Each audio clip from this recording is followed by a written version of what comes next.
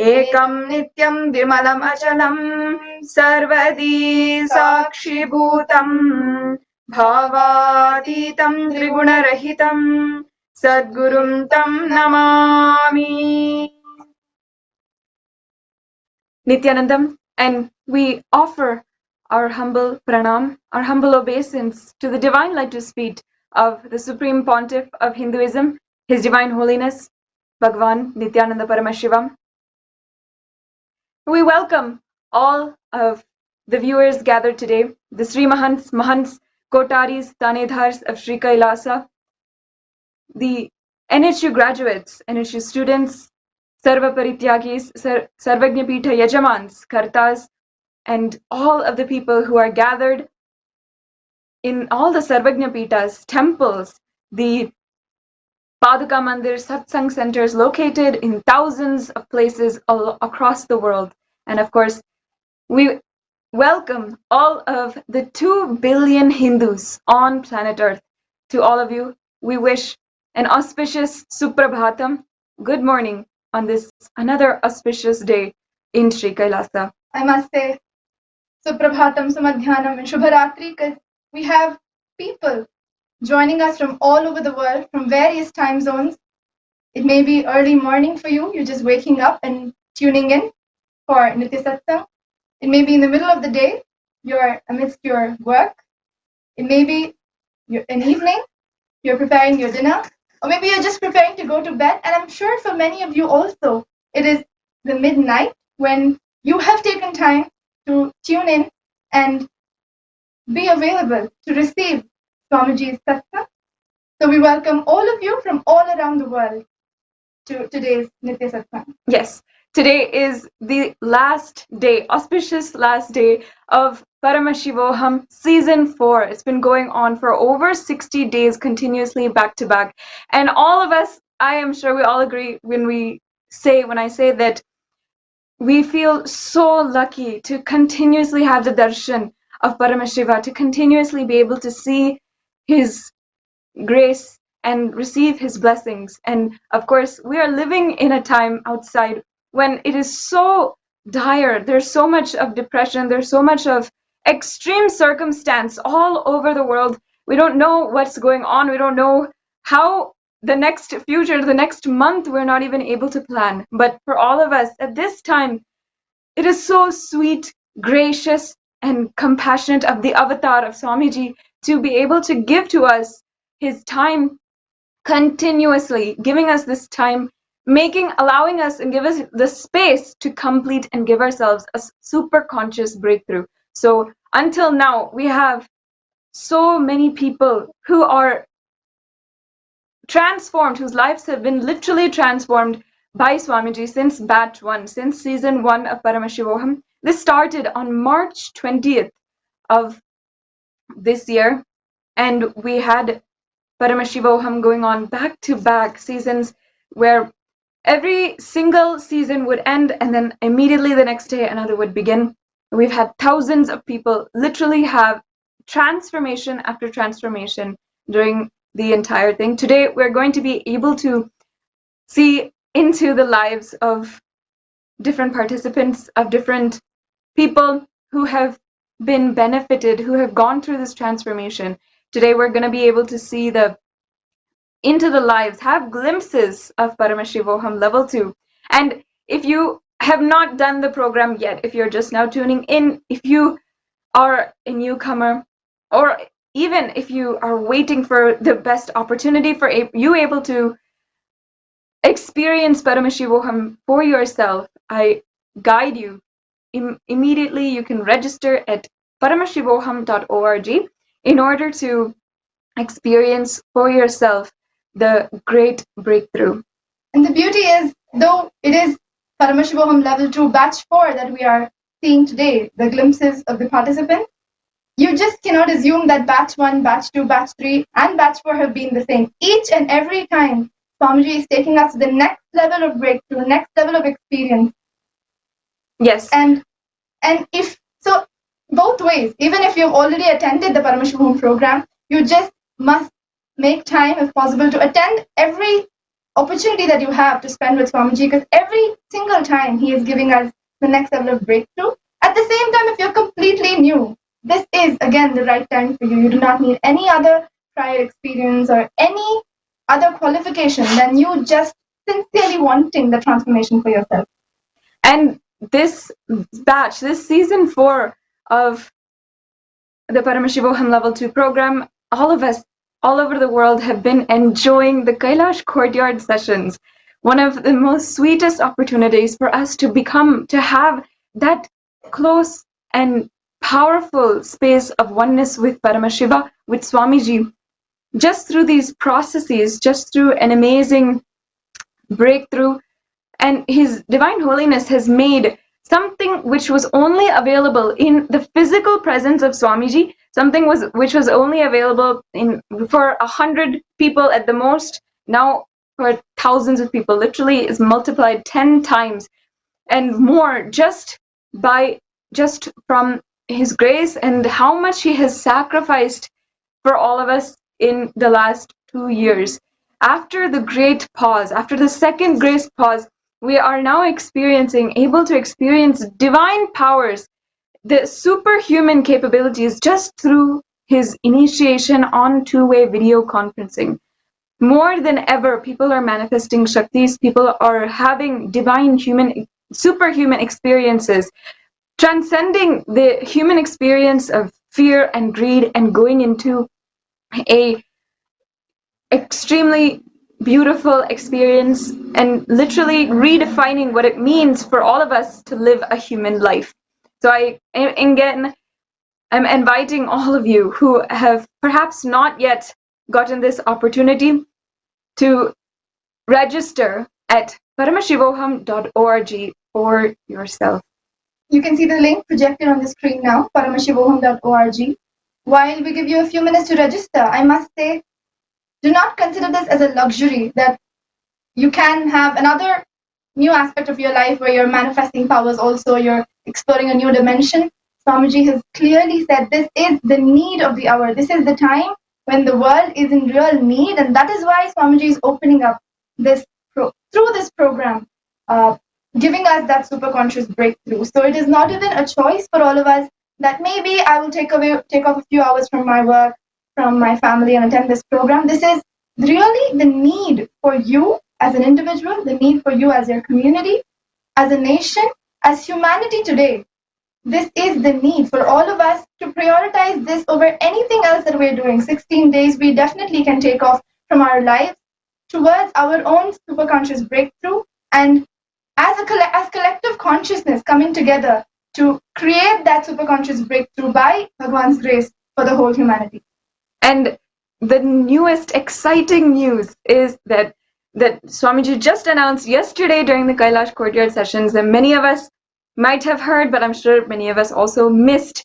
So Swamiji, for season 5 of Paramashivoham Level 2, is literally taking us to another level. He is changing completely the dynamic again and told us a very sweet secret of how he's going to be conducting Paramashivoham season 5. All the auspicious things have been given, always happen, and we always consider in Hinduism the number 5 as a auspicious time, an auspicious number. So of course it is at this time, the season 5 of Paramashivoham, the next batch, which is starting bright and early tomorrow, where Swamiji is revealing to us the next level of the Paramashivoham, the superconscious breakthrough. Swamiji yesterday revealed to all of us that through the Paramashivoham program, level 2, batch 5, season 5, that is going to start tomorrow, Swamiji will be sharing to all of us the secret, the subtle truths from the Sarvajnanottaragama, which is the keys, the key points that Mahadeva, Paramashiva himself, revealed to Muruga, his very own son.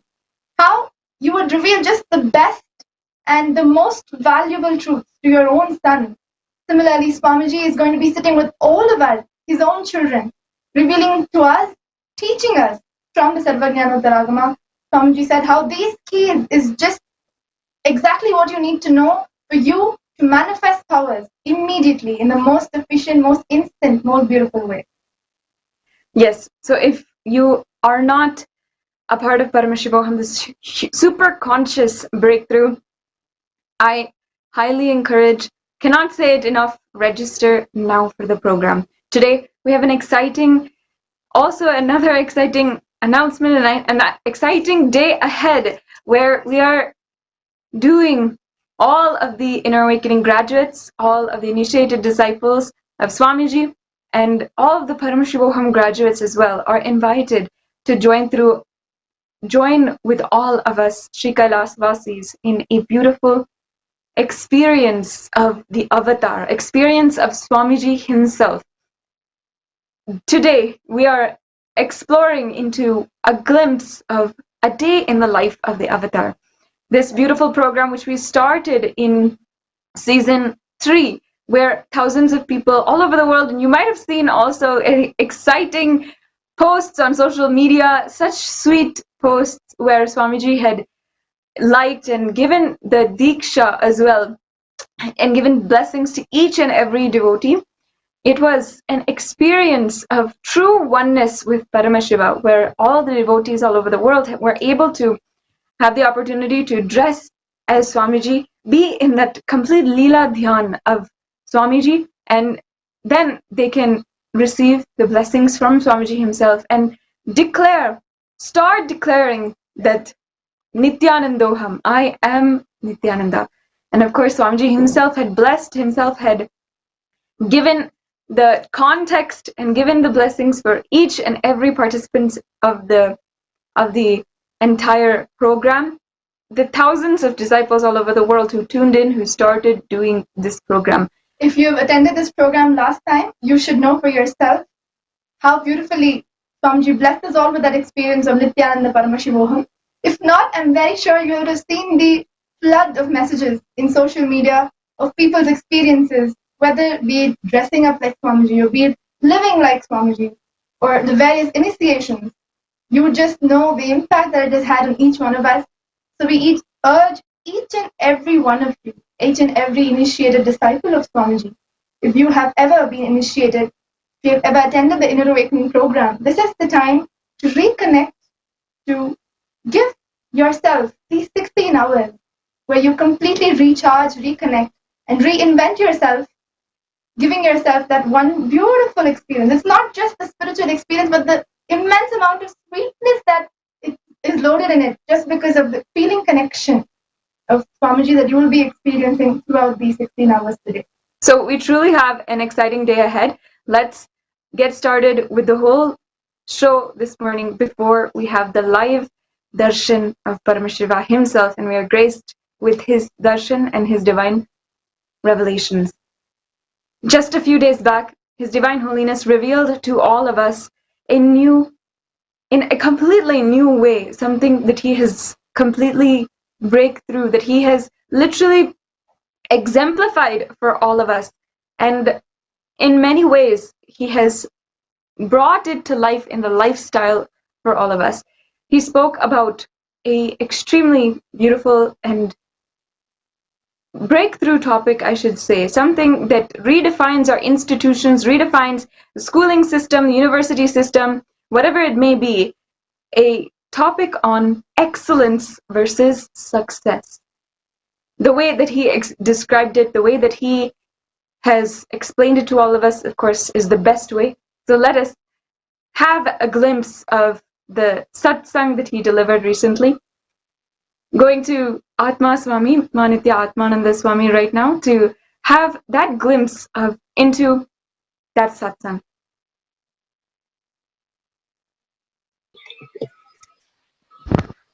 Nithyanandam, welcome each and everyone for this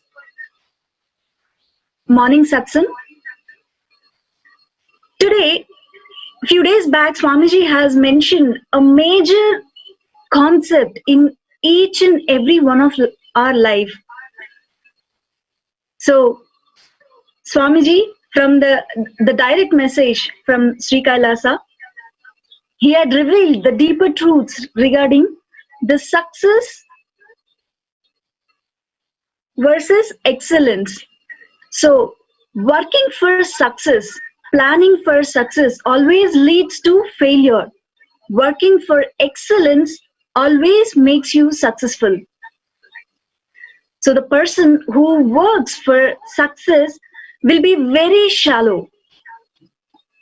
He will be working depending on others, and he will be working on depending others' opinions about him. So all his ideas of success will be derived from others, sustained by others, hinged by others, whereas excellence is supposed by individuals. So it's sustained by the individuals. And when we manifest our own self, we will see the higher reality of us. So excellence is integrity. So excellence itself is a integrity based, reality based, and the present moment based. Success is others' opinions based. Person who live with all the time strategizing cunningly, working for success. So the person who evolves with the intensity lives with excitement. Excitement manifests everything, breaking all the life negative patterns. Even in sleep, we will know how to be in tune with Paramashiva and manifest the state, space, and being, superconsciousness, and Kailasa of Paramashiva. So, excellence is all about from where we are raising ourselves to the next level. So success is all about others and how things going with others. So if they are in mood swings, depending on their mood swings, they'll be acknowledging. So when, however they acknowledge, based on that, we gauge ourselves. So with the idea of success, we will always be wavering, deluding ourselves. With the idea of excitement, will be always grounded.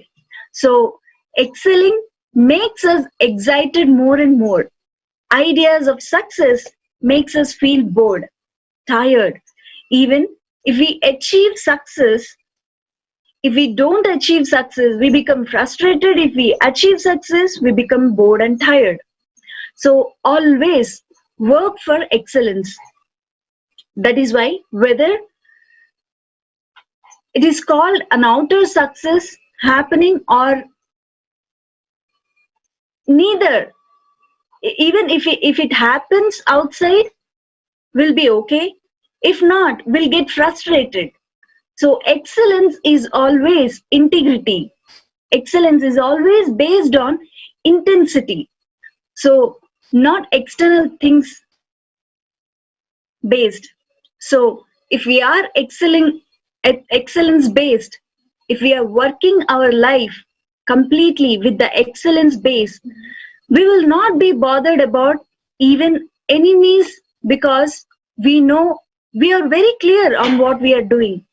So the whole thing is excellence based. The whole life is based on excellence. That is why now we have made hundreds of Ganesha temples all over the world, but it is absolutely about intensity, nothing to do with success. From the time Swamiji started the Sangha, from that time Swamiji was working only based on excellence. If we see in earlier photos of Swamiji, we will see the simplicity of life, how Swamiji has lived, and the things which Swamiji has used for pujas and homas. The same pujas and homas are happening all over the world. Like he multiplied himself into so many of us. Only the material is changed, but it is only based on excellence. It's not based on success.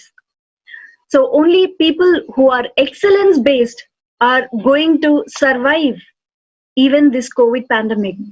And the after effect of this COVID lockdown, the whole economy is going to melt down, and we are getting into global crisis. The only person who is working on the excellence based only going to survive this whole pandemic. So the simple truth, excellence based consciousness is more like a muscle. So the success based mental setup is nothing but a fat within the body. So do not build more and more fat. Let us work to build the muscle, so which will strengthen us when we are in need, or the whole life itself. So bringing intense integrity, stop strategizing with life, start becoming integrated with life. So Swamiji very clearly told, he have been seeing every person who works with excellence based mental setup get more and more intense with depth, strength, power, energy, intensity, unending excitement. So the people who work for success, if they get it, they get frustrated. If they don't get it, they get bored. Both ways, they get collapsed. So bringing our life excellence based is nothing but we moving towards excellence.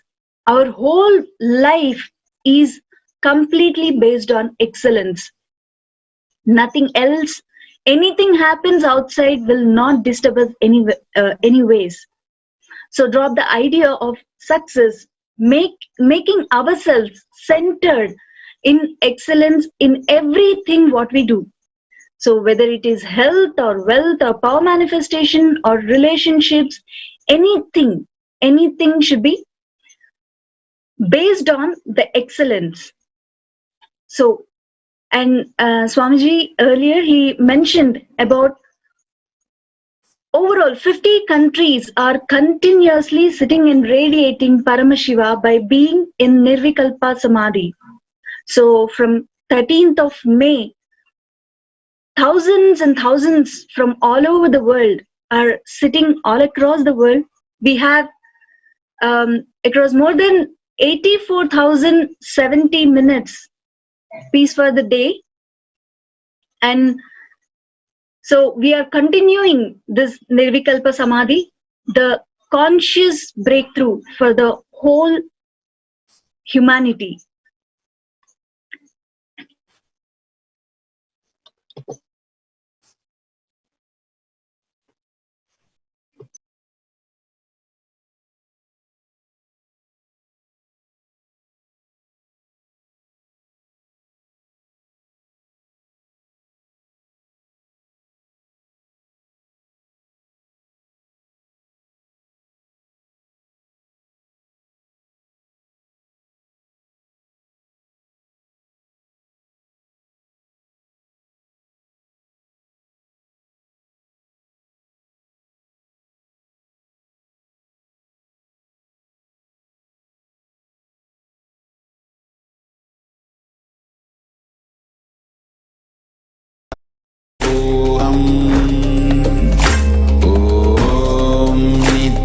Nithyananda Paramashivoham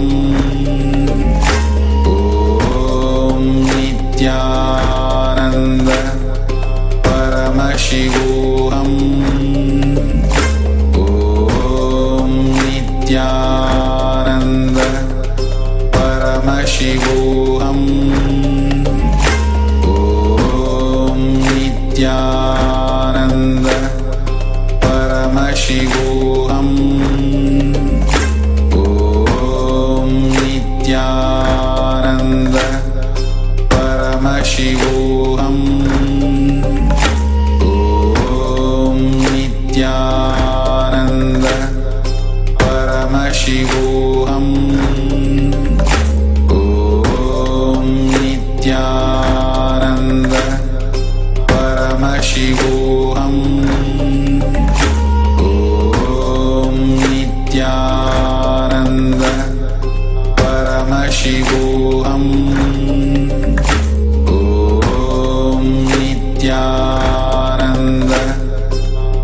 Paramashivoham Om Nithyananda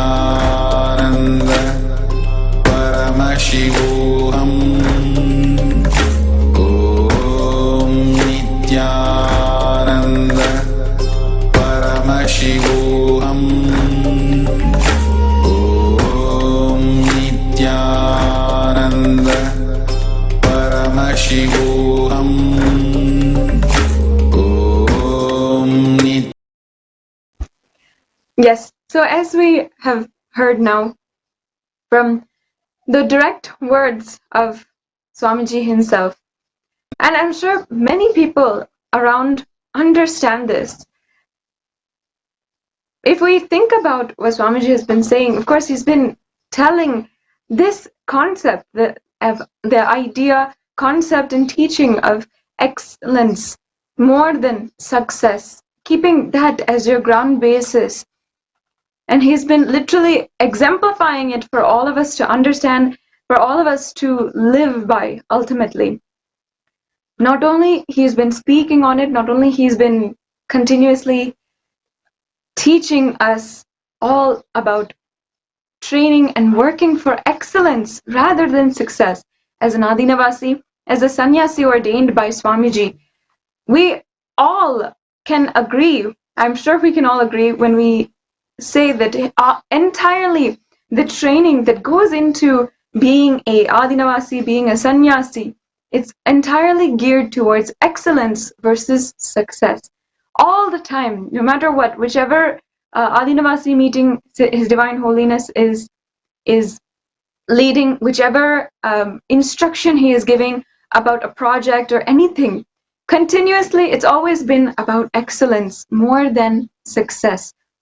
He has in fact told all of us that if we work on success, if we work on finishing a project, it will never work out. If we work on trying to make this project into a success, trying to get the good name and fame of the good name of so many people around you, trying to get something out of the project rather than trying to bring to life that project itself, we'll always fail. And as Adinavasis, His Divine Holiness has given this environment where that is more than anything, that is what has driven our training, that has driven our projects. Every single project that His Divine Holiness has started, has trained us in, has ordained us in, it is always about success.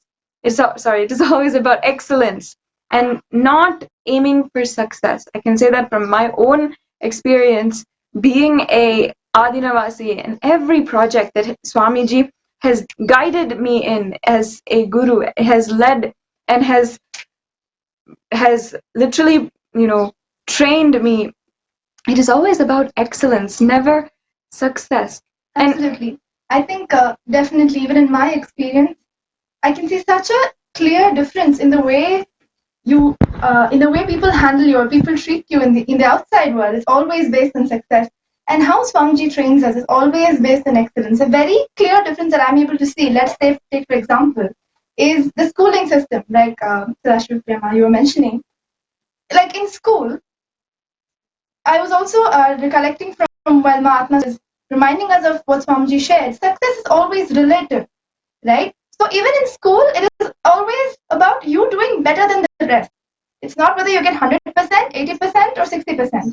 If I've got 60 and everybody else has got less than that, that's great. That's okay. I'm the best. That's all, right? It is always relative, and so the minute you do just better than the others, you stop there. You're dead. There's no more. You don't even think or try to expand beyond that.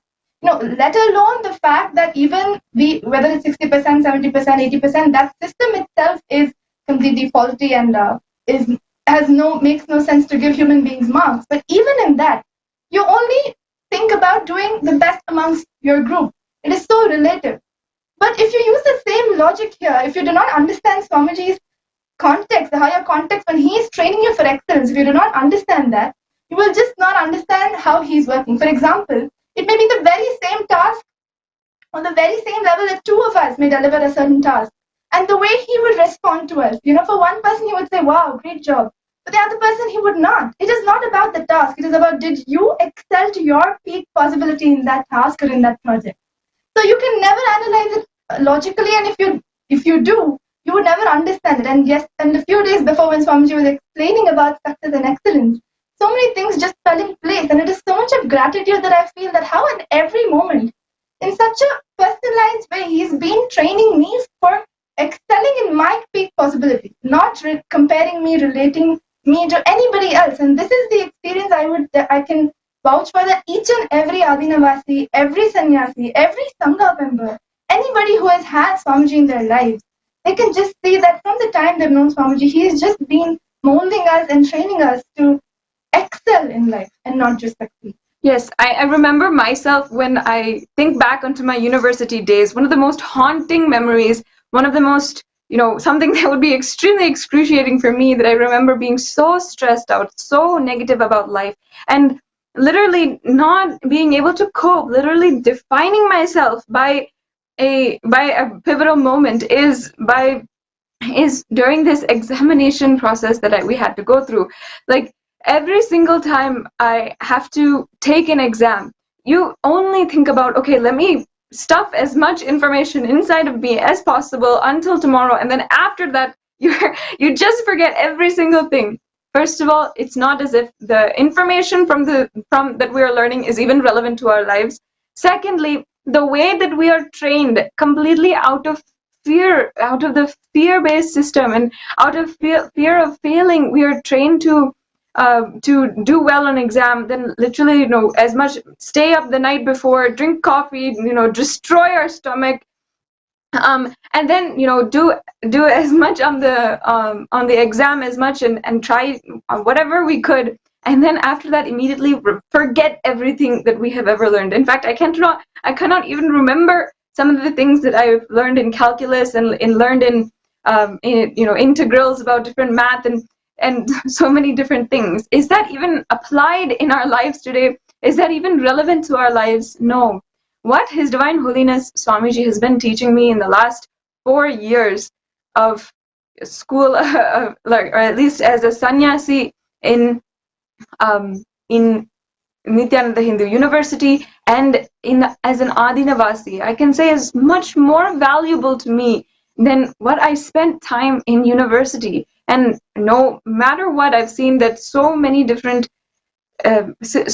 sannyasis have had the same experience. We all remember those times when we were just so bogged down by our examination. In fact, it's not just during that 4 years of your life during university, or during the 12 years of life when you were studying, that actually makes sense, or that actually is relevant to you. After that, we're trained, we're literally like slaves to the society, which is making us, driving us through being greedy for that success, rather than having a excellence-based lifestyle and excellence-based training. The things like teaching authenticity, integrity, responsibility, in enriching all these 4 tattvas, and also the manifesting of Shaktis, training into manifesting of Shaktis, training into having powerful cognitions from Upanishad, from our Agama, from everything. That is really what is training for excellence. If we have that strong foundation in our lives, we would never, after that, we would have such a strong foundation, we would never, we would be able to handle life, we would be able to take our lives to the next level, no matter what, and never get stuck. So many people, 30 years old, and as a 24-year-old, if I'm thinking about my future outside, I would be afraid of something called a midlife crisis, where suddenly you're just, you're not sure about what you wanted to do, because maybe you achieved everything, you got married, you have a university degree, you have the job you want, you have the car you want, you have children, everything you have, but what else is there? What next do you want? This is the life that we would have all had outside, and I can speak for any Adinavasi, Majaya, and myself, Atma Swami. We have all had this experience where we're thinking in the future, do we really want to be stuck in this midlife crisis? Do we really want to have everything and at the same time have nothing at all? And that is what ultimately had driven us to this life of sannyas, what really attracted us about Swamiji, about his divine holiness, is what he was teaching in this very concept of excellence versus success. And what his divine holiness has given to all of us in training, even after we may have completed our degrees and left college or whatever it was, he is actually giving that as a foundation for so many hundreds of Gurukul students and so many kids. That way that his divine holiness is training and is raising the new generation, it is literally creating leaders of the next generation. The youth today are so boggled, so entirely confused by their hormones, by different social conditionings that are happening, and unfortunately traumatized by the amount of violence that is happening on the outside society. And because of that, we have not enabled our next generation in order to inherit the universe and inherit the world after us. What His Divine Holiness has delivered to each and every one of us through Nithyananda Gurukul, if we see and we take time to really appreciate it and really see the amount of contribution he's done through Gurukul, even despite of relentless persecution against Gurukul, we can really see that he is literally defining and literally structuring the next generation. The next generation should only be trained with regards to excellence versus success. In high school, I remember secondary school when I was 14, I remember them saying something about excellence, saying something about having excellence in your life, but I never ever understood it the way His Divine Holiness defined. And in fact, even if they had said it, they never exemplified it. They never showed me what is really excellence and what is really keeping that integrity to your intensity, keeping that integrity to your state, to Paramashiva, and working. As his Divine Holiness has even said, we saw some of the beautiful pictures of His Divine Holiness doing Chandi Homa as just when he was 23, and it always just touches me so intensely that just when he was my age, the amount of intensity he had for life, the amount of enthusiasm he had for life, this is what every 23-year-old should see as an example for their life. This is what they should see as the way that they should live. At 23, would you even be able to imagine having and inspiring so many hundreds of people without any support, without any funds, without even any money in the pocket, without any support, inspiring so many hundreds of people, and doing a ritual which is based in ancient scriptures, and bringing together so many people, and all for what? Actually, for reviving Sri Kailasa. That was the entire sankalpa, the conscious will that he had made at that time, is just to revive this nation. For all of us today, he did that Homa. And that's the most amazing thing, is what 23-year-old is even thinking. A human being at our age, we're never thinking, let us create a new nation where we can live Hinduism, where we can protect Hindus, and we can live peacefully, live blissfully, and let us create a real happiest place on earth. There's no person, human being on planet Earth that has even matched to that level. What His Divine Holiness has shown us, just as someone who is, just through those photos of Swamiji doing Chandi Homa as when he was so young, when he our age, is an example to all of us. And I just also had a click while listening to Swamiji. It is not just the model that you're following, that to follow excellence, to work for excellence and not success. It is the strategy for success, in fact. How much ever you work for success, even if you get it, you're not going to be fulfilled with it. You're either going to be sad and depressed that you did not end up succeeding, or even if you succeed, you're just going to be greedy for more. It's going to lead you nowhere. But through excellence, it is not just about experiencing that beautiful space of expansion within you. But through that excellence, Swamiji says, when you work for excellence, success will just follow.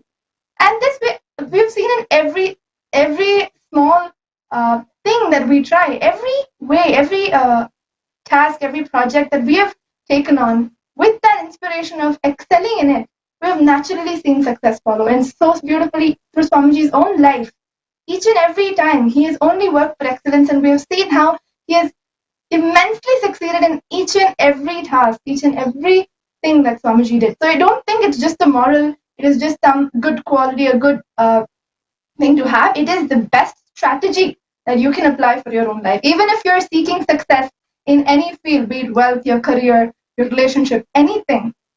If you're seeking success, then this is definitely the strategy that you should apply for yourself, of really working for excellence.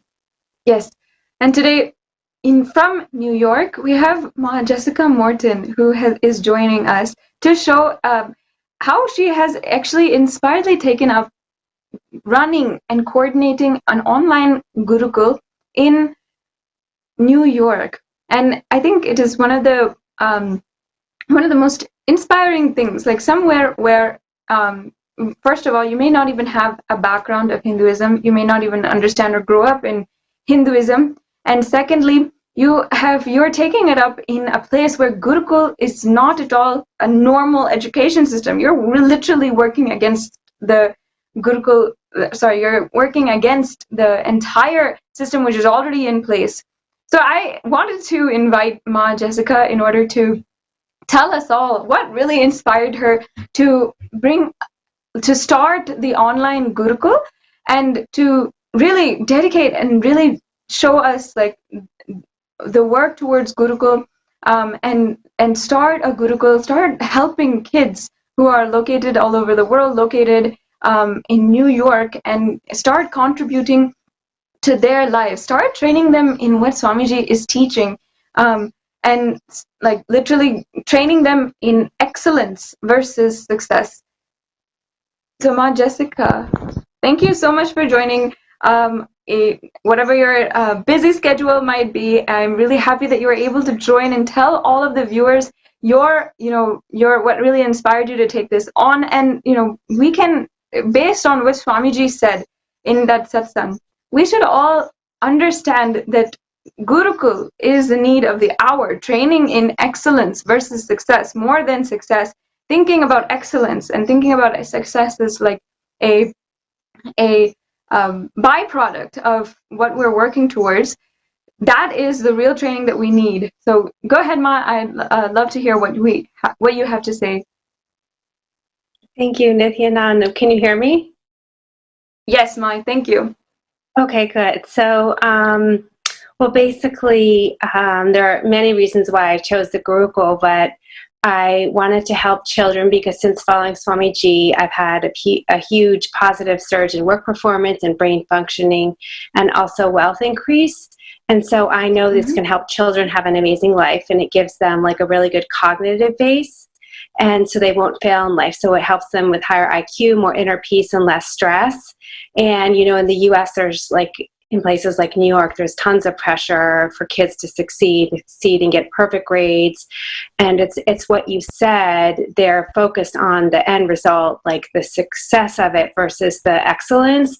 And what I find so fascinating and so amazing about the science is that it actually upgrades and it heals the functioning of people and children. And so that's really what drew me to it. So even when we talk about integrity, authenticity, and responsibility, all of that comes into place when you bring the kids in the class and they start doing the power manifestation and the yoga and the spiritual rituals like puja, because it all matches up with the Sanskrit and the breathing techniques. Everything comes together to actually heal the functioning. So I think that's what really drew me. I couldn't get over kind of the healing that happens. And so that's what the excellence is. It's making someone excellent in all areas, but actually success becomes a byproduct naturally. And, you know, I can't promote it enough. I don't even think it's going like against, I think there's such a need for it. You know, there's so many kids in the US that are on ADHD medication or depression, like, but even, I think it's even for children that do very well. I just think that, you know, it's an ancient science and it really works. So that's why I'm doing it. And, you know, I can't wait to expand it and really, you know, help more children. And, you know, I can say that Swamiji talks about how when he's doing the Gurukul, he's inserting layers and layers of bliss memory so the children can go out and get engaged in life. And so that's like, for example, one of my parents, she talks about her son. He's just so much more engaged. You know, he's not forgetting things. He's not like it's the daily excellence, like the little things, like he's much better in sports, actually. He was always very good in school, but it was the sports that were hurting him. And so I can't say enough good things about it, about the science. And it's about excellence because it does something to you. I can't quite explain what it is. It's sort of the unexplainable, but then the byproduct actually is success. So it's not like working towards success, but it just sort of happens naturally. So that's why I do it. Yeah. So, and can you like maybe expand for all of us? Like, see, I think one of the best things that you're doing in New York is, for example, you may not have a background in, you know, Gurukul or background in Hinduism or anything like that. Can you expand for the viewers, like what really kind of made you think that this is the best system? And also, you know, I think you're actually right, because I found that while I was doing like research on spirituality and reading about it, and I learned about Hinduism, and one of my favorite spiritual teachers before Swamiji talked about the Vedas and the Upanishads being the highest calibrating religious teachings. And I was understanding some things. So I went to Swamiji. I wasn't thinking about the Gurukul when I went to go see Swamiji. I wanted him to heal me of my back problem and of some other stuff. And then when I got going with it, and then I couldn't believe how I was going with my, you know, with my work and my brain functioning and all this other stuff that started to happen. And so I just felt that aside from if it's a religion, it felt almost like just a solution.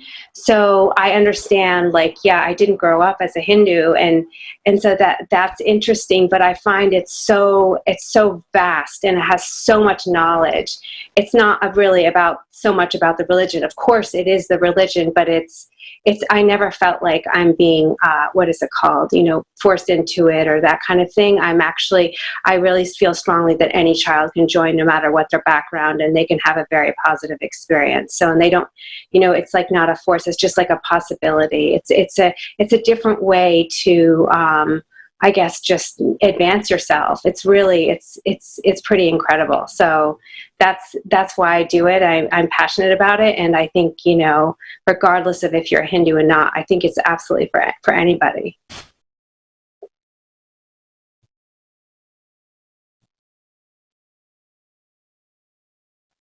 It looks frozen.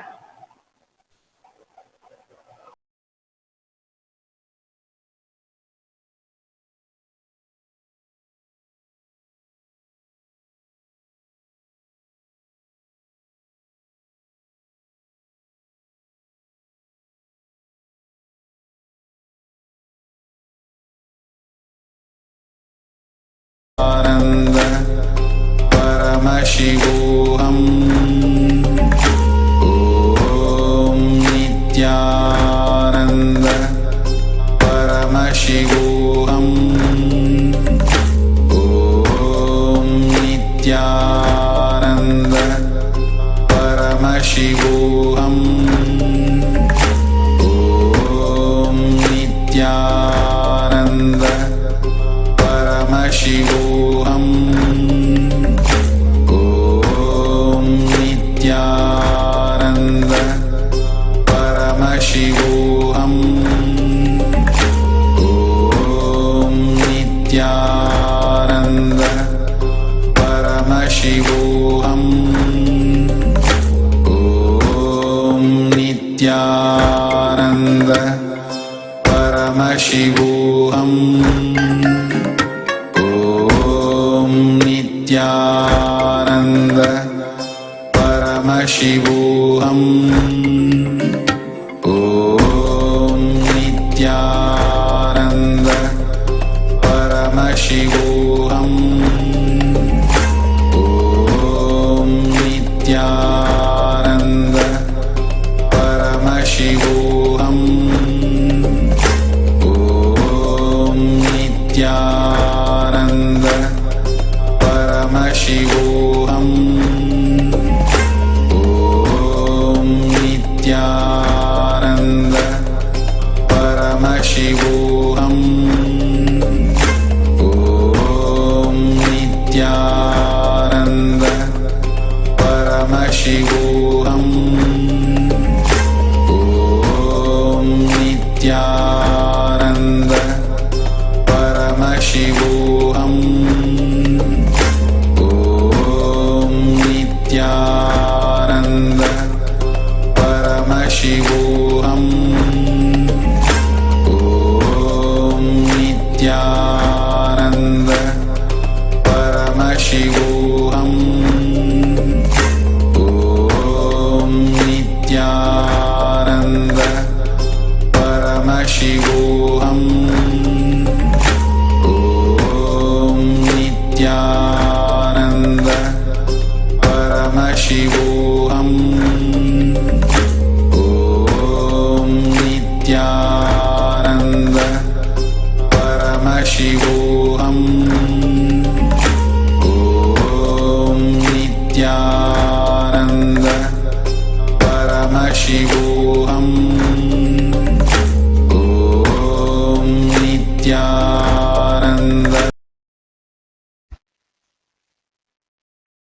Nithyanandam, completing for the technical glitch, and completing to Ma Jessica for the brief interruption. Thank you for explaining to all of us, and go ahead, as you were saying. We are cut off. I don't exactly know where I left off, but there's many things I can say. And, I think I was asked the question, how do you try to enrich to non-Hindu children? And I think there's always going to be a little bit of a challenge there. But what I would have to say is it's very helpful, I think, if the parents approve of Swamiji and they're at least lightly engaged. And I think with the children, you just have to help explain how it can help them. Like wherever they're struggling, you can say, well, it can help you with this. It can help you with this. It gives you, happiness, or there's like a lot of really good positive things that we teach about gratitude, the feelings of gratitude, love, the feelings of, just entering, approaching things with the right energy. I think Hinduism has such a positive way of trying to teach children. So of course, if you're not Hindu and then you go to the class and, people have different dress and that, they can start asking questions about that. But then you have to start saying, well, we're a global economy now. There's, we're exposed to different cultures every day. So this is really good for you now, because when you're older, you're going to be around people like in your job that are from all over the world. So things like that, just to open them up, I think at least has helped me with children that are non-Hindu, like some of the questions that start coming up. And, I think it's really helpful if the parents are approving of Swamiji, because then the kids will get engaged, and they'll be more apt to do it. And the more the parents get engaged, the kids start naturally kind of, and at least they always like the yoga. And because especially right now when they're sitting at home all the time and they can kind of move around and stuff like that. So I put a lot of emphasis on the yoga. And so, I have a lot of positive things to say about it. So definitely sign your children up. And it's just such a positive, it'll be such a positive life foundation for them. Really, that's what I can say. I think what's so beautiful is Swamiji makes it so easily available for all of us, just sitting back at home, and you can connect to an Acharya, and you can join the e-Gurukul from wherever you are, Ma.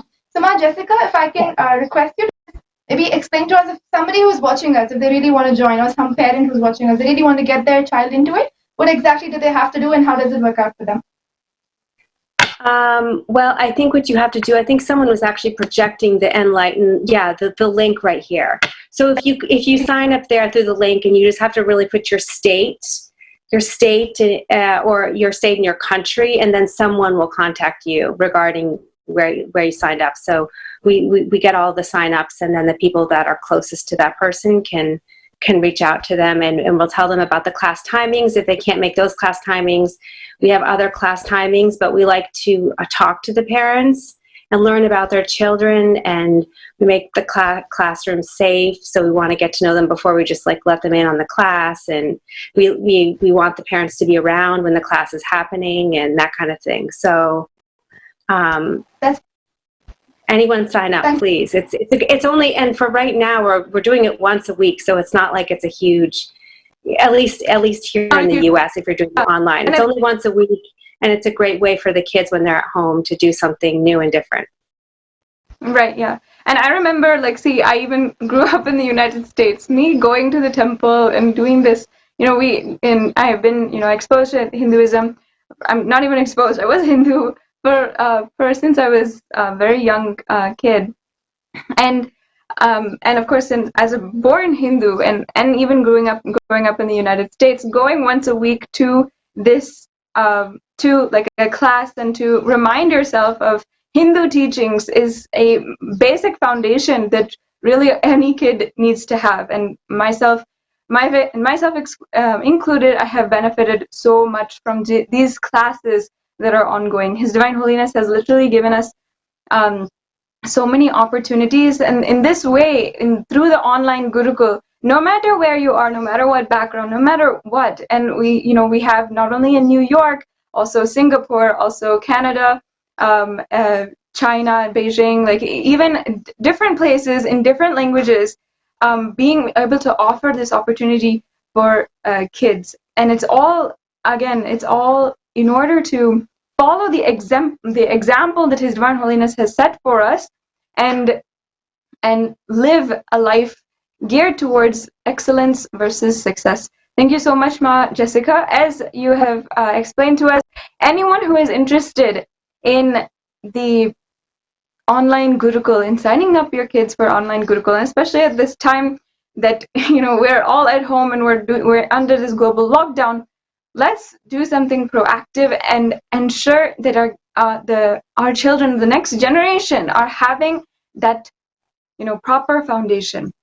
Thank you so much, Ma Jessica, for coming on such short notice. Also, I know I didn't give you much time or much explanation, but you have really beautifully explained to all of us in so many different ways. Especially, I really clicked with what you said about ADHD and depression. There are kids who are actually facing this, and and parents who might not know or might not have the background knowledge to kind of rightly give them solutions for it. And His Divine Holiness has literally made all these things so irrelevant to kids and given them a new empowered life. Yes, I think what really clicked with me also is how Ma was sharing that as and when the children attended these classes, you heard back from the parents that they've got better back at home, they've been doing better in sports, better in studies.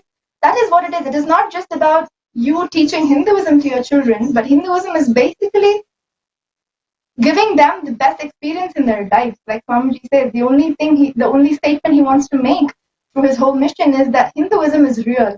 And that is what this whole e-Gurukul is about, I would say.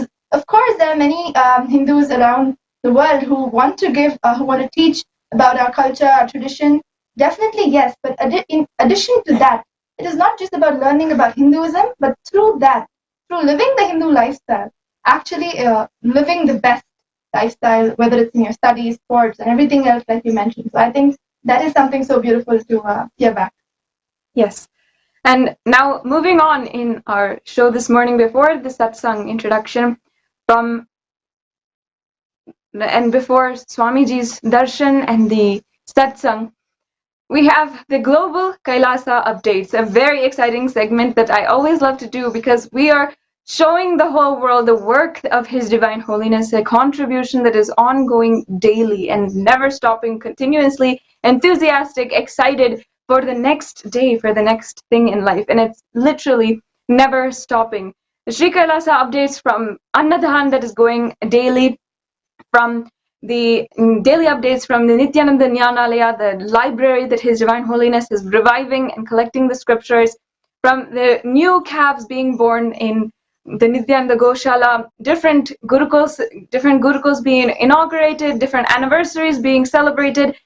This segment is one of my favorites because I get to tell the whole world the work of His Divine Holiness, what he is literally doing every single day, and literally guiding each and every one of us towards excellence, towards ultimately experiencing that superconscious breakthrough. First up in our updates for all of you from Sri Kailasa, Uniting Nations for the Hunger-Free World and Nutritious Food. We have Ma Nithyananda Priyananda, who is going to share with us an update from the different Annadhan which is happening in Arunachala Sarvagnapitam, in Madurai. There's so much of Annadhan continuously happening every single day for the last 3 months, since March 20th actually. Continuously, every single day, we've been having Annadhan being offered by our sannyasis, cooked and offered organic food to all of the different, to anyone who needs it, to anyone who is in need at this time. Across the world, we are opening our kitchen, Nithyananda Jnanalaya, and of course, it is not a new thing. Since His Divine Holiness has started his mission, feeding people is an integral part of the whole mission. So, in order to get the update on the Annadhan, which is currently ongoing.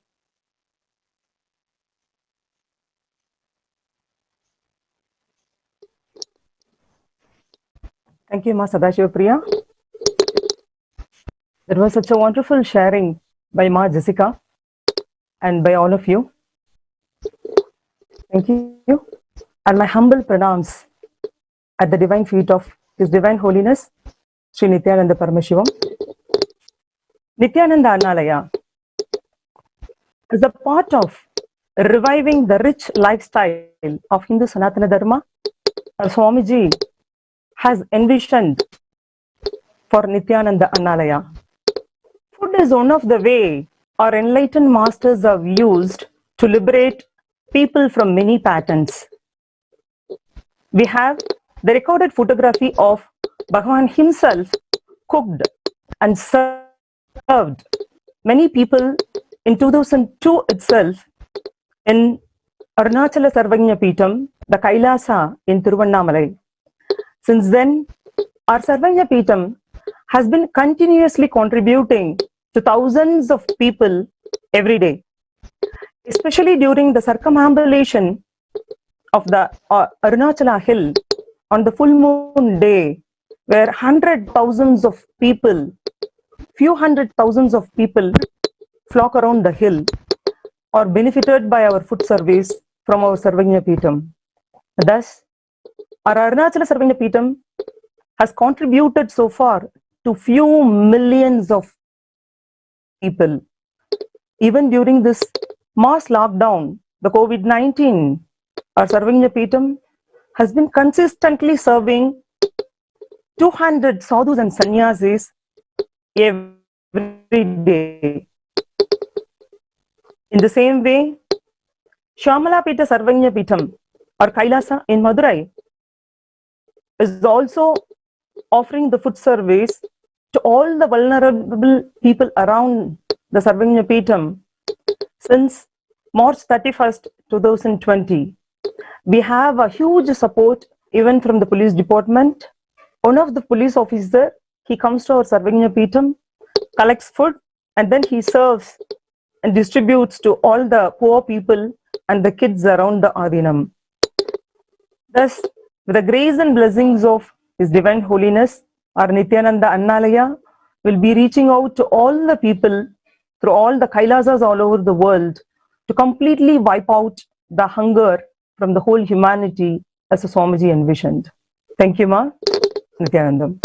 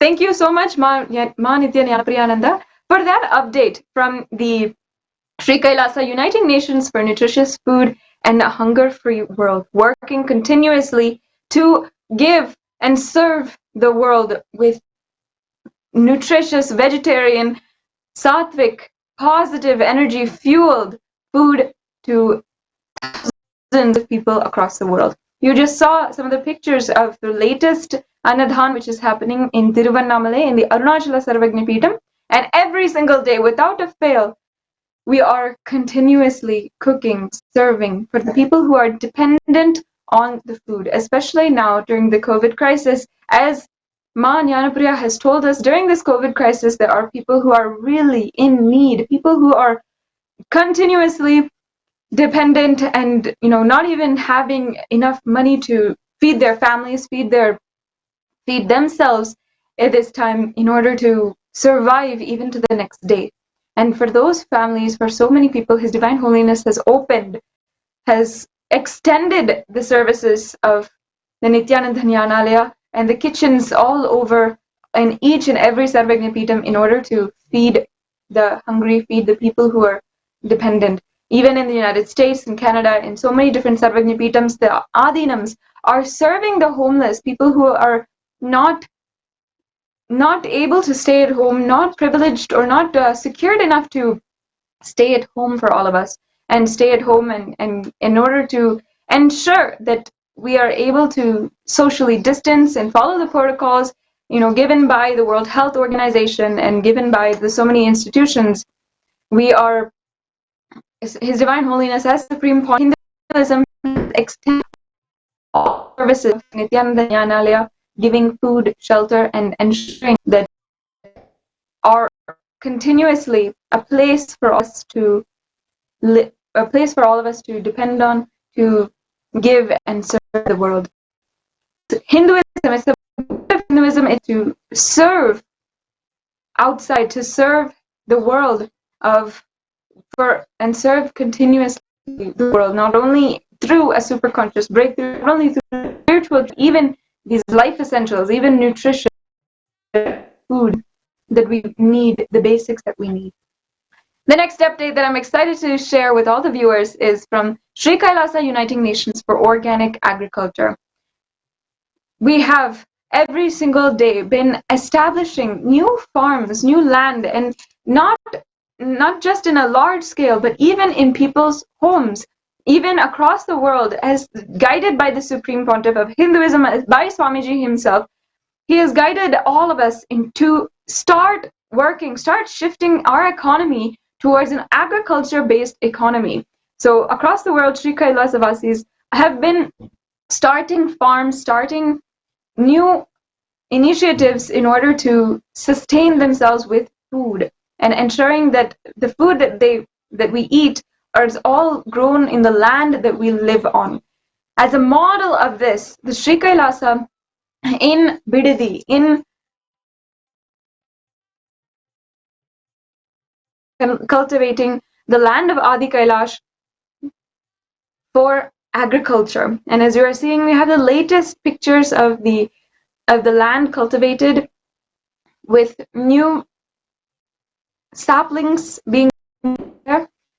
At least 30 different varieties of vegetables, fruits, grains, which is being harvested from Bidadi. Very soon you'll have updates directly from the Masis there itself, who are about the Karase. As you're seeing, it is the Kailasa the Sri Kailasa the Adivasis, the Sannyasis, the Gurukul students who are living there, who are cultivating the land themselves and working in order. Holiness, as the Supreme himself has said, we will be entirely, our economy will be agriculture based. No more it will be on this currency based system. If a completely fall through, a completely unstable system, it will be back to an agriculture based system. So it will be most beneficial for all of us to switch to agriculture based, and we have so many different varieties which are being grown in the lands of Adi Kailash. And of course, all of that is then given Nithyanandeshwara Paramashiva in the temple, in the Devalayam, which is Swamiji constructed in Adi Kailash, and then it is served as food, as prasada, for each and every meal for all of the residents of Adi Kailash. And every single day, it's so exciting, so intense, I should say, to see that His Divine Holiness has successfully shown the world a model ecosystem which we should live. And for the last 25 years, he has literally been growing, pouring his sweat and pouring his blood and literally giving his entire being into each and every one of us, being able to experience this for ourselves. And because of that, we are literally, the success is shown in Adi Kailash. Next, in our updates from Sri Kailasa, we have a beautiful update going in from the Akhanda Nirvikalpa Samadhi Jnana Yagna. For the past 9 days now, since Swamiji has inaugurated the Akhanda Nirvikalpa Samadhi Jnana Yagna, we have been continuously sitting in Unclutching, learning the Jnana of Upanishad, and we have been having so many different people, literally hundreds of people all over the world, who are meditating, unclutching, sitting in the Nirvikalpa Samadhi in order for us to experience. And every single day we have the Akhanda Nirvikalpa Samadhi going on, and it is literally non-stop. Every single day, people all over the world are, hundreds of people all over the world are sitting in through the two-way video conferencing, sitting from wherever they are, despite this lockdown, and tuning in to meditate, to do a unclutching process. And you are seeing right now, you can yourself sign up for this event, and coming to you soon, we'll have a brief update about, from one of the organizers of the entire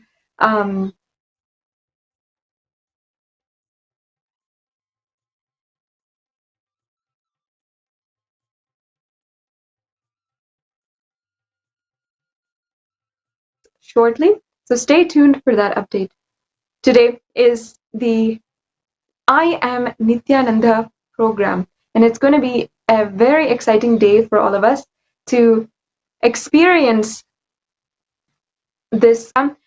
I first of all would like to welcome all of the Paramashivoham participants who are joining us now. Before we move on, I think we have Ma Lydia, who is here with us, to share with all of us the latest updates of the Akhanda Nirvikalpa Samadhi Jnana Yagna.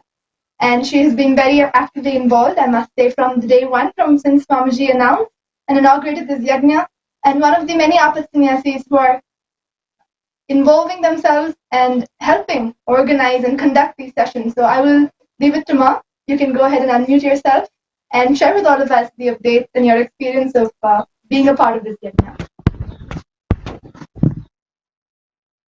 Nithyanandam, everyone, and thank you for having me here. Thus far, it's been a really, really exciting, I must say, exciting experience so far. There are roughly 56 Apat Sannyasis conducting sessions every single day. I am just one of them, and there have been sessions in over 50 countries as well. So there are thousands of people joining in every single day. And I feel really honored to be part of it, because firstly it gets me to connect with a lot of people from different zones all over the world, and then also it gives me an opportunity to help create that space for them. So being part of it, I would say the sessions are so powerful. Like, even for me, I was really amazed by how simple this technique is, but just how powerful it is. Swamiji says it is, the foundation for any seeker. It's the foundation to manifest the state, space, powers, and superconsciousness and being of Paramashiva. But experiencing it myself, I could say it's really, it takes you to another dimension, and it goes beyond, religion. It goes beyond any sort of practice. It's really a technique that helps us to create more space to connect with reality, to connect with who we really are. And also it brings so much clarity, because a lot of time we live in our mental space. We literally live in our minds, and not we aren't grounded in reality. And Swamiji says, being aware of our thoughts, being conscious of them, we become more powerful because we are able to make more conscious decisions. We also become more compassionate. We have more space to really live and to be grounded in the state of Paramashiva. So it's been a real amazing experience, I must say. It's very exciting. There's a lot of coordination behind the scenes. We are constantly moving from one zone to the other. Having 56 really wonderful Apat Sannyasis who have dedicated their time every single day, some of them conducting 11, 12 sessions a day back to back. It's really, really amazing. So thus far, I just have Swamiji to thank. This was one of the first assignments he gave us as new Apat Sannyasis, and I must say it's been a real honor and pleasure to be part of it. Yes, ma'am. If I could just ask you one more question, like you mentioned, you're an Apat Sannyasi, and you're many other Apat Sannyasis involved in organizing this whole yajna. The very phase of Apat Sannyas is you have jumped in, realizing the need of the hour, right? Apat Sannyas. So it's so beautiful, definitely, that you shared about all the side effects and how unclutching, how it's going to help us in more clarity, better decision making. But why is it the need of the hour? Why should somebody watching us now join today right away? Can you just maybe share your thoughts about that? Yeah, sure, Ma. Like for me personally, being born in a Hindu home and growing up, in temple life, I have to say I grew up in a bubble, because I was not aware of the Hindu Holocaust. I mean, I knew there was certain periods where our ancestors, had to sacrifice and go through really challenging times. But I was in complete shock, actually, and I only knew about it during Paramashivoham, to be honest, where there was the the Hindu Holocaust segments, and for me, it really touched me deep down, and I said, as a Hindu, what am I really doing? I can't go along business as usual. After knowing this, there's no more business as usual. For me, it spoke to me, it resonated within me. I have always wanted to live that lifestyle, never had the opportunity to, but when Swamiji came into my life, everything changed, and I was so happy to know that, an incarnation is here. Number one, he is here on planet Earth. So that was like the biggest thing ever. But then knowing that there was a global community of sannyasis and disciples living this lifestyle and just enjoying it, to me, that was like a dream come true.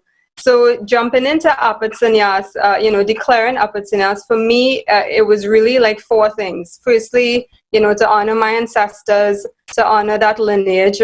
Secondly, to honor and help revive Sanatan Hindu Dharma to all its glory, and to help create this or make the reality of Sri Kailasa nation, which is Swamiji's vision.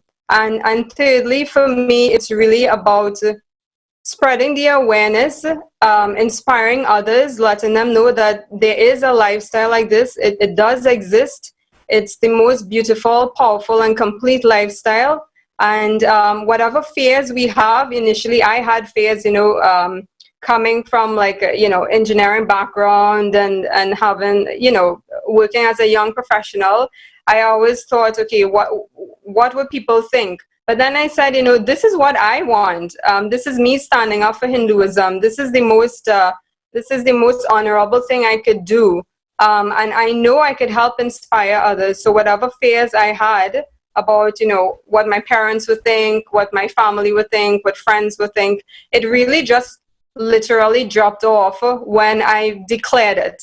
And I'm realizing now, initially I was kind of scared of social media and doing videos and doing posts, but now I'm seeing that it's inspiring so many people. So I think, whatever fears we have, whatever doubts we have, you just make that ferocious decision.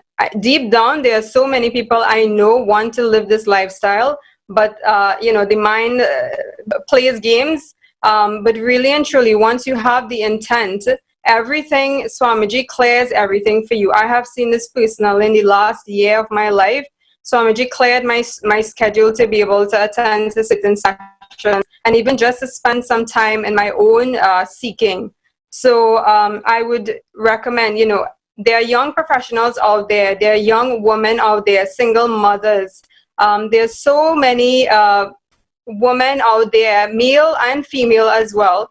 There is this lifestyle that exists where you can be complete. There's every single day is exciting. Every single day you expand. Swamiji expands us in ways that we could never do on our own.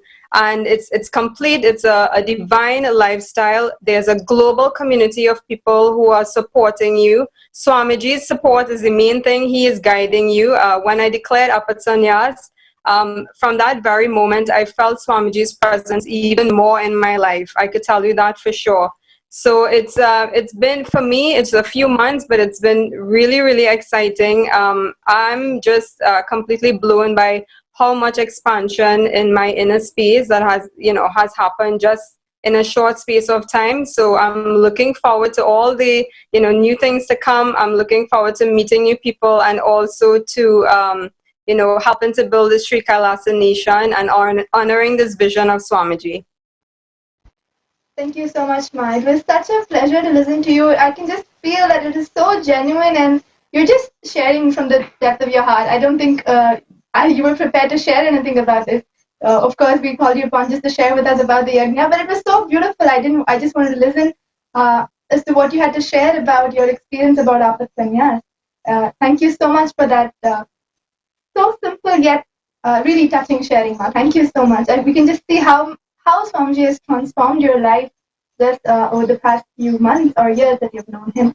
But for each of you who are watching us, if you really feel you want to take that courageous step, that ferocious decision to jump into Apatsanyas and take up the responsibility for the world, for everything that the world is facing, and become a part of the solution that Swamiji is giving to the whole world. You can join us, like Maladiya is saying, you have the whole community, the support of the community and Swamiji, of course. You can jump into Apatsanyas today. And Swamiji continues to open himself to everybody. If not, Swamiji is opened up the Paramashivoham program where you take just 16 days, 16 hours a day for your own spiritual transformation and conscious breakthrough. And if not, at least start off by taking a few hours of your day to join the Akhanda Nirvikalpa Samadhi Jnana Yagna, the perpetual global movement of Unclutching. Start with how much ever you think you can afford. You will see how the giving a few hours, contributing a few hours. I cannot use the word contribute because there's nothing that you're doing. It's only making yourself available for the transformation and the breakthrough to happen in your life. Whether it is a breakthrough in your career, in your personal life, in your professional life, or your spiritual path, sign up for the Akhanda Nirvikalpa Samadhi Jnana Yagna. The link is projected on your screen now.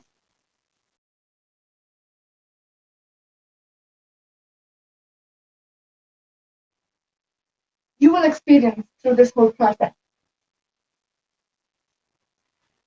Wonderful. And one of the things that really clicked with me from Maladiya sharing is that literally across the world, 56 apat sannyasis, 56 people are just there, dedicated to this project. They're just dedicated to keeping the cycle going. That is how His Divine Holiness has literally inspired these people to dedicate their life.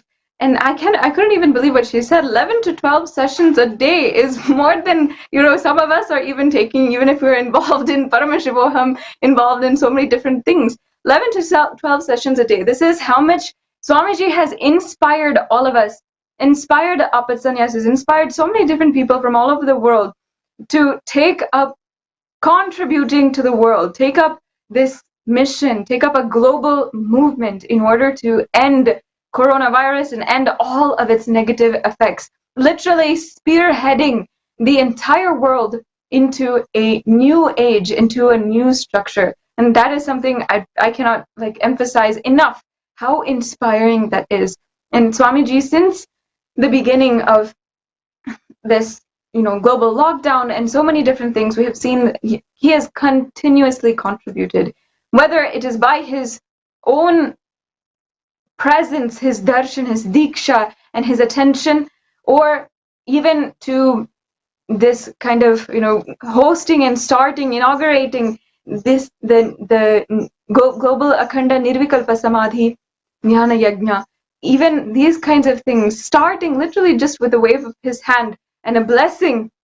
He has just started a movement and ignited a transformation in so many different people. As Lydia was telling us, which I thought was so touching, so inspiring, and literally inspiring to see how nowhere there is any kind of limitation when it comes to this superconscious breakthrough that Swamiji is giving it. Whether you are from a Hindu background or not from a Hindu background, in just the last 2 hours, we have seen how the various different types of people who are involved in this, involved in Sri Kailasa and involved in the global movements that Swamiji has inaugurated, whether it is Sri Kailasa Uniting Nations for nutritious food, whether it is the online gurukuls, whether it is this global Yagna, we are seeing that there is absolutely no reason now for you to join and for you to become involved, start contributing, start being involved in Sri Kailasa. And not only that, by becoming involved in Sri Kailasa, the revival of Sri Kailasa, in whatever way, form that you want to be involved, you will literally create a transformation inside of yourself. Your life will be entirely different.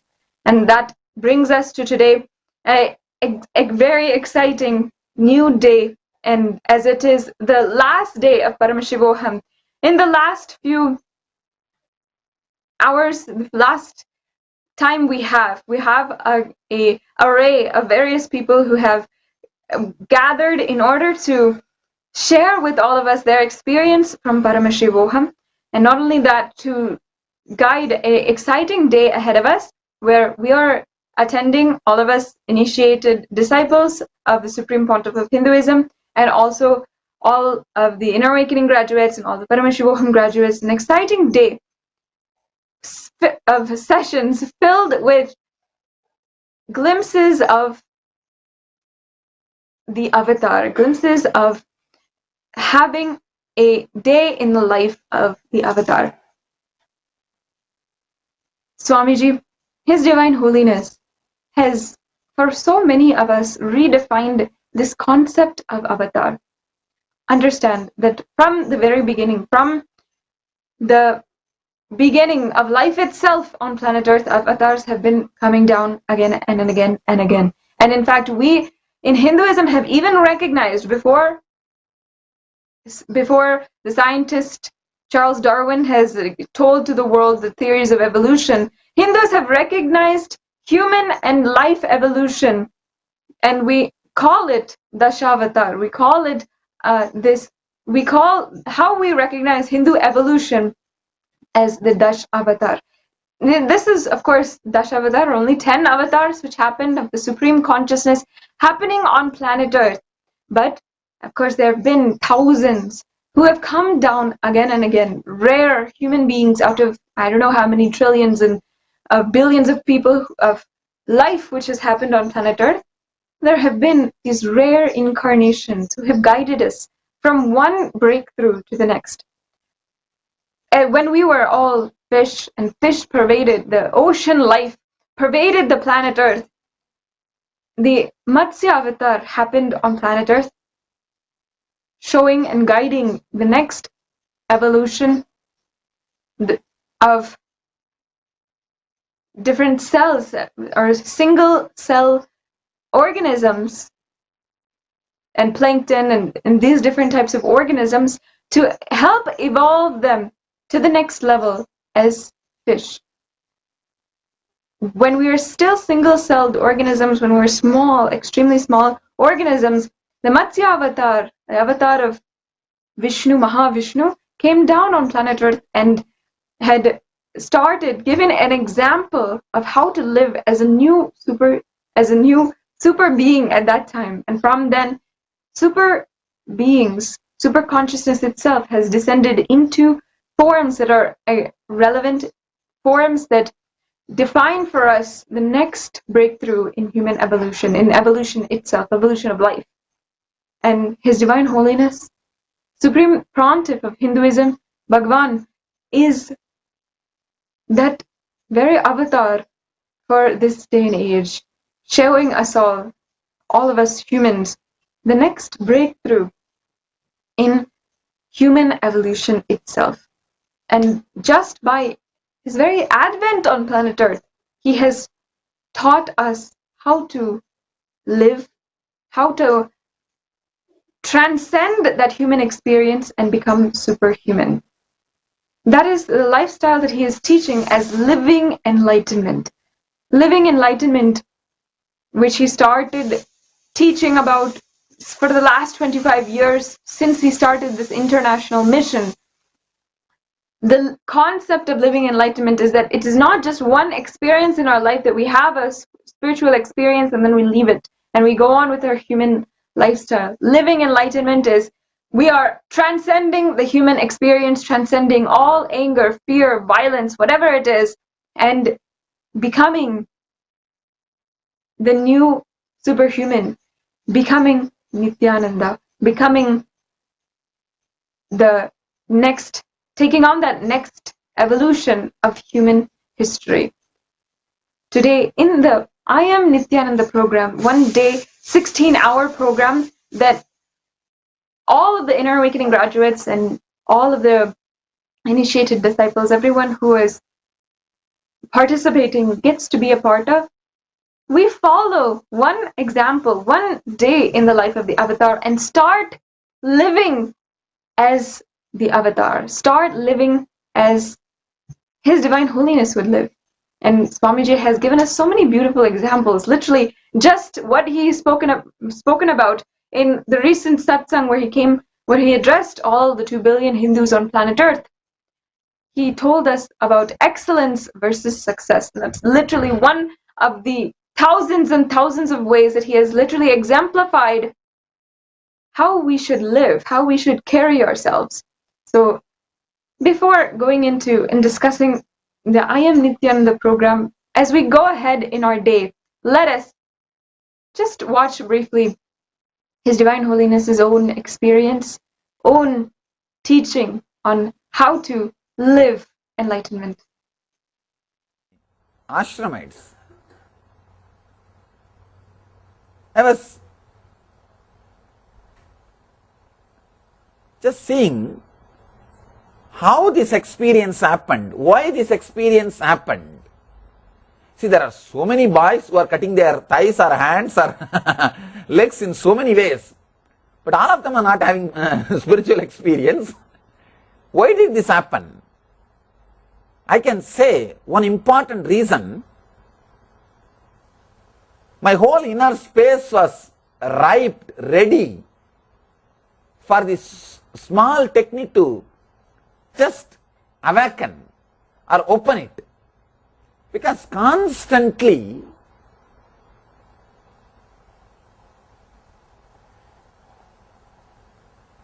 I used to be in that high frequency of feeling connected with the masters without even my awareness.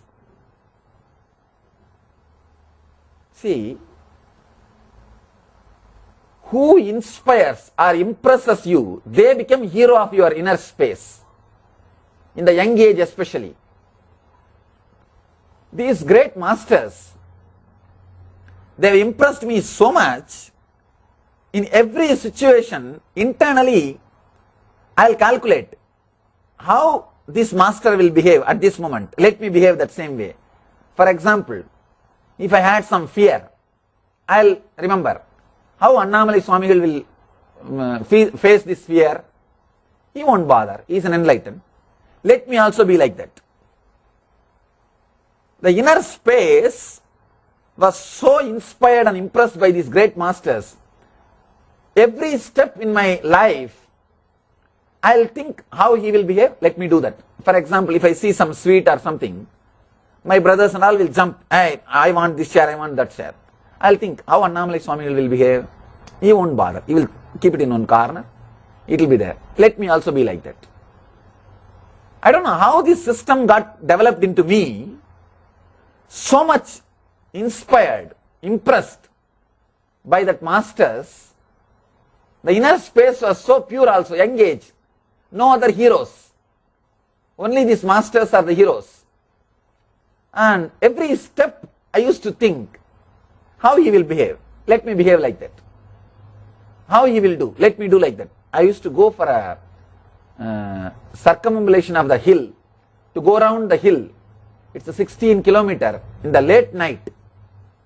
When I have little fear, I'll think how Annamalai Swami will behave. He won't bother about fear. Then let me also be like that. Let me tell you one incident. Really it happened. Heavy rain. Maybe around the time when I had my first experience, I was going for a circumambulation of that hill. I had the fear, heavy rain and thunders, lightning. Immediately I thought, how Annamalai Swami will behave? He won't bother. He will just walk. Let me also do the same way. And I was walking through the traditional crematorium, where people are cremated in India, cremated and buried. In India, both are done in same place. Burial and cremation, both are done in same place. I was walking through that because when you go around the hill, you are supposed, that path goes through that crematorium of Arunachala, the city's cremation ground. Suddenly I saw one dog biting something and eating. When I went near, the dog was trying to bark to drive me out. First thing, when the fear came, I saw that. I thought, how Annamalai Swami will behave? He won't bother. Just let me go. I started moving. Anyway, when I started moving, the dog got frightened and ran away. When I went near only, I saw it was a dead body which was not completely buried, came out in the rain, and it is lying on the road. And just imagine, 12-13-year-old boy, midnight, dead body, without head, because head is in the mouth of the dog.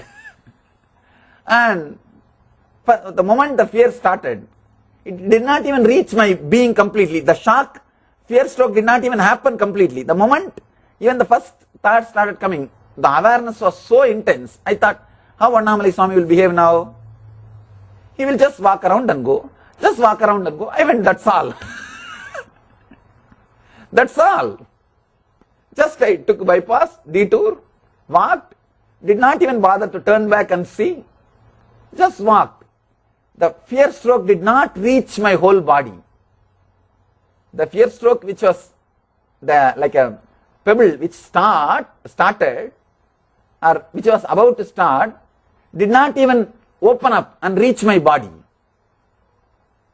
The heat or that shivering or that shaking was not there in the body. Just it's died. It's not there. Intensely, the whole conscious inner space was ready. That is the reason just a small punch or a small inspiration was able to put me into that experience. That's what I call living enlightenment. When you live enlightened master's body language, you live enlightenment. Whenever any thought comes into my body or into the space, first thing I'll think, how he will behave. Naturally, this will not be there. Then forget about it. Forget about it. Anything, whether it is related to clothes or food or anything, if I feel little lazy to meditate or to walk, I'll think how Annamalai Swami will think now, how he will handle this situation. Naturally, he will not bother about this laziness. He will get up and sit and meditate. Do that, that's all. So he became the scale, these masters became the scale or the inner space, just constantly from morning till night, constantly they became the life center. I asked him once, Swamiji, that I saw the Arunachaleshwara in dream. Do you also see him in the dream? He said, no, I don't have any dream. You don't have dream? Then how can I have dream? That night I said, no dream. Annamalai Swami will not have dream. Then how can I have dream? No dream. You will be surprised. That night when some dreams started happening, I clearly inside the dream I am saying, no, Annamalai Swami doesn't have dream. Then how can I have dream? Dream disappeared. Just dream disappeared. The inner space was so thorough, so innocent, so straight, direct.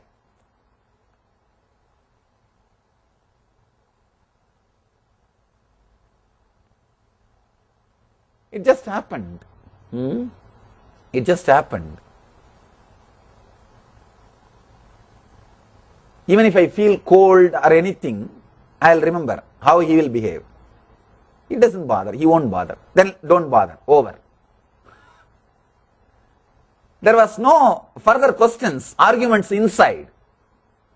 The biggest problem for a seeker is, I know it is right, but I am struggling. You are dead. You are dead. Over. Over. You will neither achieve this nor achieve that. Earlier you die, better for you and the planet Earth. Over. If somebody says, then nothing can be done by you. Nothing will be done. Then what will you do? Because you will be talking this, you will be stuck with this one idea for janmas. This is what we call karana sarira, giving reason. Understand? I know what Swamiji is talking is right, but I am not able to. Means what? Caught in karana sarira. You will never be able to get out of this layer unless you just take a strong step and put your foot down. Anybody, be very clear, just look back, look into yourself. If you are caught in this layer, be very clear, nobody can save you. Nobody can save you. You may take today's my message. Do not be stuck in that layer. Anywhere you are stuck, okay. Anywhere you can get stuck, nothing wrong. Not in that layer.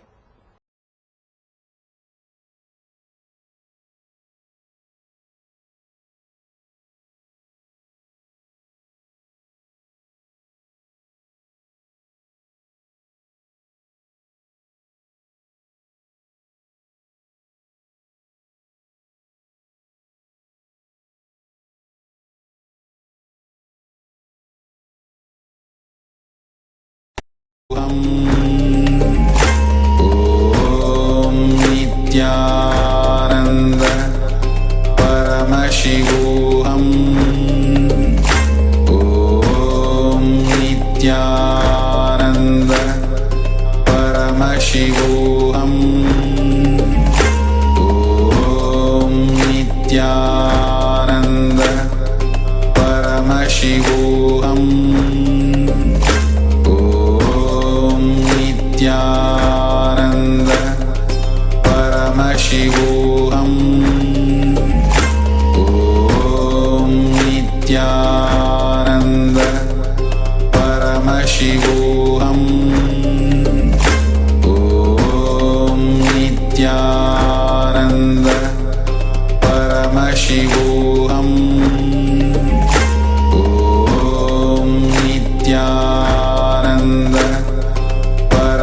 Paramashivoham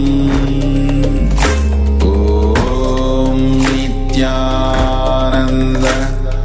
Paramashivoham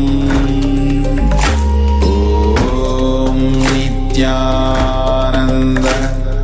Paramashivoham Om Nithyananda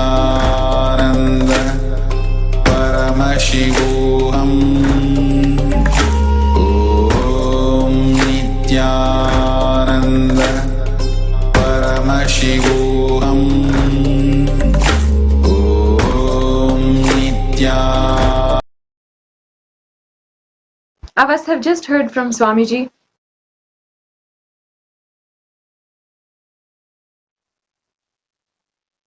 His Divine Holiness guided us in how we should also live. That is the very reason why he even brings his life into example, because he has lived it just for us.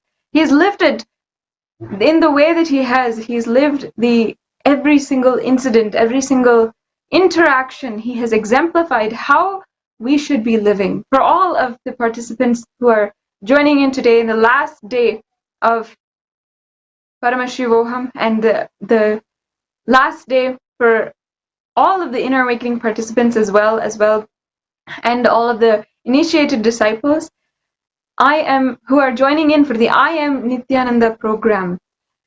The program where we literally have the experience of Nithyanandoham. This is the first thing that we learn, that how Swamiji has literally lived every single incident in his life, has blessed and graciously gone through every single interaction in his life, is an example for each of us. And whatever we're doing, whatever action, no matter what, everything should be in the continuous Leela Dhyan, remembering Swamiji, how he would be, and continuously remembering that for ourselves. Today, we have an array of participants who are so excited to share with all of you the breakthroughs that they have had during the last season 4, and also during the Paramashivoham programs that have been going on. Either they have been volunteering, they've been receiving Swamiji's darshan, they've been attending Kailash courtyard sessions this season. They have been blessed with so many different experiences and so many different experiences of transformation that so many have been gathering today in order to share with all of about the experience that they had. First, their foremost experience that Swamiji has given us that has been so unique today during the season 4 of Paramashivoham is the Kailash courtyard sessions. And we today have Andreas from Greece, who is excitedly wanting to share about the Kailash courtyard sessions and the power manifestation which he has been doing since that time. So Andreas, thank you for joining. And for all of the viewers, can you introduce yourself, where you're from, how you started this program perhaps, and how your experience has been so far? Yeah, so I'm 20 years old. I'm from Greece. And yeah, I found Swamiji on YouTube. I've attended all the Paramashivohams. So I want to share about the power manifestation. So what can I share? You just close your eyes, you chant Mahavakya, and the answer just comes to your it just comes to you as a voice, to me, at least personally. I put my blindfold on, and I have a book. I've never even seen what it says. And the answer just comes to me. It's like, yesterday, it's like Tools of Titans. Just this thought comes to my brain. So I just say it. I'm like, okay, Tools of Titans. I open my eyes, and that's the name of the book. So yeah, that's what I wanted to share. It's pretty awesome. Yeah. Thank you, Andreas. As you have been sharing with us, can you share us a little bit about how you started power manifesting, and like how this blindfold reading or whatever the power you are doing, can you share how it happened the very first time, and how that breakthrough happened for you, for all of the viewers. Yeah, it happened in the courtyard sessions, and I just been attending, every day, and eventually just gonna happen. At the beginning it wasn't happening, but I just kept attending. I believe in Swamiji, and one day, just because I really believed this is not possible for me, right? There's no way I can manifest powers. I mean, if I did this, I'll be able to ace all my high school exams and all that. So I had this impossibility. And yesterday I had the breakthrough. I'm like, whoa, this actually happened, and I could actually use this stuff in my school as well. So yeah. I mean, can you speak to also? I mean, you mentioned also at the beginning that you're just 20 years old, and Yeah. of course, as you mentioned, you're still going through studies and everything that you had and your I guess your high school process and examination and everything. How does power manifestation? Swamiji has also spoken about it, but how does power manifestation directly help your experience in school and studies in universities? You kind of mentioned about it. Can you expand a little bit more? Yeah.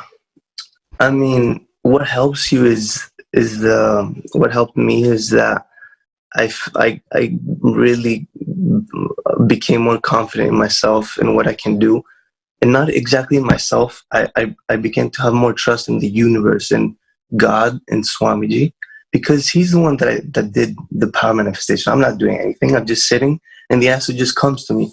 I didn't do anything to deserve it, So yeah, it really increased. I really had this belief that, the universe doesn't care about me. I have to do this all by myself. And, the power manifestation, when it just happened, it kept happening. I kept finding the answer. I'm like, that this is something higher than you that's doing this, Swamiji, to be precise. And you just start building the trust in the universe, and all your self-hate starts melting down. And yeah, so it's amazing. Yeah. Thank you so much for joining us today, and for all of the viewers as well. If you have not already understood, it is not even on any of your limitations, not dependent on if you have a Hindu background, or even if you know the language that Swamiji is speaking or not. You will, just through his initiation, go through and be able to successfully manifest Shaktis. Next, in order to share further on power manifestation and his own breakthroughs, we also have Chow Tup.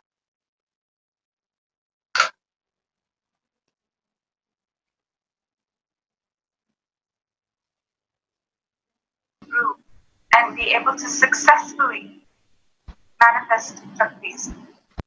Next, in order to share further on power manifestation and his own breakthroughs, we also have... Nithyananda, thank you so much for joining today. Can you please tell us a little bit about yourself, and then of course you can share about the breakthroughs you've had in power manifestation. Okay. I'm Kyung. I'm from Singapore. I'm a yoga teacher. I'm 50 years old. I got connected to Swamiji about 4 years ago. Through my sister, she sent me a link of a YouTube. Yeah, that's how I got connected to Swamiji. So this is my 4th season that I attended Paramashivoham Level 2. And I've been attending, I think there's a lot of breakthroughs, so I can't really specifically say this one is more than the others. Every time that we manifest powers, it's like there's always a breakthrough, and I feel the breakthrough comes in many forms. It gives you clicks, it shifts your space, it gives you a lot of healings. It's not just about moving matters, it's not just about increasing your height.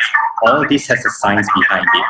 So for me personally, my experience for power manifestation is like having a personal time with Swamiji. It's literally you are like talking to him, or he's talking to you through your inner space. That's how that is my experience. is the more, it's not so much like you have to work for it. It's more like allowing yourself to trust the cosmos or Swamiji to express through this body. That is how I see it. And the more you're more relaxed to it, even you think that you're not manifesting or you think you're manifesting, all this, the more you play with it, the more doubt, all the self-doubt will drop, more expansion will come, more cognitive shift will come. All this will happen to you naturally. And sorry about that. I think there's a slight technical glitch, an audio issue on your side. If you can just reduce your speaker volume.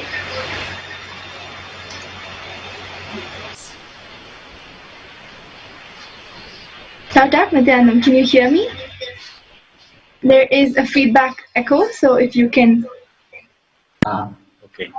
reduce maybe the speaker volume on your end and continue to share. Maybe you have to start from the beginning because we couldn't understand because of the technical glitch. Okay. Can you hear me, Ma? Yes, it's much better now. Thank you. Okay, maybe because I was connected to another device. Is that better now, Ma? Yes, it's better. Thank you. Okay, thank you, Ma. Okay, thank you, Ma. Should I proceed now?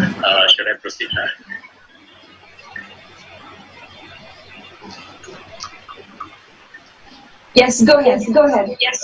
Okay. Where should I start? Should I start from the beginning again? Because I just heard there's some technical glitch. Okay. Anyway, I'm Kyung. I'm from Singapore. I'm a yoga instructor. I got connected to Swamiji 4 years ago through my sister, and of course, she sent me a link of YouTube. That's how I got there. My first program is Paramashivoham, and then eventually I started to attend all the big programs at the end of the year. And this is my 4th season that I'm attending Paramashivoham Level 2. For me, is the breakthrough. There are many breakthroughs. So for me, is the experience I have is power manifestation is not just about moving matters over your consciousness or increasing your height or increasing weight and all that. Is a lot more than that. It actually comes in many expressions. It comes in the form of like cognitive shift. It gives you the click. It makes you drop all your self-doubt, your self-hatred, self-denial, and also it actually heals you a lot, not just on your own, but especially if you are manifesting with partners, you actually have a lot of healing processes going through with the partner that you're playing with. It's like you're showing them their blind spots. Like Swamiji will tell you, okay, this person had this root pattern, this pain pattern, blah, blah, blah, and all that. So it's like, it's very interesting because it reveals so much. Like we think that we are so different from the other person, but actually we are the same, because it's like as we're talking or revealing the root pattern and all that then you realize that, oh my God, so he's reflecting what I have, you know. So definitely a lot of impossibilities dropped, because the society has ingrained so much to us that all the impossibilities. So power manifestation actually expand your space and shift the way how your thought current is, like showing you what is your possibility more and more and more. And it's not only for me, it's power manifestation is like having a private time with Swamiji. That's how I see it. It's like literally he's talking to your space. So if anybody is attending or the next batch, the next season, I would highly encourage, don't drop out from power manifestation, because literally it's not just darshan, you're having a personal time with him. Power manifestation is literally talking to him one-to-one. That's how I see it. And it's not, and also for power manifestation is a play, is like you must allow him to flow through you. It's through the oneness. I couldn't quite understand in the beginning what it means, like Swamiji is manifesting through your body. I didn't quite get it. I mean, I can understand the language itself, but the experience, I didn't quite able to cognize it, but as you play with the power more and more, then you realize, oh, he's literally telling you, okay, this. It's like, for example, I did one of them, one of the experience I had is remote scanning. So I chose the most remote country in the world, and it's totally unfamiliar with me. As the more power you play, he starts to reveal more and more in-depth, more information. It's like he starts to tell you, okay, now the political situation is like this. Now there is an environmental issue that is happening now in this place, and blah, blah, blah. Then, of course, when all this was revealed to me, I was having doubt. So I decided to Google and check, and oh, wow, okay, that is true. And it's like it ticked all the boxes that whatever that he's revealed to me. And one of my best experience is I'm going to connect with about the Gurukul is power manifestation through the 16 days, the 15 days I had. This yoga acharya that is, the session was run by a Balasan. And what is really amazing from my observation is that for a 20-year-old Balasan managing or how I say, leading a session of 100 over people from different cultures, different patterns, different tantrums, not just that, like different situation that is thrown to them, and the way how grounded they are, the way how they hold the space, the way how they the space that they radiate is just way amazing. It's just like I cannot imagine how a 20-year-old are able to hold that kind of space and radiate that beautiful space for all of us with different I don't know, like we are throwing our tantrums, and the solutions that they gave and the way how they able to give the solution just like that, you know, without a blink of an eye. And the impossibilities is none at all in themselves, none at all. It's just amazing to watch. If any parents are listening, I would highly encourage that they put their kids in the program, send them to the Gurukul. This is the best gift they can give to themselves and to the children. Yes, that's all. Great. Thank you so much for... Sorry about that. Thank you so much for sharing with us. I really feel so moved by your experiences and the way that you are sincerely telling, of course, that, you know, how touched by, you know, you are about, you know, people who are such young people who are able to guide and hold the space, which if we see many youth nowadays will not be able to do, if we're talking about youth on the outside, will not be able to even see how life is possible for themselves, how it is, you know, okay for themselves, but holding that space for 100 people at a time is a different, like, out of the question entirely. Also wanted to ask you if you could tell the viewers from your experience, and I think you have actually, you know, done a really good job about like explaining to us in a different way from your own words about how powers are relevant. It's not just about, you know, something you're finding out, you know, or something you are exploring. It's not just about magic or you know, this kind of thing.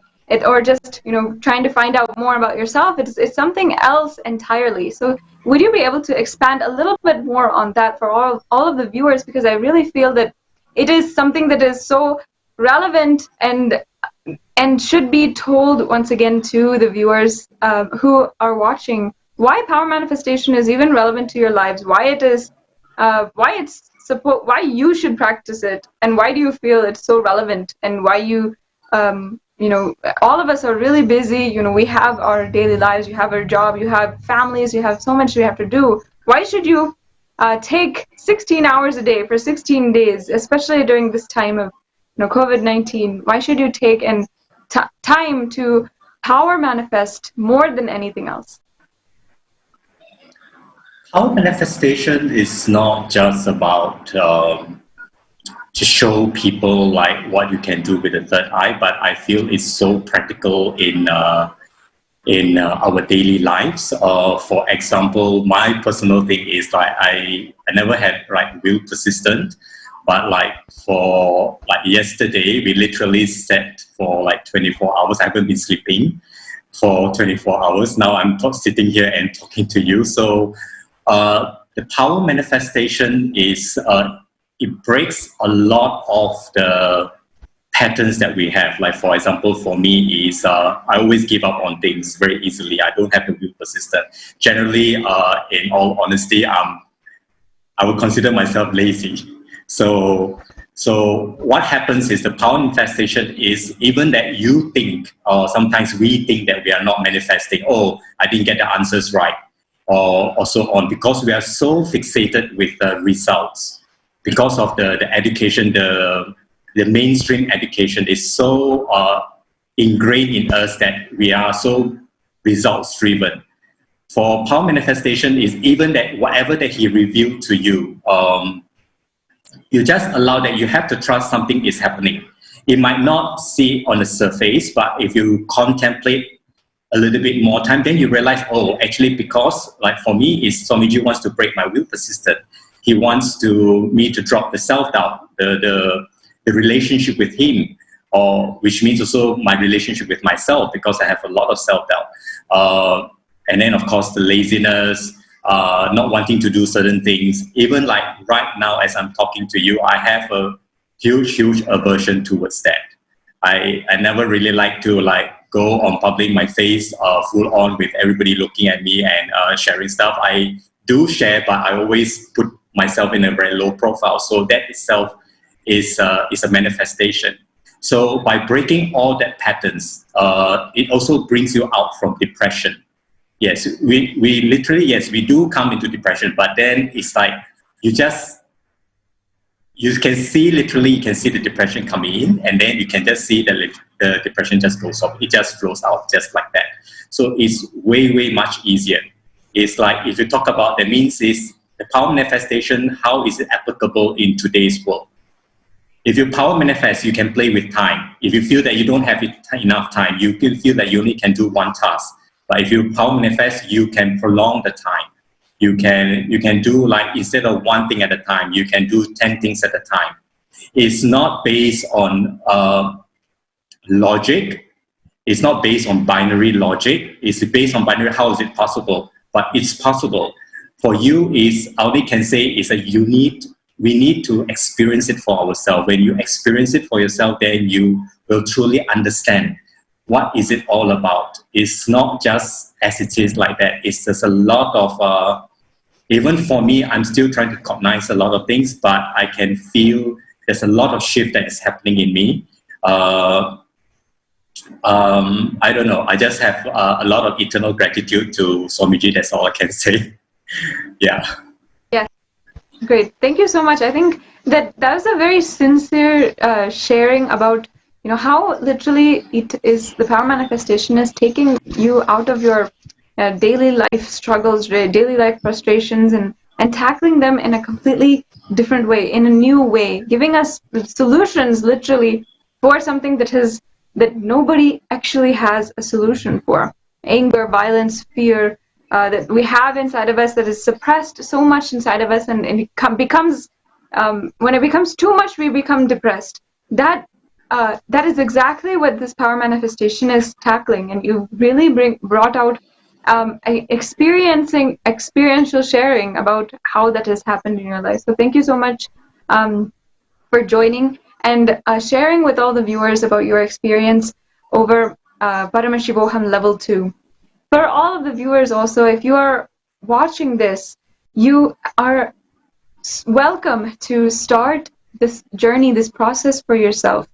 Whether you are young and you're still studying, whether you have your family already, whether you're done and you're working on your job and you're in that pathway in your whole life, no matter what, you are invited. You are actually a part of this super conscious breakthrough. No matter if you believe it or not right now, no matter if you are aware of it right now, all of us are contributing to a super conscious breakthrough which is happening.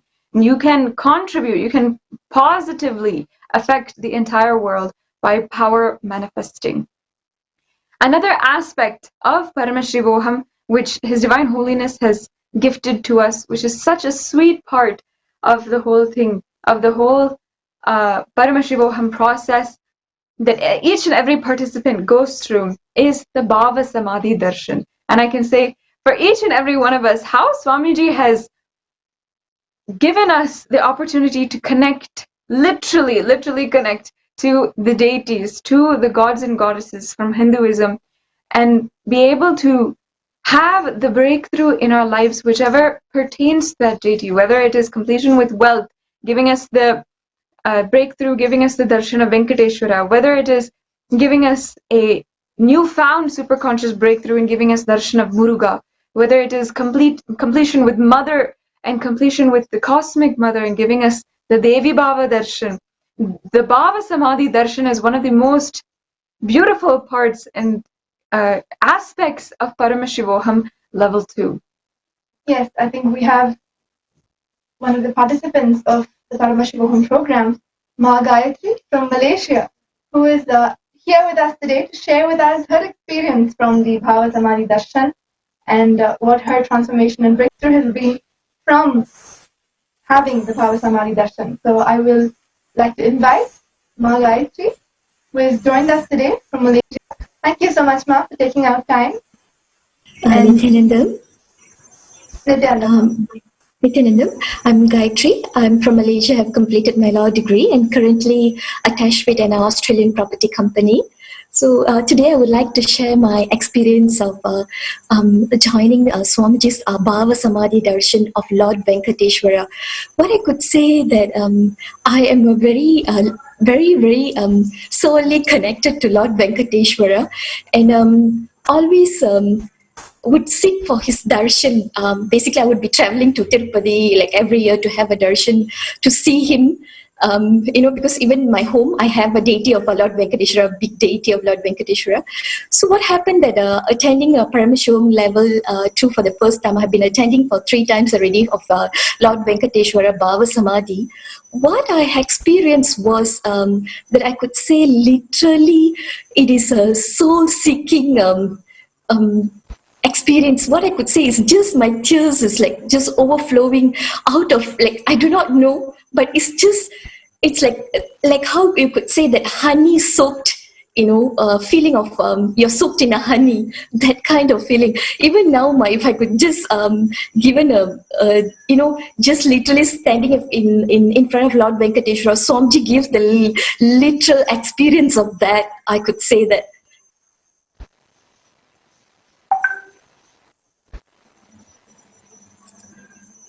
Great.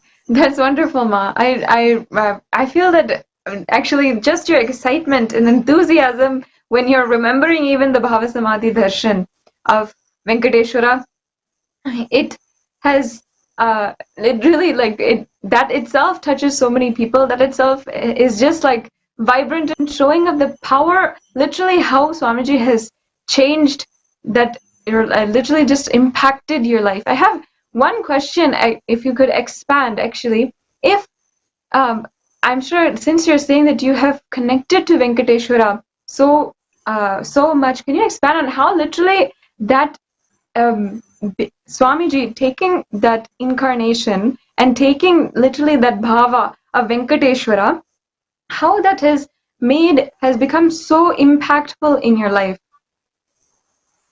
And how... Yes, go ahead. I could say that it's like having a little experience of Vishwarupa Darshan that I have experienced with Swamiji, like in a form of Venkateshwara. It cannot be described by word, but it is more onto, I could say, it is just a soul connection that it just literally melts you down. Yes, that's amazing, Masi. And I can definitely say that from all of the people, the thousands of participants that have participated and have experienced Paramashivoham Level 2, for all, it is an amazing experience when they enter into that Bhava Samadhi Darshan, how they are literally taken into that completion process, for example, completion of wealth, and they're instructed, guided on how to complete with wealth, how to complete with that aspect of abundance in your life. And then literally Venkateshwara himself comes and makes that experience happen in your life, and literally blows out all any incompletions that you might feel, anything that you are going through.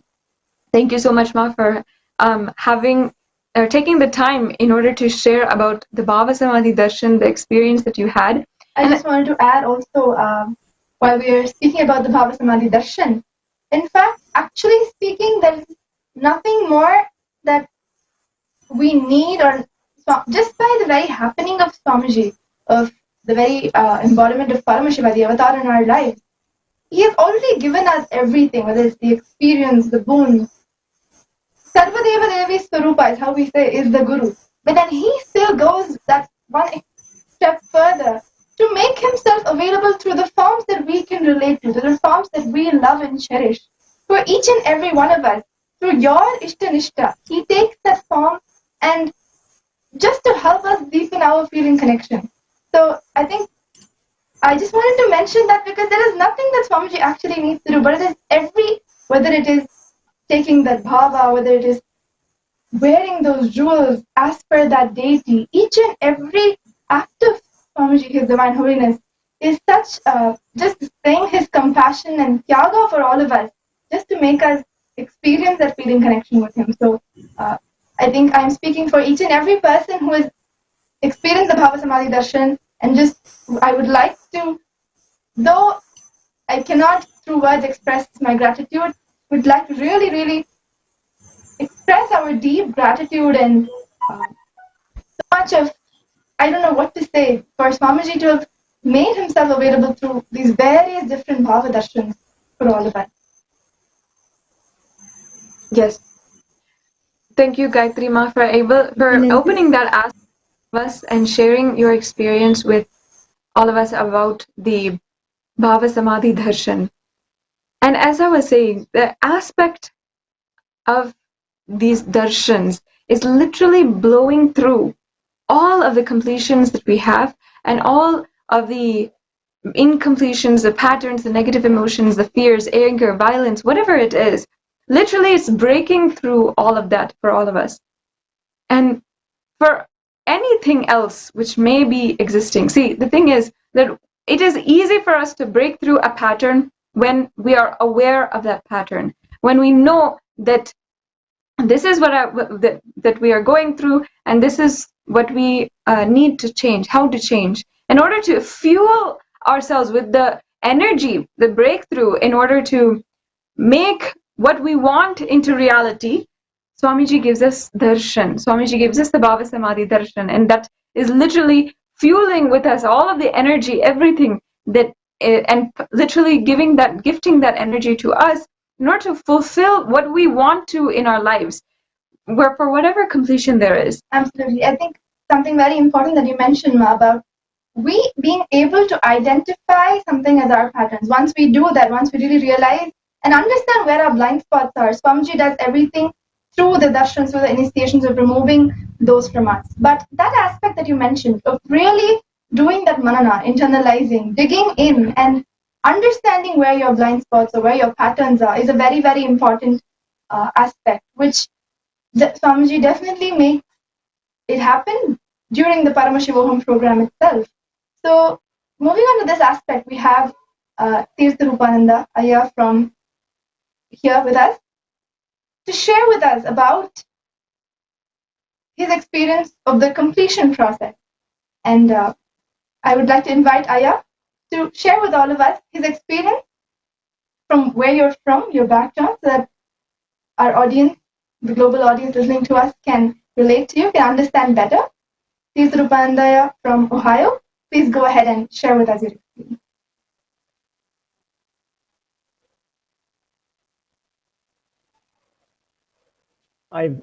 I'm living in Ohio right now, and I have been connected with Swamiji for about 10 years. I used to live in the San Francisco Bay Area, and in 2009, Swamiji did a tour called the Yoga Tour, where for about 2.5 months, he traveled 35 cities in North America, and a lot of people who are still in the Sangha, met him and connected with him on that trip. So I have had the benefit of, being with Swamiji for quite a while and doing many programs over these years. And Paramashivam, of course, Paramashivoham Level 2, the beauty is the fact that now, literally sitting at home in front of our computer, this whole transformation program is available for us, especially at a time when many of us are able to do it, really. And so I was, in particular, I want to talk about, actually, I had more than a couple of very powerful completion experiences, but I'd like to speak about one of them. It was a completion session was in progress, and I was kind of scanning my inner space, and I saw that, I had a painful memory, and I couldn't even remember what exactly was the incident that triggered this state. But it was some point in, I was between 6 and 8 years old, and I was so upset with one of my parents, either my mom, even that I didn't remember, whether it was my mom or my dad. And I was thinking, oh my God, I can't live with these people. I need to, I have to leave. And I was plotting, how can I leave home, and where would I stay? And so I was up for a few hours that night trying to think, where could I go? And I'm guessing that they did something that made me very offended. I'm not sure if they decided that I couldn't come, I couldn't stay out late with my friends because I wasn't doing good at school, or, whatever that trigger was. And so I was, for a couple of hours that night, I was thinking, what can I do to leave home? And then the following morning, I was still, like a big deal for me. I was thinking about it. And then, of course, if you're a 7 or 8 year old kid, really, there's not much you can do. You just need to kind of put up and stay home. And when I saw that pattern, and like I said, I had that memory, but I'd never really examined it. I looked in, and what I saw was that when that incident happened, I kind of disconnected from my family, especially from my parents. Obviously, I was physically there, but I felt like a separation that, I can't believe this is being done to me. And so I unconsciously was holding this kind of hostility towards, my parents obviously are the authority figures in the house. And then what happens is, wherever you go in life, you carry that pattern. So whether it was in school, or whether I was in college, or whether in work, whatever group I was in part of, unconsciously I was carrying this hostility towards the authority figures. And if you're hostile toward authority figures, your life is you're not going to succeed with anything, because essentially it means you're not able to work well with people, you're not able to accomplish what you need to do. So anyway, once I got that insight, I just relived it, and it just completely dissolved, that memory. And I noticed the following day I was calling people without even realizing it, because whatever barriers I was having with people or even around me simply melted away. And so I've been carrying this for like the last 40 years or so. And finally I'm free. The freedom that I have, this unconscious resentment or hostility that I've been carrying, is just no longer there. And so I'm so relieved, and I feel so much, lighter and more empowered, really. So beautiful, Aya. Thank you so much. You shared, I think, everything from how the process, how you were taken through the process during the program, how you did the completion and the reliving, and how after you finished the process, how you're able to immediately see the transformations in your life. And I think that is so beautiful. You don't even realize that you've transformed. That only as and when you go on after the program, I'm sure, as and when you go back into your job and maybe everything else that you're doing, you start realizing how this program and this process and the completion has actually impacted your life in so many different ways. So beautiful. And also, I'd like to add, and I actually like that you also pointed out, that you've been a part of, you've been a disciple of Swamiji since, at least for the last 10 years, right? And for all of the people who are watching, they might not have, there's many people who we've come across that, who have been a part of, Sangha, or have been a part of, or have at least been watching Swamiji on YouTube for 4 years, for 5 years, and the number just keeps growing. And the thing is that the minute they understand, and as you have put, that completion, we have to get back to these roots, the completion. There's nothing, never, until we are incarnations, until we are enlightened entirely, and we're living that, the breakthroughs can be going on and on and on. And though Swamiji has given us the ultimate experience of enlightenment, it is not final. I suppose one of the things that Swamiji has said is that enlightenment that he has given us, that he has blessed us with, is ultimate but not final. And we have this opportunity, it's really exciting way of seeing it, of doing more and more completions, and having and allowing more and more breakthroughs to happen in our life, more and more layers of ourselves to open up. And what more is there in our lives to have such an exciting life, and to go forward in our life knowing that this security is there, at least, that no matter what, whatever it is, I'll have the next breakthrough and continue experiencing oneness with Paramashiva. So thank you so much, Tirtharupa Aya, for sharing, for taking time, part of your schedule, in sharing with us on Nithyananda TV, for all of the viewers, about how completion process, this process has changed your life. And even after Swamiji has entered and has changed your life in so many ways, has given you the next breakthrough. And ultimately, that is what is Paramashivoham. That's what Paramashivoham Level 2 is. And for Swamiji himself, since the last 25 years, he has been continuously giving breakthrough after breakthrough, from the state of Paramashiva now to the very being of Paramashiva. And he is just taking us along in that journey. So yeah, before we move on quickly to the next participant, something that you would like to tell all of our viewers, many of those who wouldn't have yet made that decision to attend Paramashivoham, what would you like to tell them? All I can say is it's magical, really. It's beyond to think that you can be sitting at home and I just took one little sliver. I have had so many transformations across the board, whether it's in my devotion, whether it's my understanding of the Hindu mythology, the understanding of the Hindu cosmology, and Swamiji, he's never content to, like, what he's done with the Bhava Samadhi darshans, unbelievable.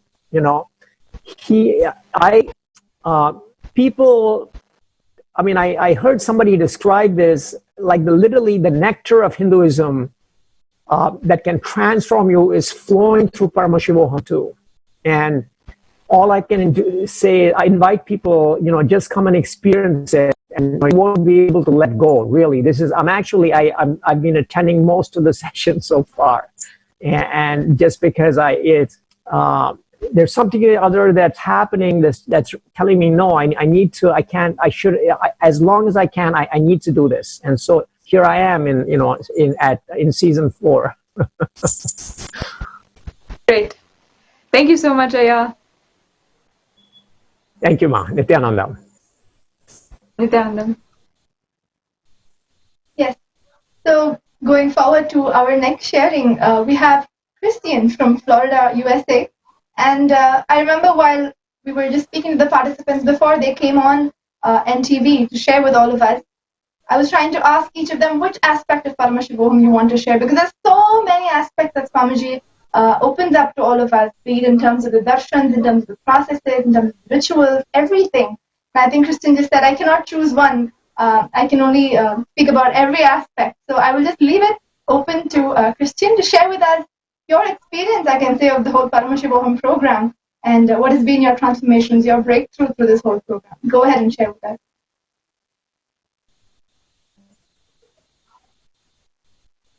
Yeah, you can unmute yourself and share.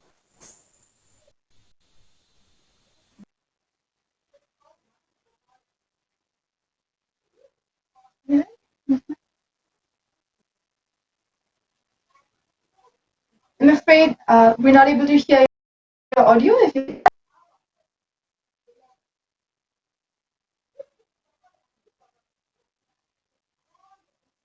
Oh, I think you're not yet audible to all of us. Okay, we'll give you a few minutes, Christian, before you can fix your audio. I would quickly move on to another participant who has been eagerly waiting to share with all of us. We have Heather with us today. Nithyananda. Nithyanandam, can you hear me? Yes, we can hear you. Please go ahead. Okay, great. Well, I'm excited to be sharing again. There's so much to share, so I will just share whatever comes. So I live in LA, I work in special events, and am in school for holistic wellness. And my family background is basically my family accumulated their wealth through factory farming and Christian evangelism. A lot of the profits from my family's factory farming would then go to fund Christian missionaries.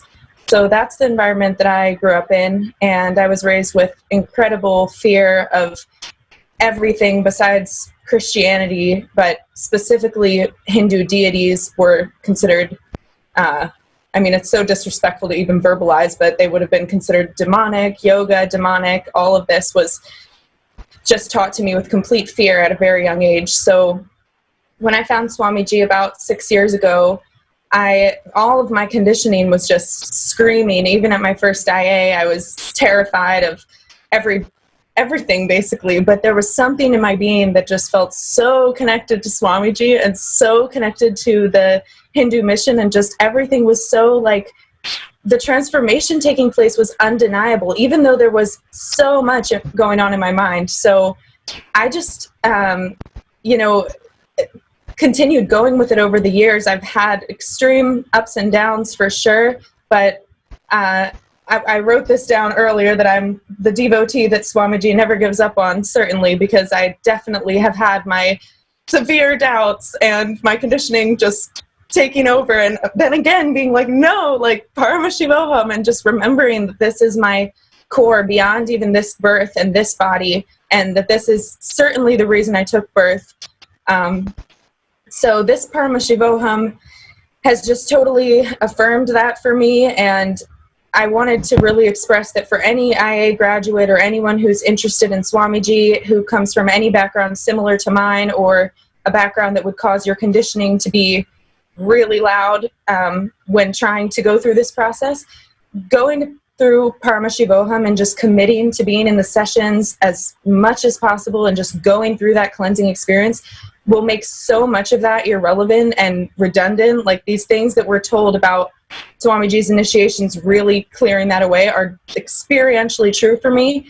The beginning of the quarantine and lockdown and everything for me was so disoriented. I was completely ungrounded, very much in my own inner space, and just caught up in the mind and not really, contributing much. And this has just completely shifted my inner space. The direction that I'm going now is totally 180, back into integrity with my soul, back into integrity with an eternal reality that matters and is actually going to make a difference. I'm the type to get caught in negativity sometimes, of like fear of the future, whatever is going to happen in the world. Am I going to be safe? Can I live my naturalistic lifestyle in this world when all these like crazy evil powers are trying to take over? Especially knowing experientially how dark and unconscious those powers can be from the environment I was raised in. But this just has been melting those fears away. And I'm just so excited to definitely attend another Paramashivoham, but I need to catch up on my school first, so I can't do the next one, but perhaps the one after that. And in spite of the fact that my father says he won't even look at me if I'm wearing a bindi, I'm so excited to just wear this bindi every single day for the rest of my life, ideally, as much as possible. And just, maybe even start a YouTube channel, really put myself out there as a living Hindu, even though I'm white, even though I came from the background that I did in this incarnation. That's not the truth of my eternal soul. And the more I share, the more I remind myself of that, and the more I engage with Sangha as well. Like, I used to be kind of scared of Sangha. I used to think they're going to judge me because I'm I've been reactive sometimes, like coming to India, having a great experience, and then coming back to LA and just going unconscious. Like I've feared like these people are never going to be able to empathize with me, and could this be my spiritual family? But I've had so many glimpses now, this Paramashivoham, that this is my spiritual home, this is my spiritual family, and I want to be both gentle with myself as I continue to integrate and really just respect the initiations that I take and really be integrated to them. And also I do want to push myself in this direction because I know it's real for me, and I don't ever want to fall away again. I feel like we as a Sangha are entering a new era of like just this super beautiful space, and I just want to stay connected to it forever for the rest of my life and all the future. And one thing that I'm also completing with is like just this attachment to the fact that I feel like I'm really, really hurting my parents, and they're so unconscious. They really, really don't understand that this is a good thing. They're absolutely terrified. I know they cry and pray and have prayer vigils with their friends over my soul. I know that they sincerely believe that I'm on a path of darkness to hell, and they really, really feel this way. This is their conditioning as well. So I feel so much love for them, and I know that deep inside they too are ultimately Paramashiva, and whether in this birth or future births, I just really want to be a blessing to them as a daughter. And I really am just taking the leap of trusting Swamiji that through integrating to him, I'm not hurting them. I'm definitely helping them, even if they can't realize it with their current mind. And I just really pray and hope that they, you know, a lot of the suffering is behind them, and that they in the future can accept me as a daughter. But even if they can't, I choose Swamiji because it's just ultimately more important, and it is enriching even them.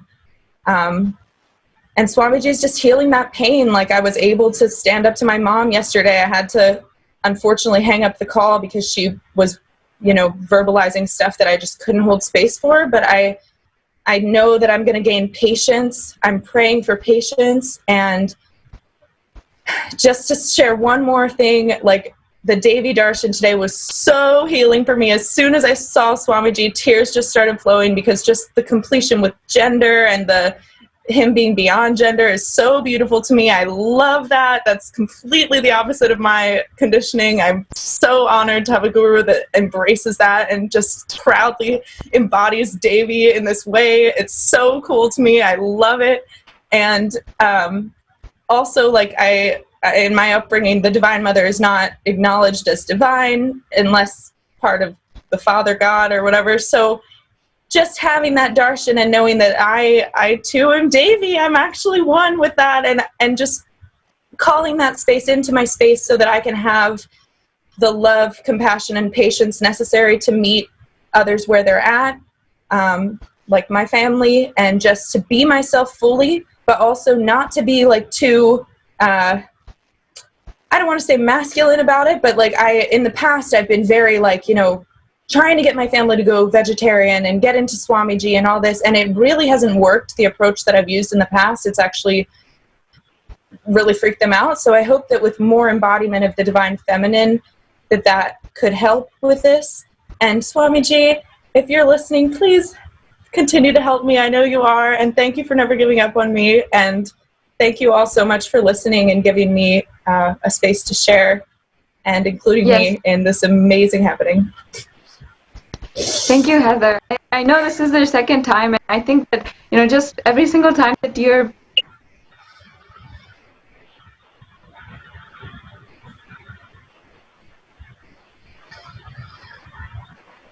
It's frozen. Paramashivoham Om Nithyananda Paramashivoham Om Nithyananda Paramashivoham Om Nithyananda Paramashivoham Om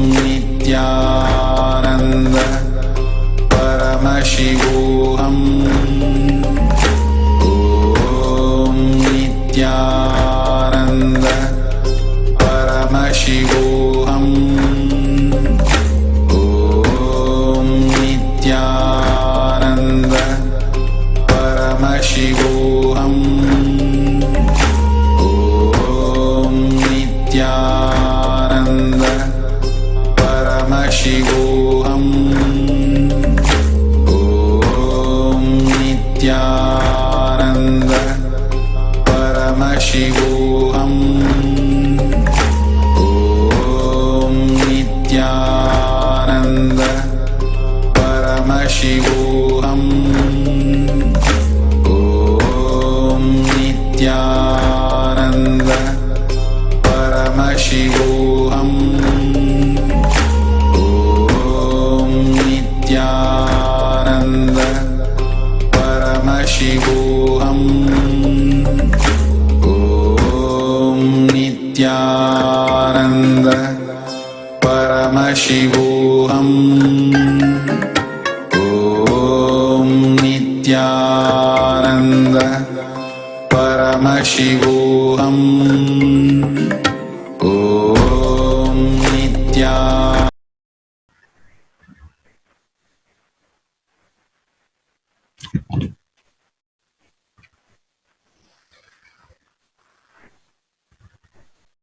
Yes, sorry about that technical difficulties on our side. Thank you, Heather, for joining us, and definitely the more and more you have shared about what you're standing for, and this is, I feel like, one of the aspects of how Swamiji has literally empowered all of us that maybe goes undersaid, maybe goes unsaid many times, that despite our background, despite where we may come from, His Divine Holiness is giving us so much of energy through Bhava Samadhi Darshan, through the ultimate wisdom, through so many different ways to stand up to what we have literally been raised, and that is not a simple thing. I feel like what you have what you've shared about is something that literally millions of people are facing today, facing that they might be questioning their background, they might be questioning how they're raised, they might be questioning the institutions that are around them, and they're seeking a solution, but they may not have the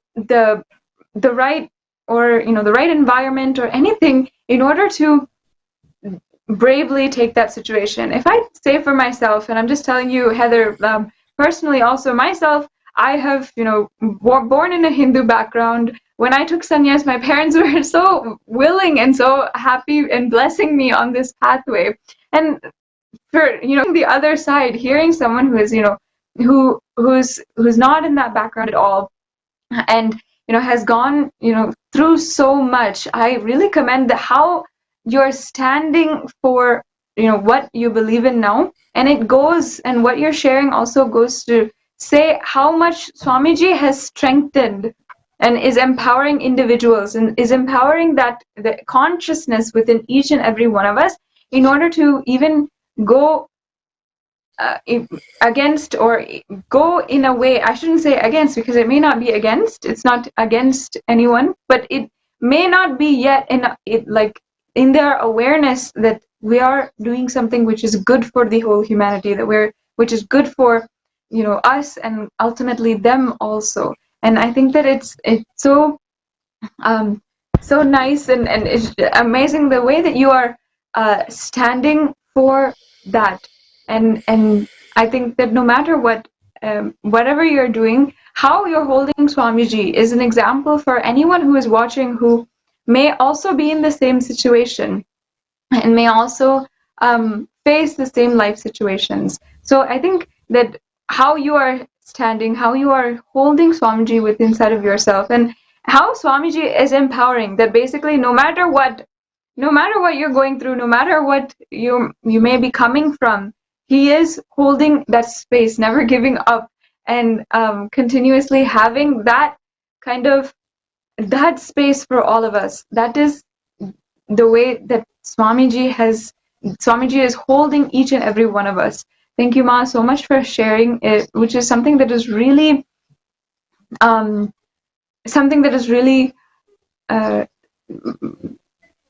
I think something that actually makes you quite vulnerable as well, because you're sharing something that you may not have that support, or you may not have that wherever you're coming from, but you're here on a public platform telling your story to the world and telling that how much Swamiji has changed your life. Thank you so much. Can I just say one small thing? Two Sure. small things I wanted to complete. So, first of all, like, thank you so much for the affirmative words. I want to really emphasize that it's literally all Swamiji, because my conditioning really would not allow this otherwise. So I just really want to, like, so emphasize that. It's amazing. Also, I wanted to complete and say I want to wear the bindi a lot. I want to embody Hinduism a lot. However, I'm learning that to be around my family, sometimes sacrifices do have to be made, and I don't want to declare publicly something that I can't integrate to. And so I'm just sharing this because it's, for some of us, it's really complicated, and I want to have integrity. But when I first joined the path, one of the things that got in my way was feeling like, wow, if I take this initiation, I have to wear it every day. And like, all this is stuff of the mind, and it should be completed with immediately, and we should elevate. But for those of us who can't, we can still be connected to Swamiji. I feel like that's all I want to say is, like, you know, even if I do have to not wear it in certain circumstances, like, that doesn't mean I'm not still connected to Swamiji. And eventually I do want to build a life where I can embody this all the time and have that reflection that isn't, you know, unable to look at me if that's the case. So I just wanted to complete with that. Yeah. Thank you so much. And thank you so much for sharing, Ma. Next, as we had started before, and of course he had some audio issues, I invite Christian again to come and share with us what he had started before, but we didn't have, we had a little bit of technical issues in between. How we had seen... Yes, I'm great, I can hear you. Good. Go ahead, Christian. Go ahead. I think one of the things, I know we had talked also before, I think a few days ago, one of the things it would be really nice for all the viewers to also know is about your background also. I think one of the things that really struck out to me is how, you know, despite everything, you know, maybe not being in a Hindu background, not being in a Hindu family also, you're not, you're for so long sticking to Swamiji and having that transformation happen in your life. Go ahead. Nithyanandam. So thank you, NTV team, for the beautiful, everything that you guys have enriched us with today, from the Analaya with Jnana Priya and everyone speaking about the Gurukul earlier. That was so enriching for me. And thank you all the participants who have shared their experiences. It's really been beautiful. So I'm from a Latin family. I'm Cuban, born and raised in Miami, Florida, and I found Swamiji around the age 20, 21. In 2012, I was watching, you know, for some reason at that point in time, my life started to ask more about what is the actual reality of life, and not just the mundane materialistic mode and the structure that the society has, and following that. And I found Swamiji's satsangs on 2012 and the cosmic like era changing, and that was so beautiful for me, because you know, there's so many people on YouTube, and whether they enrich or they teach something or they're just selling for their money, you go through so many people, and you connect to them or you don't. But the moment you watch Swamiji for the first time, I think it's just you're in trance, because he's inside of us. He's us, and you know, the truths that he reveals are so real, but you never had them expressed in words. So in 2012, I watched those discourses regarding the cosmic era changing and the Mayans and the Mayan calendar. And I had my first spiritual experience during that time with Unclutching. And then I knew for sure that this is the gentleman, or this is the master for me. And me being a black belt in Taekwondo and in martial arts, I felt that my whole life I had called someone a master who was just like a regular guy who doesn't do nothing special except teach, you know, with all respect to him. All he does is, you know, make people bow down and kick people and fight, but this is a real master.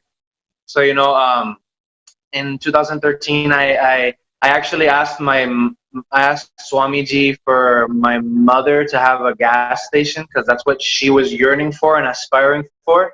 And in May 2013, I joined the Inner Awakening, my first program with Swamiji, and then that same month, my mother got the gas station business, which I have been, thankfully, because it's, you know, it's fruitful, it's our own independent business. Thankfully, I've been there till now. So, you know, thank you, Swamiji, so much for enriching my family. And, you know, even though my parents don't care about enlightenment, they don't even care about religion.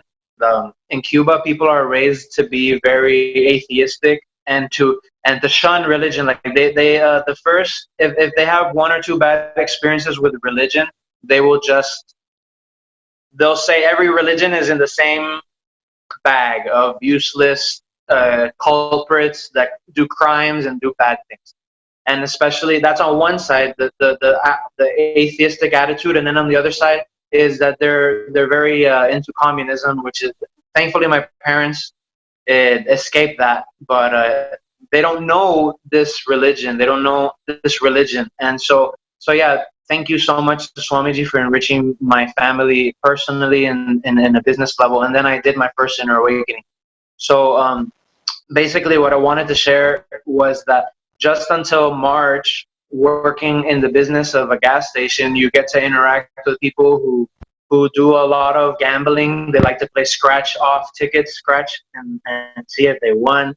Or you get to see people with other lottery type games, gambling type games, or people drinking. And you know, everyone in the sangha and everyone who has love for Swamiji and trust Swamiji, I can tell you that they probably have no corona issues, but the whole world is going through psychological stress and physical sickness. And I can tell that when I saw people start to drink more and I saw people start to gamble more, it was so scary to see how I was so upset, because I don't want people to.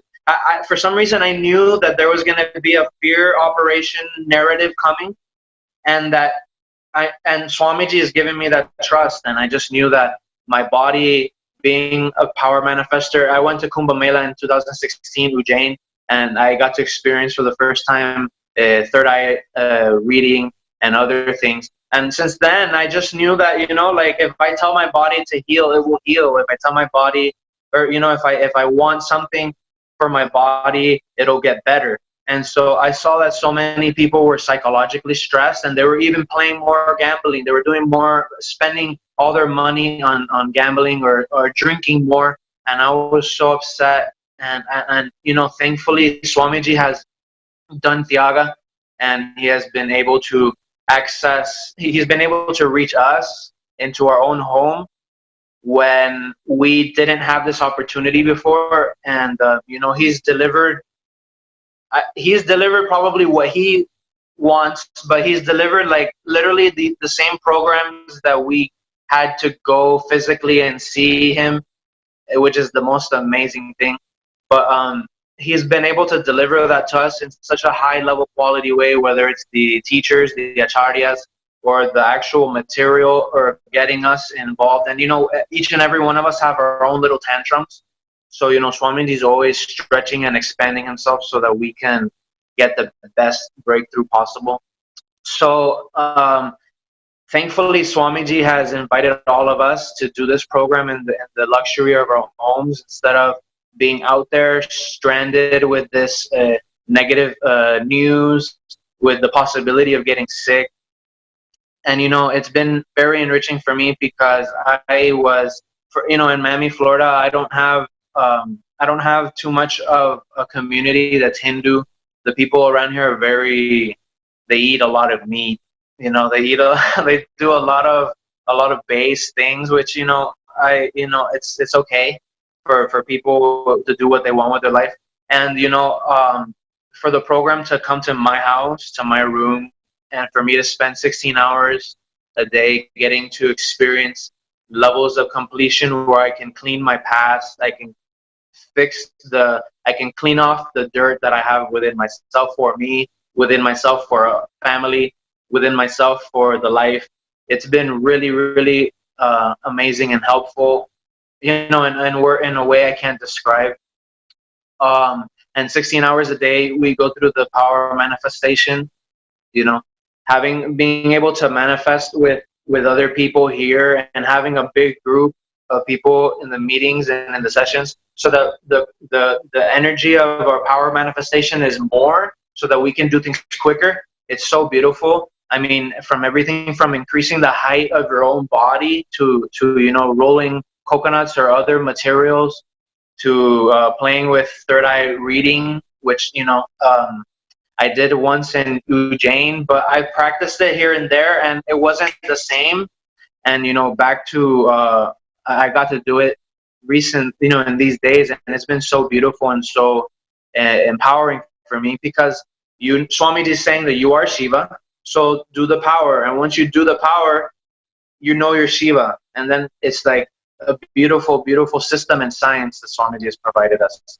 The Bhava Samadhi darshans, I personally love the one with Krishna. I love all of them uniquely and individually, but I had such beautiful crying and excitement and joy just experiencing Krishna. And and also I also got $1,000, which for me was very necessary during Venkateshwara Bhava Samadhi Darshan. So thank you so much, Swamiji, for taking care of me and providing that. I didn't even expect it.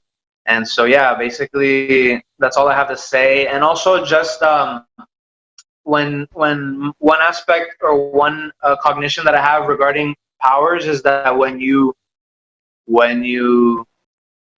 sit down to do it, I've always been someone, and in the United States and probably the whole world, there's a lot of people who like to play video games, and they like to play Mario, or they like to play shooting games, or they like to do all kinds of these games, racing games, anything. For me, power manifesting is just like I sit down and I decide, okay, Swamiji wants me to do this, so let me do it. But I explore it like a video game. I take it, and Swamiji has told us that, and we all know that wasting our time in something like that is unfruitful. But there's a lot of people, even now in my age, getting close to 30 years old, that play video games, and a lot. And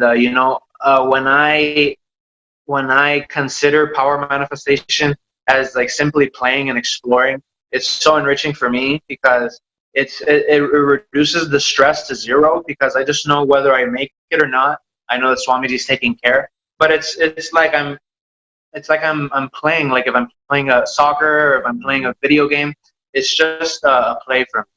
So that's from completion. And also the ecosystem, the enlightened ecosystem that Swamiji is bringing to us at our house is priceless, because the whole, like, everyone is really, really going through either a physical, or they're scaring themselves to getting symptoms. So psychological trauma during this time, and we're all being not only in an enlightened ecosystem where we're protected from that, but we're actually growing. So, thank you so much, Swami, for everything.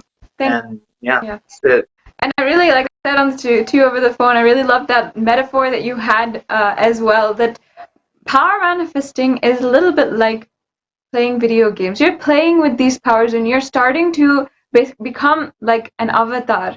I think the thing is with video games and this virtual reality that you're going into is that literally we're becoming those characters. And in fact, people are so, especially in the United States, I know that people are so enthralled by the video games, by the characters in there, by the reality that is created. They just want to jump in, and they would rather live in that reality than they would outside. And the fact is that when we are playing video games, it is that influential over our lives. It is that impactful. Literally, people are just, I can say, sucked into this reality. And their reality outside almost goes away. It almost becomes redundant to them. In the same way, if we just apply power manifestation, if we just have, power manifestation, becoming like a god, becoming and doing different powers as our great, it is told in our great scriptures, imagine the amount of impact that we would make to ourselves and to the whole humanity, to the whole universe. That's why I really like that metaphor and really enjoyed that you had shared the way that you power manifest.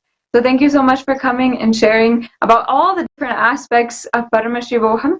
I think that so many viewers could be able to relate to your experience, and that is one of the greatest things that I love to be able to share, love to be able to interact with so many people all over the world, from different backgrounds, from different families, from different communities, and they are all coming. And Swamiji, no matter what, is making the Hindu lifestyle happen for them and making the superconscious breakthrough happen for them, day in and day out.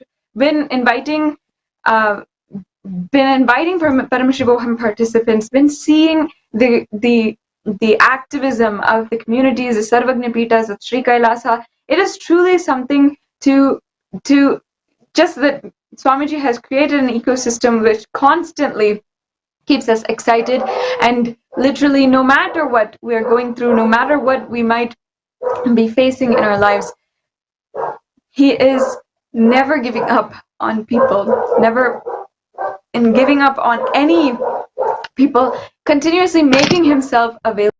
And that's one of the things that I've found so alarming, is that no matter what, Swamiji is bringing new and new breakthroughs, offering solutions for whatever we're going through, whatever we might be facing. I find that people who may not ever have this background, may not ever have before had an opportunity to be a Hindu. For example, in the beginning we had a sharing from Andreas, who was from Greece. He himself was just a 20-year-old. Can you imagine, from somewhere where Hinduism is not prevalent, in fact the Christianity is more prevalent, and there's like maybe a less than 0%, less than 1% or even less than 2% percentage of Hindus who are actually there. In that place, Swamiji is reaching out and literally making someone so inspired to live a Hindu lifestyle. Someone who is also has literally been born and brought up in a very orthodox Christian family, to now have now be so inspired to take up the Hindu lifestyle, despite any kind of resistance that they may be feeling. And no matter what, they are continuously having the intention to do good to humanity, to do good for the entire universe. There's no discrimination which happens at all, but only what Swamiji is doing is inspiring that part of us which is consciousness, and which is continuously empowering each and every one of us in order to stand, in order to contribute to humanity whatever we can. I found it so inspiring to see how from different places, no matter what, all over the world, Swamiji has literally given that lifestyle for all of us.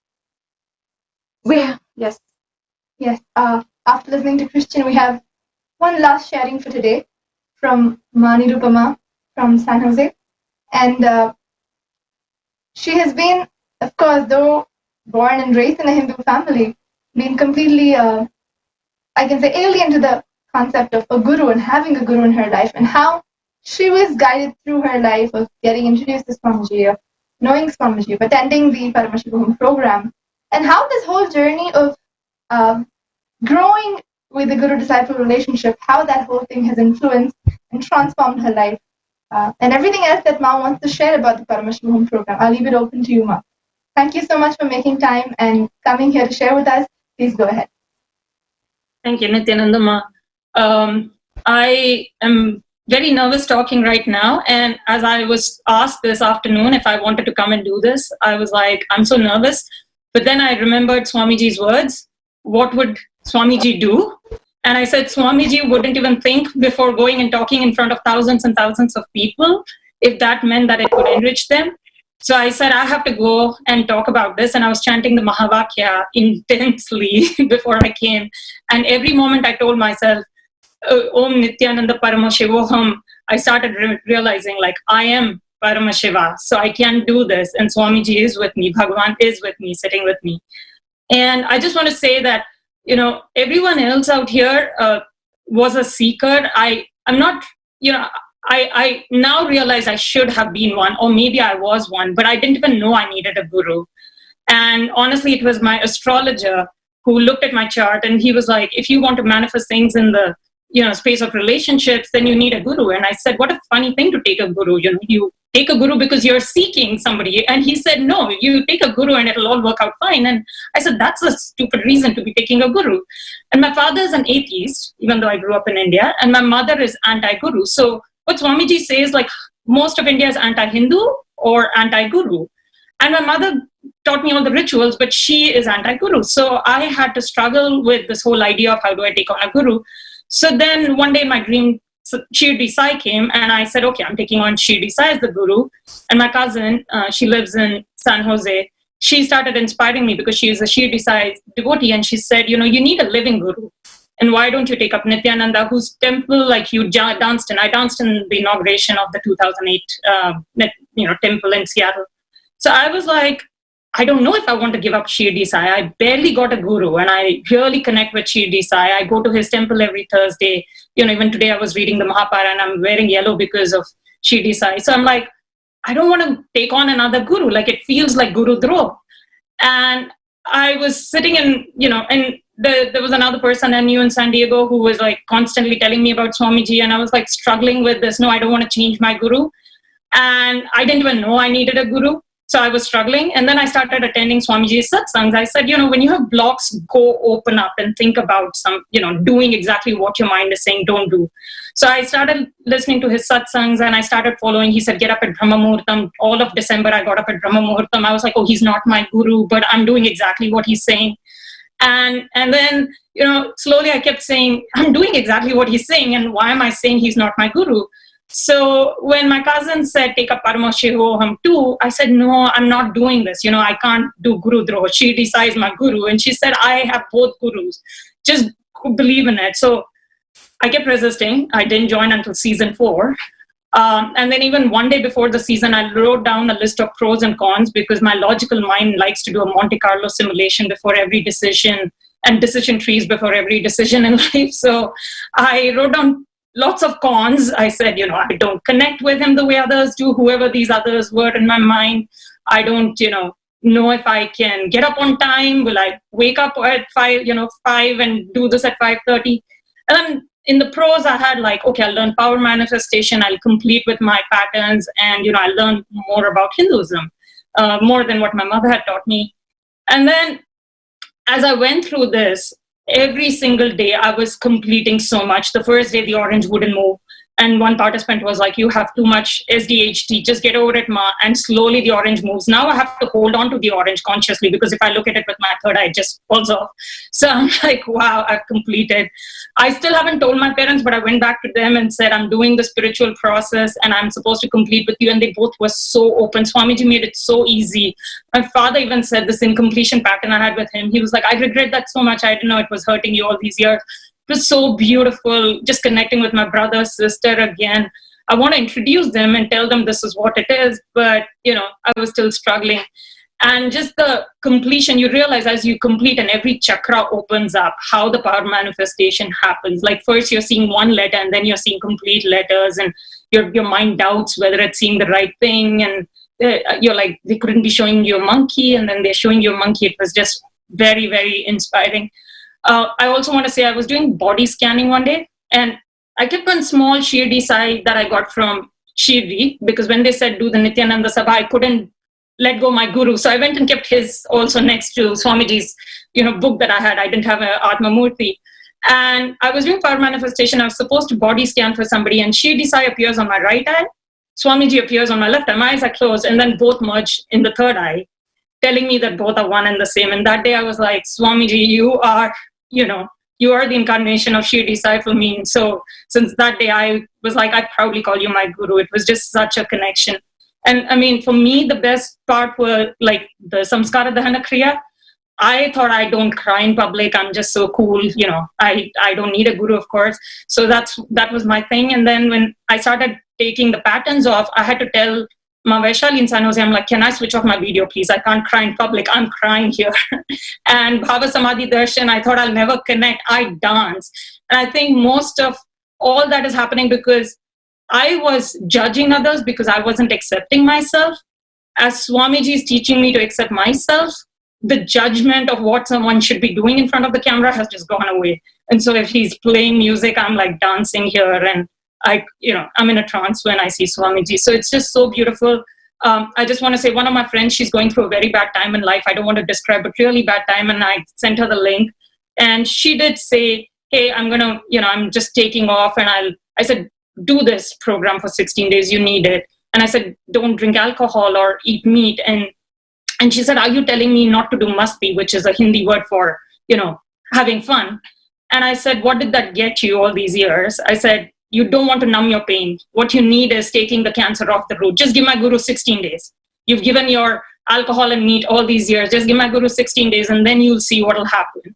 And she's like, I can see the change in you. I was like, exactly, you'll see the change in yourself. So I was rolling an orange off her hand, and she was just like blown away that could happen. So I just think, I didn't know I was looking for a guru. I'm glad for my astrologer who told me I should look for a guru, because now I just feel so complete in so many aspects of my life now. And so complete with my family and my friends, and all this enrichment was just so beautiful. Just so beautiful.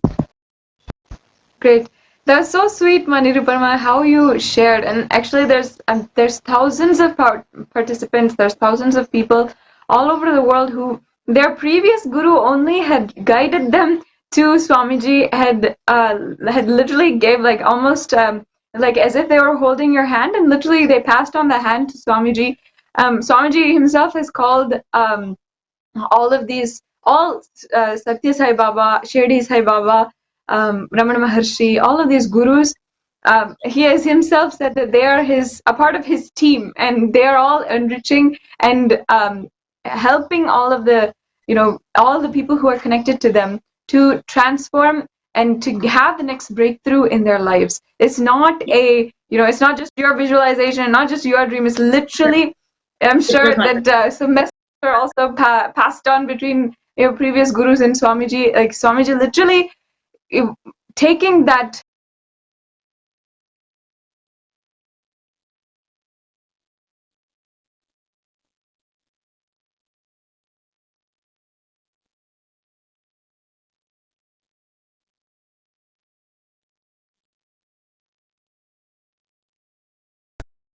Paramashivoham Om Nithyananda Paramashivoham Om Nithyananda Paramashivoham Om Nithyananda Paramashivoham Nithyananda Paramashivoham Om Nithyananda Paramashivoham Om Nithyananda Paramashivoham Om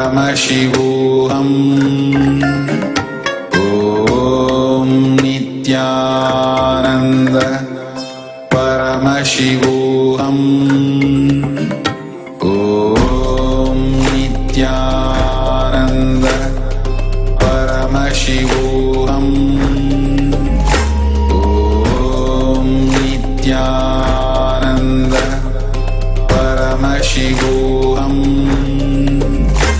Om Nithyananda Paramashivoham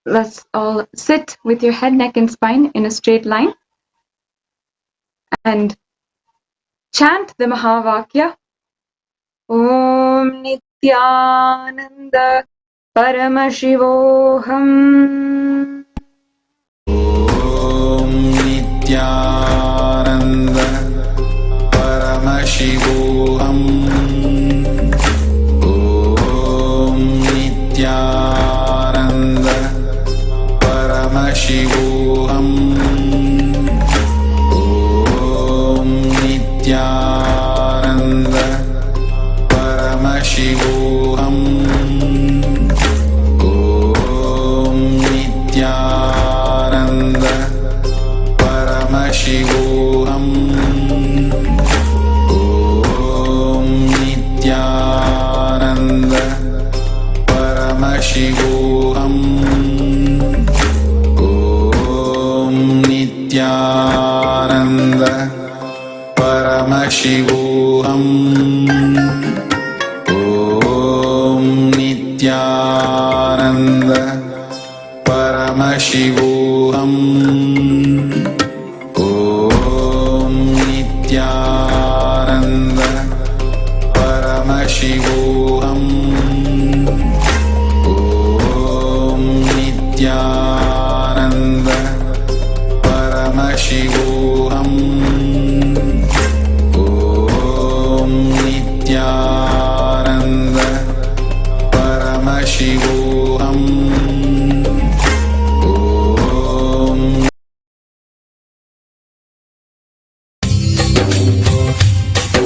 स्वभावचिन्मयानन्दं कृपापूर्णं जगत्पतिं हरिषड्वर्गजेतारं नित्यानन्दगुरुं भजे.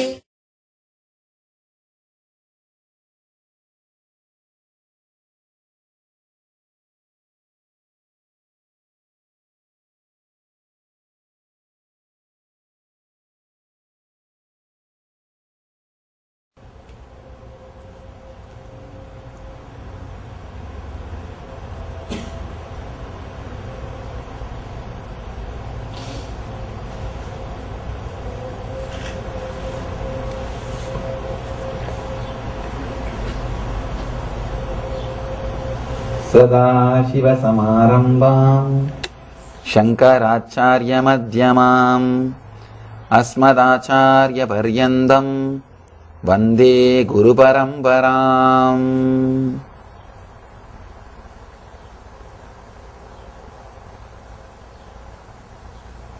I welcome you all with my love and respects.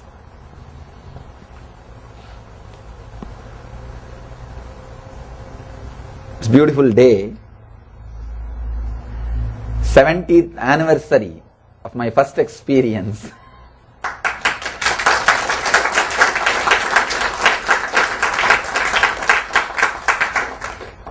Maybe I'll take few minutes to express exactly what happened.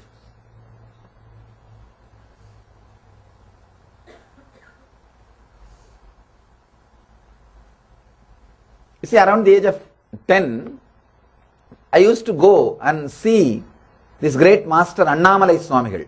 He's a great enlightened being, one of the direct disciple of Bhagavan Raman Maharshi.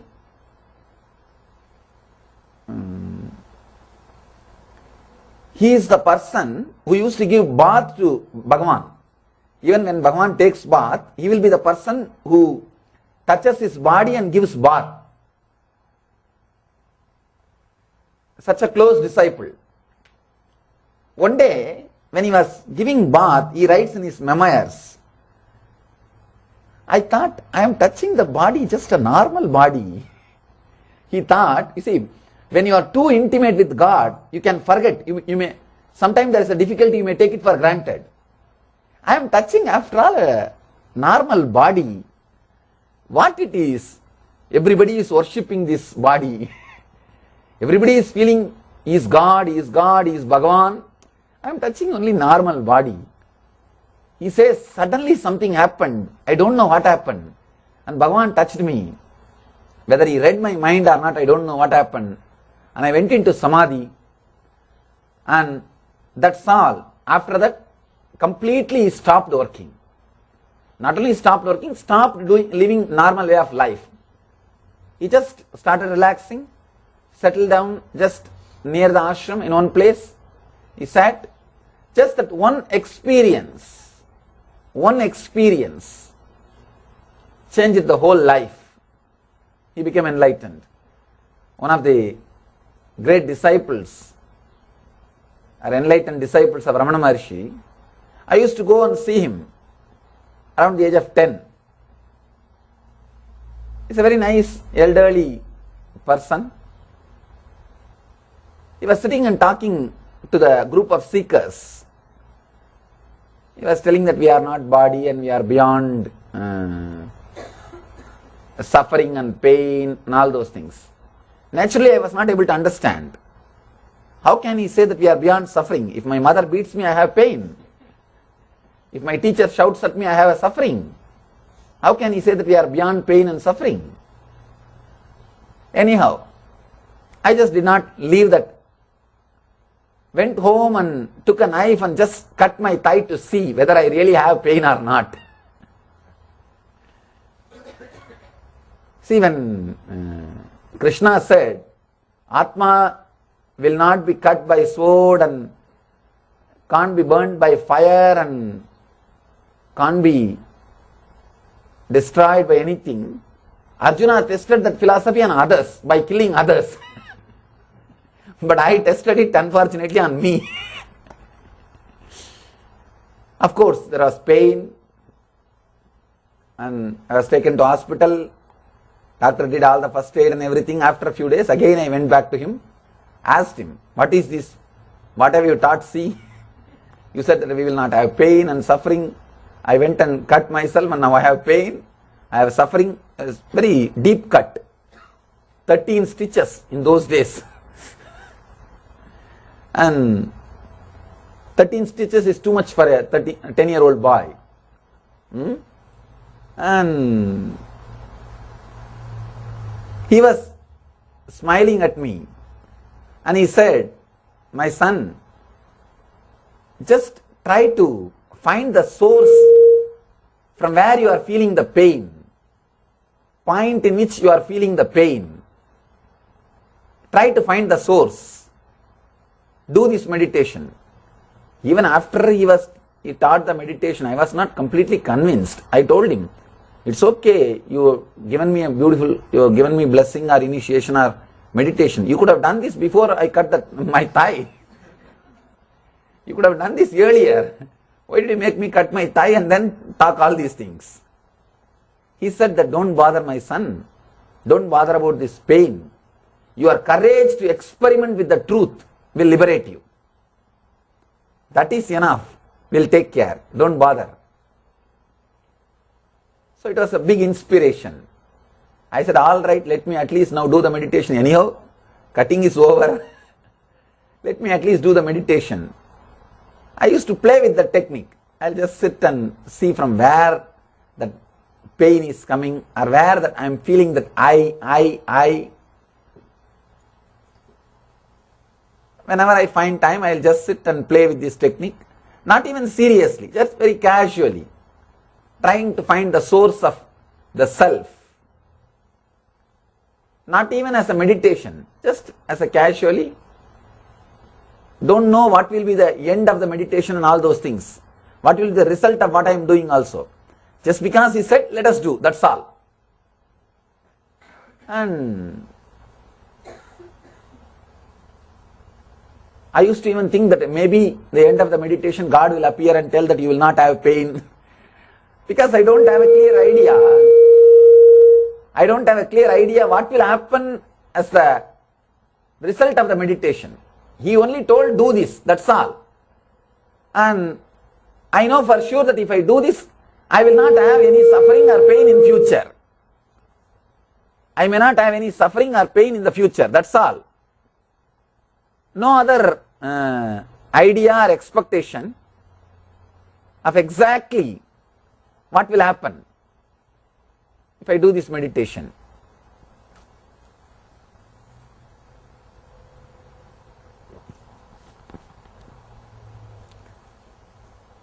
no idea exactly what will happen if I do this meditation. Anyhow, started playing with the technique very casually, and one day, of course, the same day, second Tamil month, Purnima, Vaigasi is the month, Purnima, full moon day, evening, same time, around 4:30 to 6:30, maybe you can say this is the Sandhya time, when the sun sets and moon rises. In India, Sandhya means the this is the time, 4:30 to 6:30, that is a Sandhya time. Of course, I was not aware that today, that day was Purnima and all those things. I was just sitting on a rock in the Arunachala hill, trying, very casually sitting and trying to find the source from where that I is raising, that feeling of I is happening.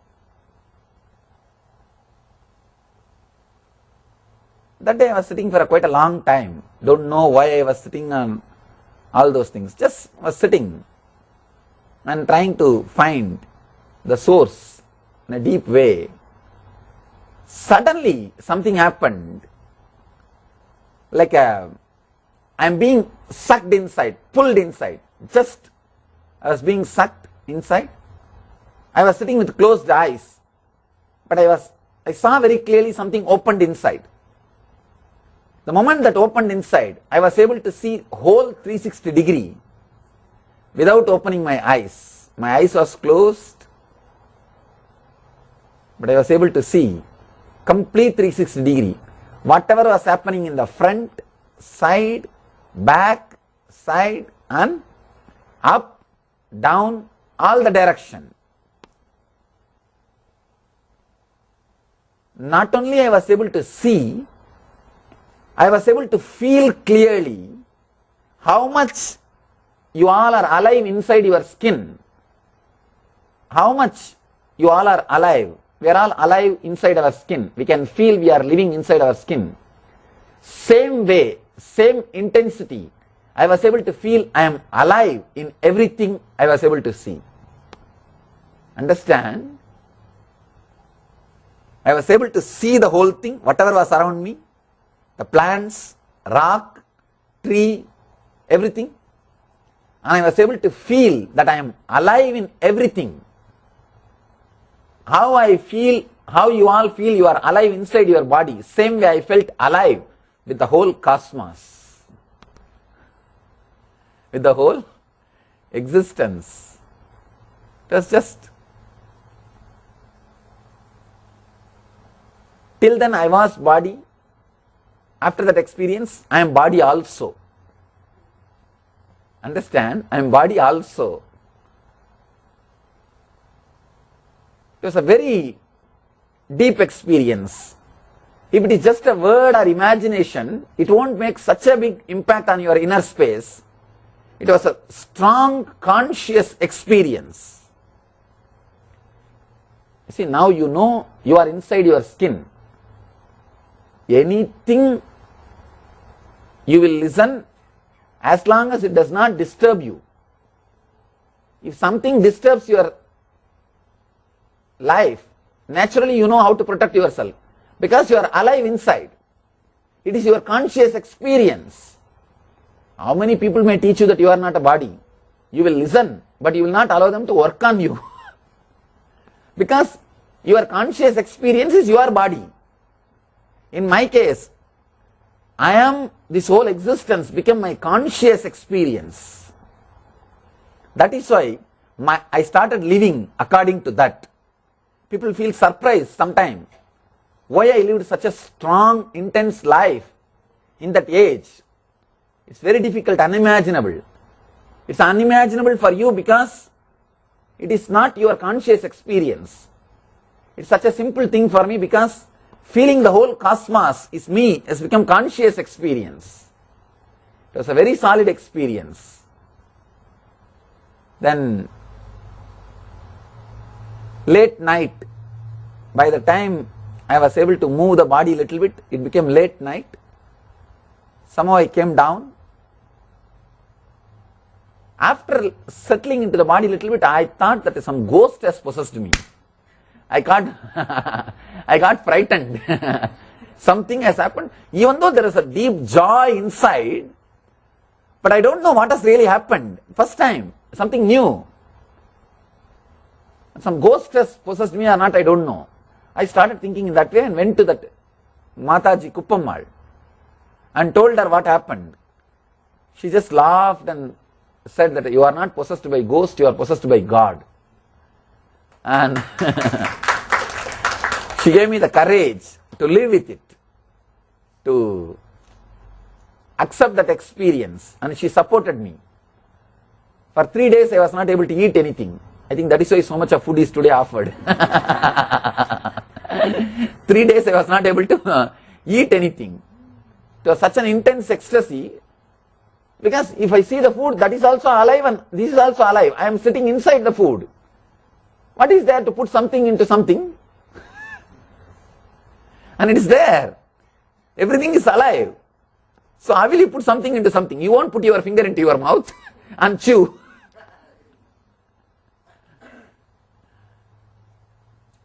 So how to put something into something? Everything is life. It was such a solid experience. It took 3 days. She used to put somehow she will put little food in the mouth and try to force me to eat, but it will come out, and this way it happened, and she took care. After 3 days, body became a little settled. Then, even though she told me that I am possessed by God and supported me and helped me, she encouraged and gave me courage. Even though she supported that fear, I never went near the track again for next 6 months. I'll never go near that area. And after a few days, I caught hold of my close friend, still he is there, and took him to the temple. The temple, I told him, I want to tell you some important thing. And he said, okay. We went to one corner where no people come. Not much visitors come.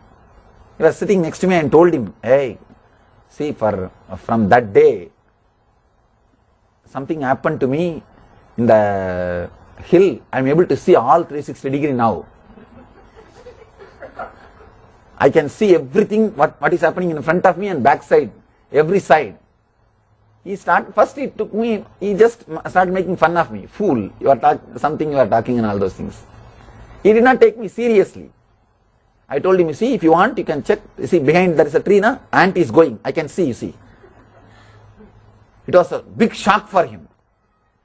And I told very clearly behind the tree and what all is going on, who is crossing and what color dress he is wearing, without turning my head. And ant climbing the tree and that small insects, I told, that fellow got frightened. First shock for him. I told him, if you want, you check. He had a Indian rupee coin in his packet. He picked up the coin and he said, I will show behind your head. You tell me which side I am showing, head or tail. And we had that game. I told clearly, for 10, 12 times he checked. I told very clearly. That completely shook that guy. I told him, you also go and sit on the rock, you will have this. No, because still I was not very clear why it happened and what happened and all those things. All I know is now I can see everything. And it is very joyful, like a bliss fever. It was a bliss fever, you see. And I told him, you also go and sit on that rock. I will tell you where it happened. I won't come. You go. And you will also be able to see like this everything. And that fellow slowly started, no, now I have to go to house, I have to do my homework. I said, no, sit, I will tell you what all to be done. And he was telling, no, I have to go now, I am in some urgent work. I caught hold of his hand. No, first, because I thought that he is going to escape. And he started like, no, I am feeling like going to bathroom, leave me a hand. And I caught hold of him. I was trying to catch him and no, sit. First listen the whole thing. And I could see very clearly when I was trying to catch him without running, I could see very clearly, body may be two, but I am alive in both the bodies. Both the bodies I am alive.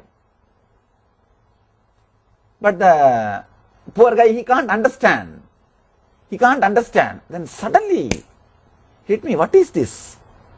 I feel like I am having two bodies.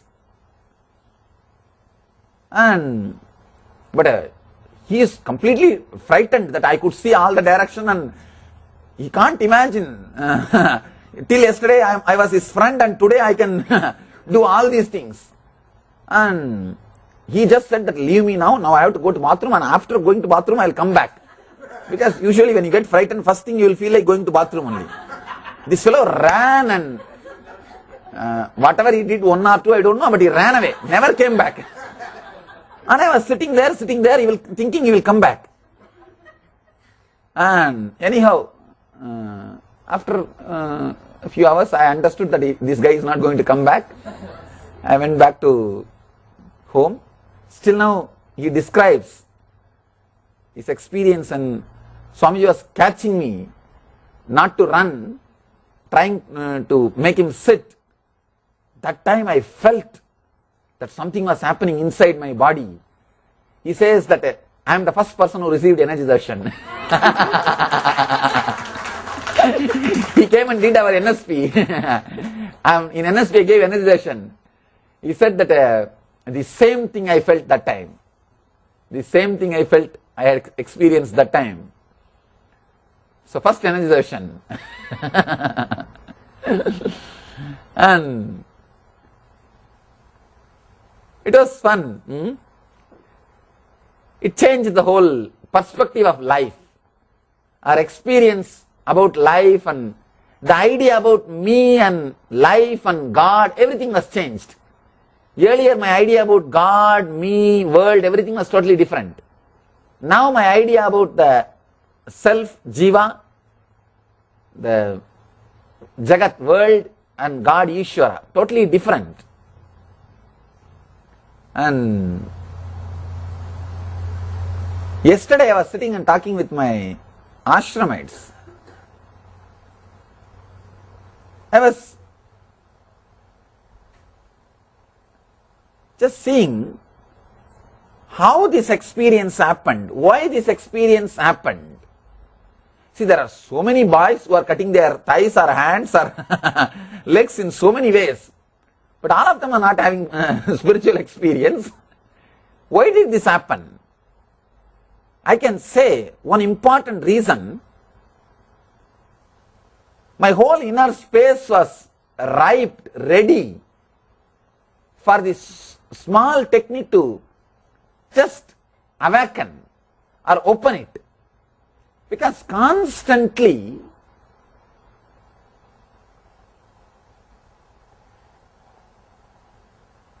I used to be in that high frequency of feeling connected with the masters without even my awareness. See, who inspires or impresses you, they become hero of your inner space, in the young age especially.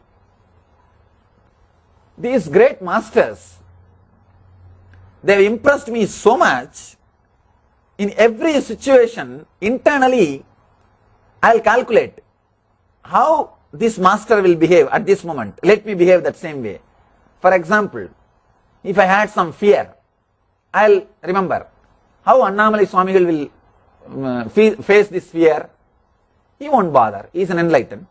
Let me also be like that.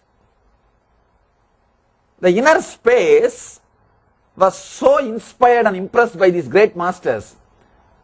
Every step in my life, I will think how he will behave. Let me do that. For example, if I see some sweet or something, My brothers and all will jump, hey, I want this chair, I want that chair. I'll think, how Annamalai Swami will behave? He won't bother. He will keep it in one corner. It will be there. Let me also be like that. I don't know how this system got developed into me. So much inspired, impressed by that masters. The inner space was so pure also, young age. No other heroes. Only these masters are the heroes. And every step I used to think, how he will behave. Let me behave like that. How he will do. Let me do like that. I used to go for a circumambulation of the hill. To go around the hill. It's a 16 kilometer in the late night. When I have little fear, I'll think how Annamalai Swami will behave. He won't bother about fear. Then let me also be like that. Let me tell you one incident. Really it happened. Heavy rain. Maybe around the time when I had my first experience, I was going for a circumambulation of that hill. I had the fear, heavy rain and thunders, lightning. Immediately I thought, how Annamalai Swami will behave? He won't bother. He will just walk. Let me also do the same way. And I was walking through the traditional crematorium, where people are cremated in India, cremated and buried. In India, both are done in same place. Burial and cremation, both are done in same place.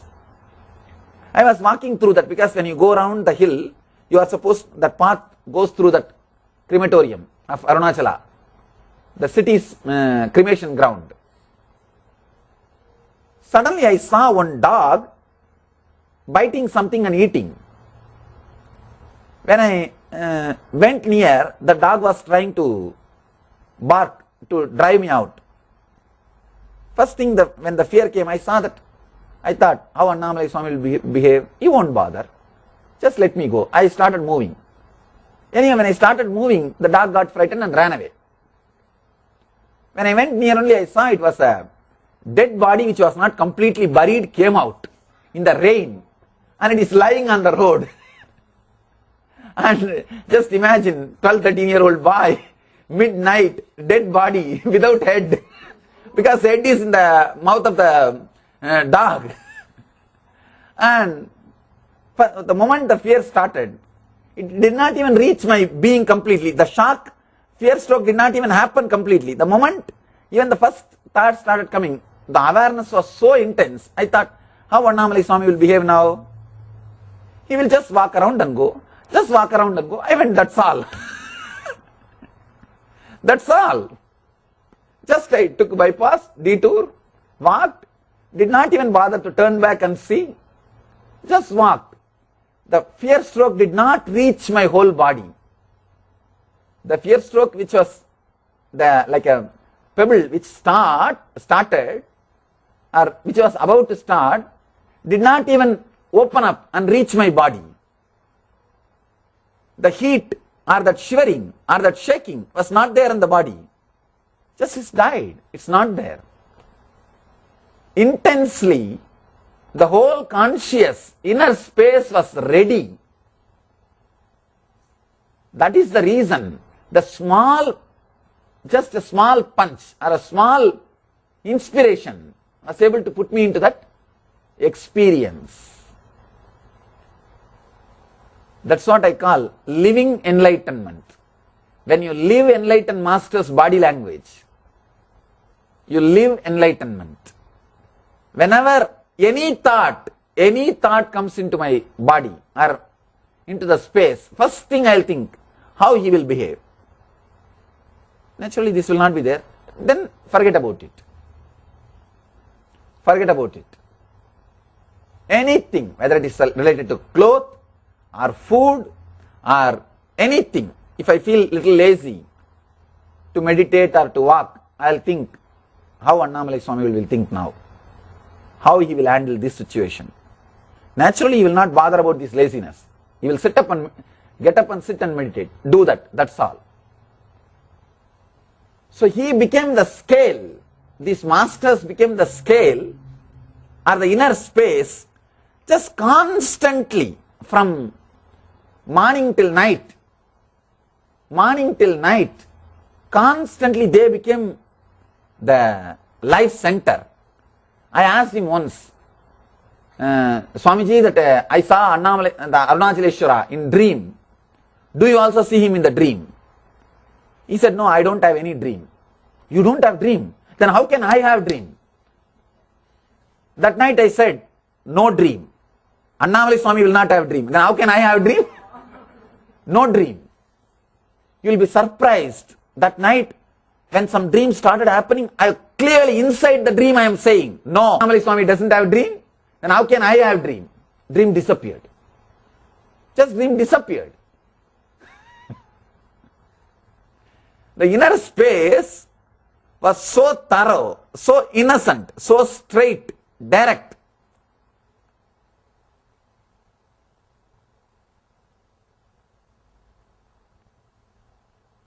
It just happened. It just happened. Even if I feel cold or anything, I'll remember how he will behave. It doesn't bother, he won't bother. Then don't bother, over. There was no further questions, arguments inside. The biggest problem for a seeker is, I know it is right, but I am struggling. You are dead. You are dead. Over. Over. You will neither achieve this nor achieve that. Earlier you die, better for you and the planet Earth. Over. If somebody says, then nothing can be done by you. Nothing will be done. Then what will you do? Because you will be talking this, you will be stuck with this one idea for janmas. This is what we call karana sarira, giving reason. Understand? I know what Swamiji is talking is right, but I am not able to. Means what? Caught in karana sarira. You will never be able to get out of this layer unless you just take a strong step and put your foot down. Anybody, be very clear, just look back, look into yourself. If you are caught in this layer, be very clear, nobody can save you. Nobody can save you.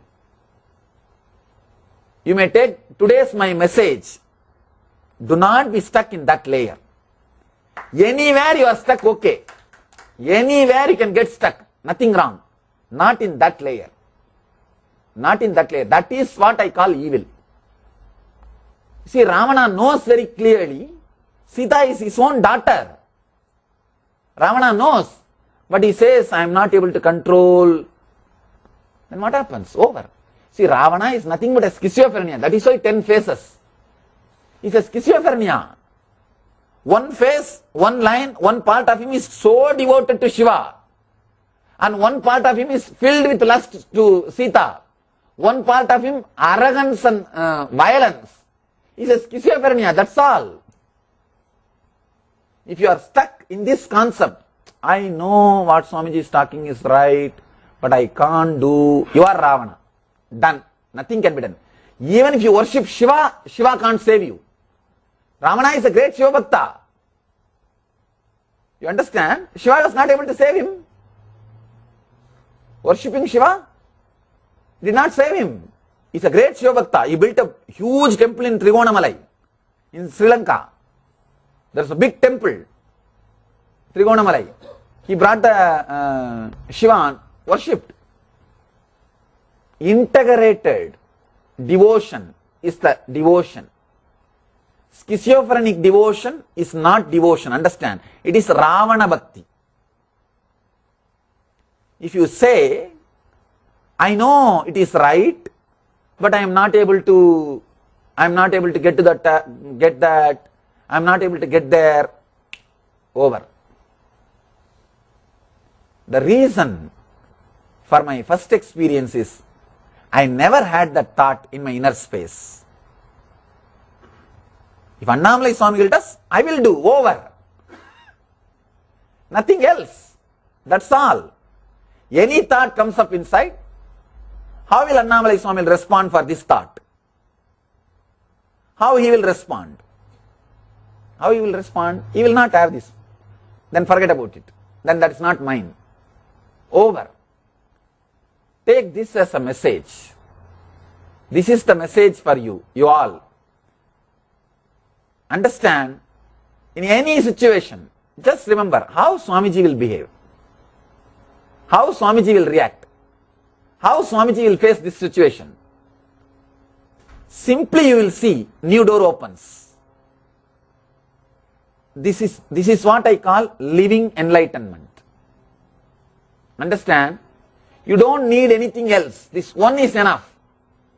Even while you are sitting, if thoughts are coming, if Swamiji is just sitting, what will be going on inside him? Naturally silence. Then why are you thinking? Silent. Over. Nothing else. That's all. Your mind will, if your mind says, no, I know it's true, but I can't do this, it's too much, then you think, if Swamiji's mind says like this, how he will behave? You would have finished the mind that moment. That's all. Nothing else. That's all. Just be very clear. Carry this one message. Maybe you can take this one message and let this message become life into you. The message of living enlightenment. See, understand, from the age of 10, of course, around the age of 10 only I was inspired and impressed by him. That was the time I started. But I didn't even know it's a meditation technique or it's a technique or all those things. Just it started. How he will behave. How Annamalai Swami will behave for this situation. Because many times in the house, my brothers or family will, if they start fighting for something, some share, this, that. And I'll think, how Annamalai Swami will behave? He won't even bother. Forget about it. Let them have. That's all. Because actually this is what I call relationship with Master. Relationship with Master is not just doing some puja or putting some flowers or worshipping him once in a while. No. Being thoroughly impressed by him. Anything comes up, fear or insecurity or greed or anger, anything comes up, just see how he will behave. Simply it will disappear. It will just disappear. A simple understanding. Living enlightenment. Simple understanding enough, it will disappear. Nothing else is needed. Carry this one message. Carry this one message. See, the ordinary relationship, your relationship with Master, many times I used to tell people, relationship, strong feeling connected with Master is enough, you don't need any other technique. That means this is what? This is what? Not just your ordinary relationship. Your ordinary relationship, you neither try to understand me nor try to imbibe. Just it is there. Just it is there, and that is not, I can't even call that as a relationship. It's a regular, ordinary thing. Feeling connected with Master means just living him, living Master. When you live the Master, only then you feel connected to him. Only then you are expanding. Only then something is happening in you. Otherwise you are Ravana. See, Ravana's 9 head, 10 head means what? Schizophrenia. That's why different phases. Different phases of him only is called schizophrenia. And sometimes he behave nicely, sometimes he behave rudely, sometimes with lust, sometimes with worshipping mood. That's why they put him all the phases. They described him like a cartoon, so many phases. Integrate. No Karana. No more being Ravana. And just let the whole body and mind imbibe the energy and spirit, inspiration of Master. That's all is the message. Why this does not happen in us, Because of so many other relationships. Your inner space is occupied by so many other persons, and so many other people have inspired you, or impressed you, or gave the idea that they are heroes. I always tell people, the relationship between disciple and disciple will lead to hell. Any relationship between disciple and disciple will lead to hell. Because blind leading to the blind, what will happen? Both will fall into the big ditch. Both will fall into the big ditch. Disciple-disciple relationship is the worst thing which can happen to a disciple. Disciple-disciple relationship is allowed only when some disciple enriches your faith and trust towards the master. That's all. Sometimes disciple A may inspire disciple B and enrich his devotion towards master. Only at those few moments this relationship is allowed, because at those few moments disciple A is not working. Through him master's energy is working. So he is no more a disciple at those few moments. Otherwise, in other moments, he is himself. I always tell people, even the people whom I put in the front, on the stage, do not think your relationship with them is going to be good. No. No. They are put on that stage with one idea. For those few moments, they can inspire you and create trust on the master. Afterwards, forget about them. Relationship is only with master disciple. When two unenlightened persons starts relating, blind leading to the blind, direct hell. You don't even have to travel to the hell. You will bring the you will have home delivery. Your home will be delivered to your home. Home delivery. Understand? Only those few moments when they inspire and increase your devotion or faith towards the master, the relationship can be allowed, because those few moments they are no more disciples. Master's energy is working through them. After those few moments, just forget about them. Any disciple-disciple relationship is leading to hell. Carry these two words as a message.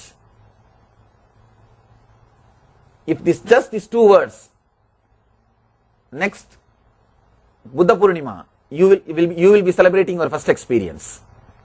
Understand? That should be the goal. Carry just these two as message. Anything comes in your mind, how Swamiji will behave. Do the same. And one more thing. Be very clear. When you behave as I am behaving, you will have whatever I am having. That's a promise from existence. Because I am not having anything for which I am not qualified. You understand? A corporate company may have something for which they are not qualified. That is why it is taken away. I am not having anything for which I am not qualified. That is why I don't have fear that something will be taken away from me. I am a solid rock. Anything which is around me, I am qualified. Same way, when you just carry this one message, live like a master. For whatever you are qualified, it will always gather around you. And it will always stay with you. It will always be with you. Understand? Person who is courageous enough to say, how master will live? This is the way. Let me live. If your mind may create some other question, who knows, this is the way he will behave. I think he behaves in a different way. No. He may behave, but what can I do? I am not in that state now. I have not reached that stage now. He is enlightened. Then ask your mind, how Swamiji will behave for this thought? He will just not bother. He won't bother. I was not enlightened when I started living like Annamalai Swami here. So naturally, he will not bother. Let me also not bother. Over. That's all you need to carry. when you carry this one truth in you, you are carrying me. You are carrying me. Carry the master. You will give birth to yourself. If you carry your husband or wife, you will give birth to one more person. Carry the master. You will give birth to yourself. You will give birth to yourself.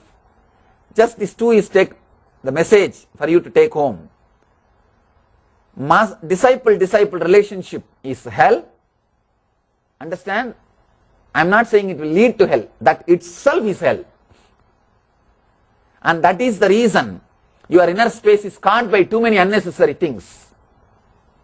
Second thing, important thing, for anything happens in you, how the master will behave, how master will respond, how master will be. Just be. Don't bother about any difficulty. Any difficulty comes up, just see how he will behave at this time. At the most, what difficulty can come? Death. Just remember how Swami will die. He will die, leave the body beautifully. Let me also do the same thing. That's all. What else is there? Nothing else. Anything can come. Just remember that one thing. How he will live, how he will live. Do the same thing over. Actually, this feeling connected, that gave the truth.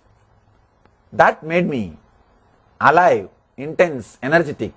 So even a small inspiration. This technique is very simple technique. Even such a simple thing can lead to such a wonderful experience because I was ready. Otherwise, there are so many people who are sitting and asking, who am I, who am I, who am I, from where thoughts are coming. But nothing is happening to them except little mosquito and forget about seeing 360 degree. They stop seeing even inside one.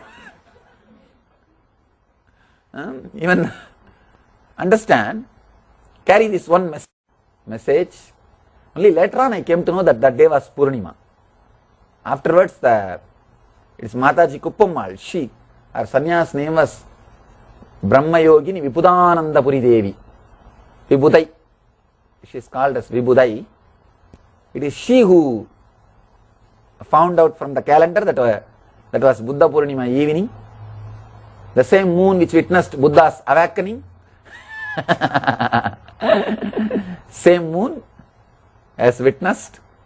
Understand, the same moon is coming again and again. So, let the moon not miss some more enlightenments. Give some more chance to the moon. There is every possibility. All of you can give chance to the moon. Just carry this one message. Understand, it should go so deep in your inner space. While dream starts coming inside you, you should remember, hey, will Swamiji have a dream? No. Then relax. It should go so deep into your inner space, and it can go. Many times you can see, you will be aware inside your dream itself. You will be aware inside your dream. One person came and told me, Swamiji, I had a dream that some ghost was trying to catch me. Inside dream I remembered you, and suddenly that it has left. Means what? Inside dream also, the faith that Swamiji will save me has gone inside. When that can go inside, this can go inside. Not that in dream ghost will catch you. Dream itself is a ghost which will catch you. Suddenly, clearly remember, over. It is possible. Carry this one. How Swamiji will behave. Any problem can be solved with this one thought. Anything in the internal world can be solved. Because Paramahamsa is a person who has seen all experiences. He is only called Paramahamsa. If he has not had some experience, existence makes him go through that experience, only then he becomes Paramahamsa. So whatever you go through, you went through, going through, or yet to go through, I went through already. So there is no space which you can say, I have not gone through. I have not gone through. So be very clear. Just remember this one word, how Swamiji will live. Just live, over. Just live. You will see, you will be living enlightenment.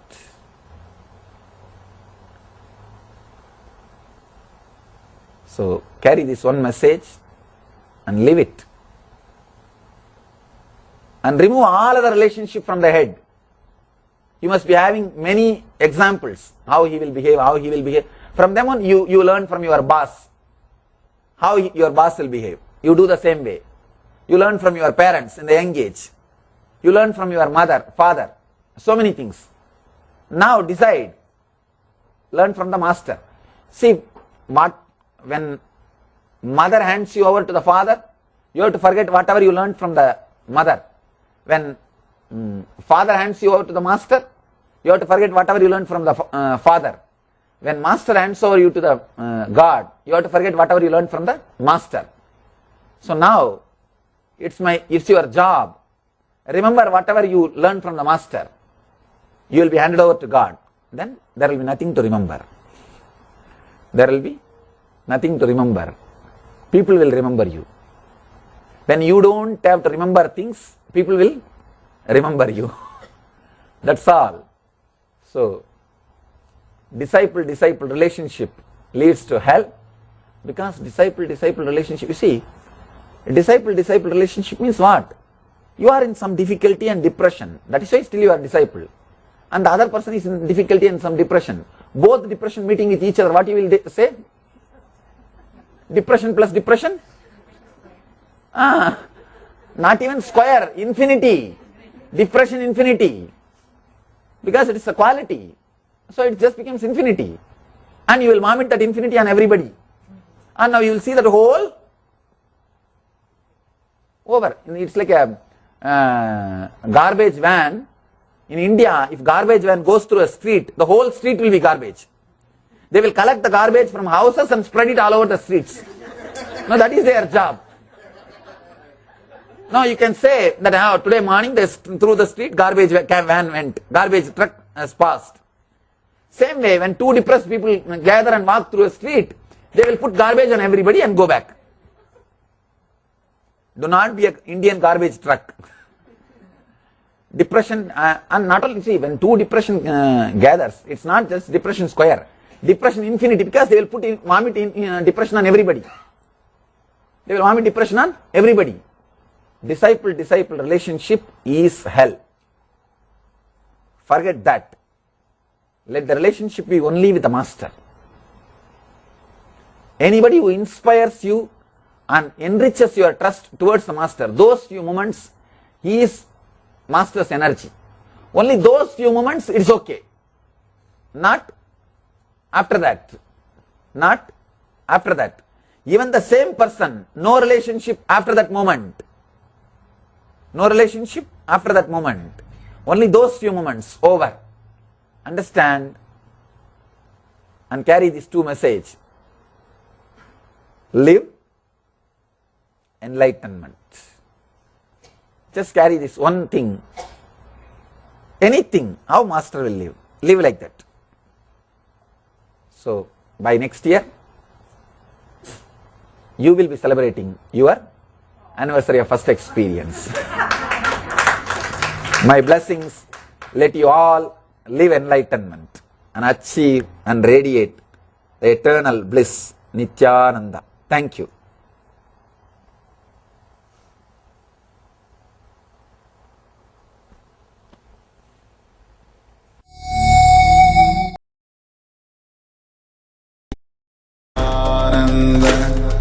Paramashivoham Om Nithyananda Paramashivoham.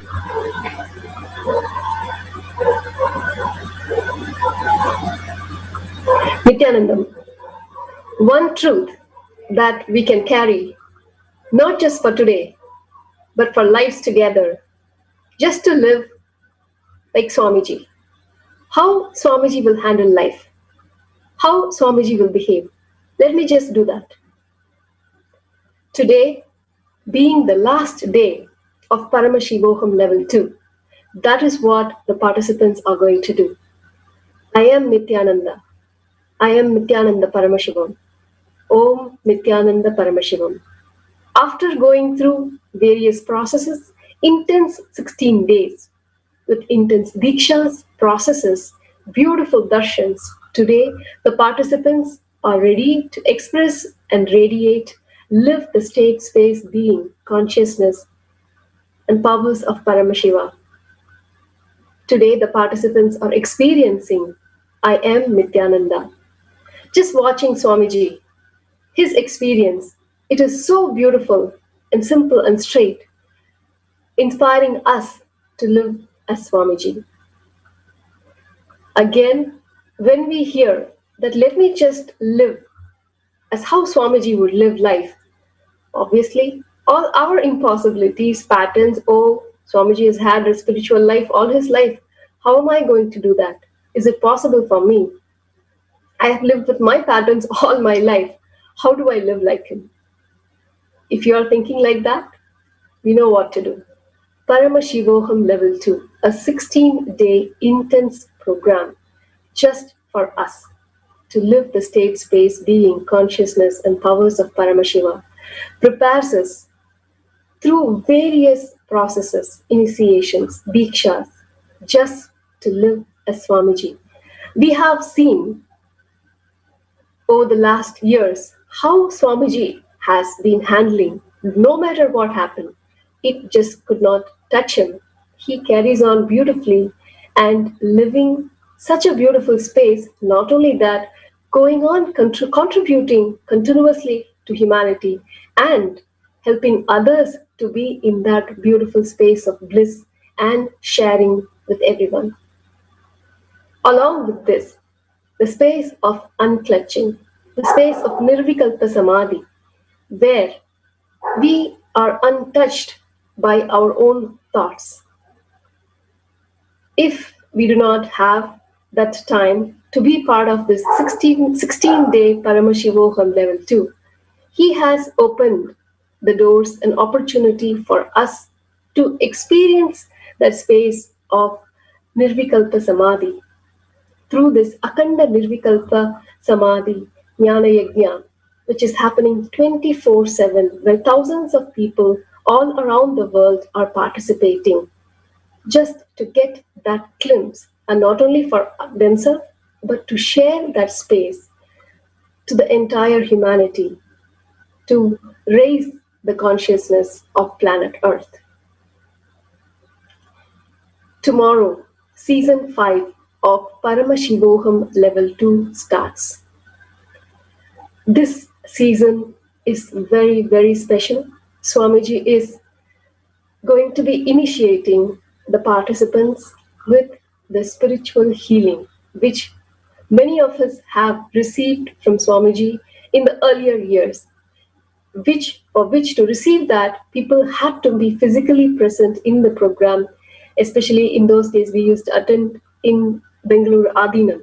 Now he is opening up for all the Paramashivoham Level 2 participants around the world to experience, to receive that Diksha, to become a spiritual healer. And many more wonderful offerings, and more than anything, hours of long sessions with Swamiji. What else do we need to radiate, to live as Swamiji? So if you have already attended, still, and if you have not attended, still register for Paramashivoham Level 2 at paramashivoham.org. The next season starts tomorrow. Thank you, Nithyananda.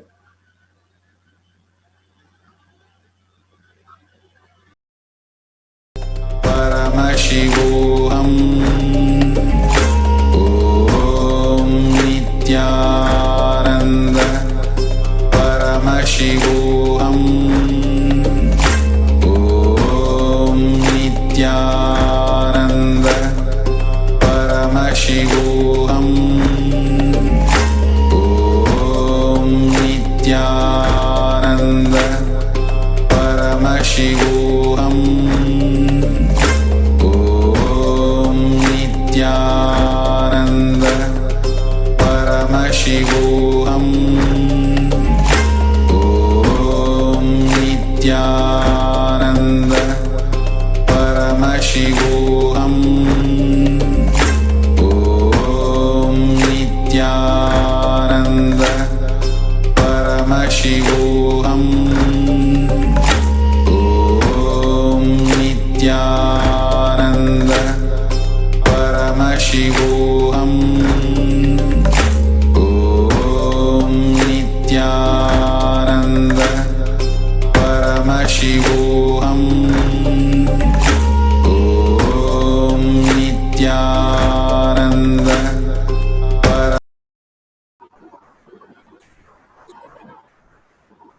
Nithyananda. Let's start the power manifestation session. Let's sit straight, visualize Bhagwan in third eye, and let's start with the Sadguru Vandan. Nithyanandam Paramasukadam Kevalam Jnanamurtim Vandvatitam Gagana Sadusham Tattvamasyaadilakshyam Ekam Nityam Vimalamachalam Sarvari Sakshidhutam Bhavatitam Trigunarahitam Sadgurum Tam Namami. Such a beautiful space that Bhagwan has given us, the darshan, diksha, initiation, into such powerful cognition. How, when we go to Guru, what kind of a space we are. We don't ask Guru to remove our problems.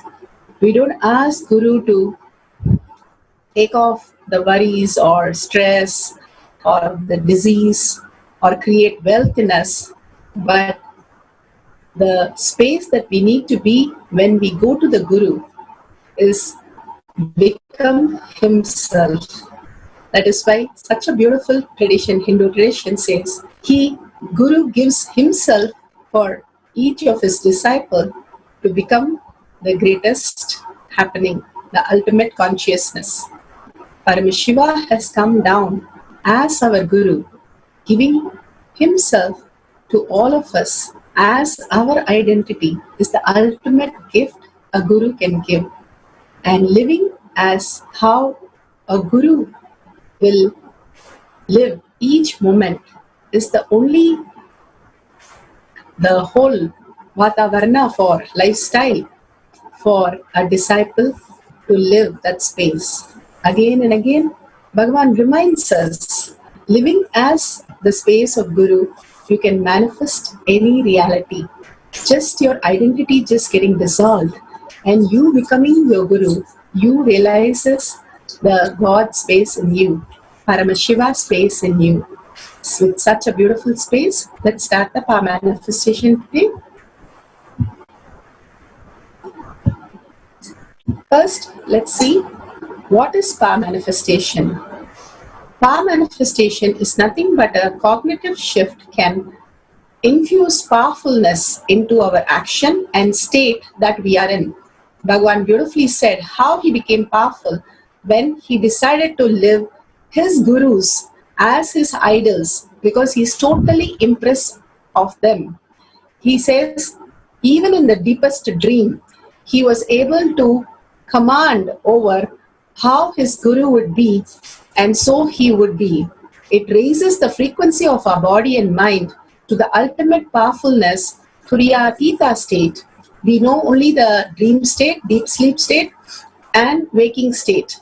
But all three states start from the space of Turiya and Turiyatita, awareness, which is heightened intelligence, and consciousness itself, the space of Paramashiva, who manifests as Shakti in all of us. So, power manifestation gives us the glimpse of the space of Paramashiva in each of us. Who is Paramashiva? Paramashiva's face, Satyojata face, who's a manifester, Vamadeva, whose sustenance, Agora, who's the regeneration, Tatpurusha, who's the Throbhava, delusion, pulls us out of delusion, and Anugraha, the most beautiful space of liberation, Ishana face. Now all these five faces do the Panchakriya of manifestation, sustenance, regeneration, delusion, and Anugraha, creating constant Big Bang and black hole happening in us every moment, zillions of years, just happening and just dissolving inside us in each and every Shana moment, and experiencing that as our ultimate reality and raising to that highly existential reality, understanding the space of Paramashiva in us. Bhagwan himself has given us the initiation into experiencing the highest state of consciousness. His Divine Holiness Nithyananda Paramashivam is a reviver of Kailasa.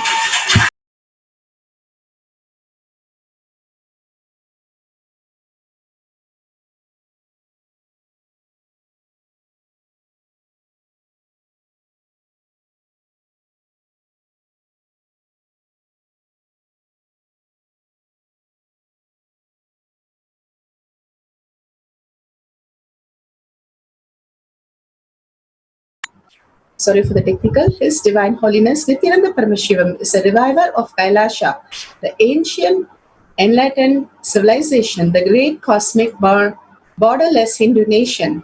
His Divine Holiness Nithyananda Paramashivam is an avatar from Hinduism, is a supreme pontiff of Hinduism, and made science of power manifestation, yoga, temple-based university user-friendly for the modern world. His Divine Holiness Nithyananda Paramashivam survived the worst persecution in multi-level by anti-Hindu elements. Kailasa, led by His Divine Holiness Nithyananda Paramashiva and his Hindu diasporas, are working for global peace. His Divine Holiness Nithyananda Paramashiva is a founder of Nithyananda Hindu University, which has extended campus of 150 countries. He is a Guru 293rd Guru Mahasannidhanam of Shamala Pita, Sarvanya Pita, and Swargapura Adinam, and present Maharaj of Surya Vamsa Surangi Samrajyam. Bhagwan has come down, Paramashiva has come down as Bhagwan, as our Guru, to revive the whole Hinduism on planet Earth, reviving all the Adinams and all the Sampradayas all over the world to create an enlightened ecosystem.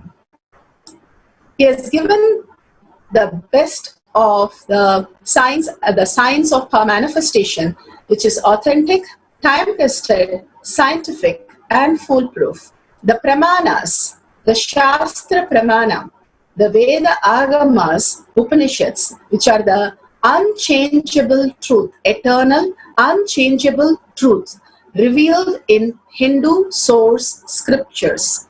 Apta Pramanas, Aptas are the Rishis, Munis, Ganas, Nayanamars, Alvars, and all the greatest avatars who have come down, authorities of Hinduism, who are the Vedic Rishis, scientists who have time-tested and verified the science of power manifestation. Atma Pramanas are the avatars who land in the physical body to show humanity how they can raise themselves to the superconscious space.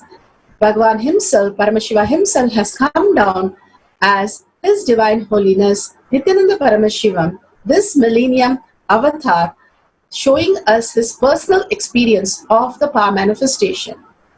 Shakshi Pramanas are the experience of the millions of disciples, devotees, followers initiated by Bhagavan into the science of power manifestation.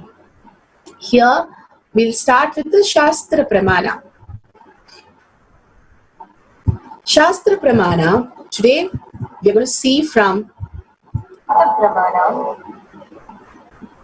the power of divine grace is taken from the Hatha Yoga Revered, Sutra 71, Dharana 70.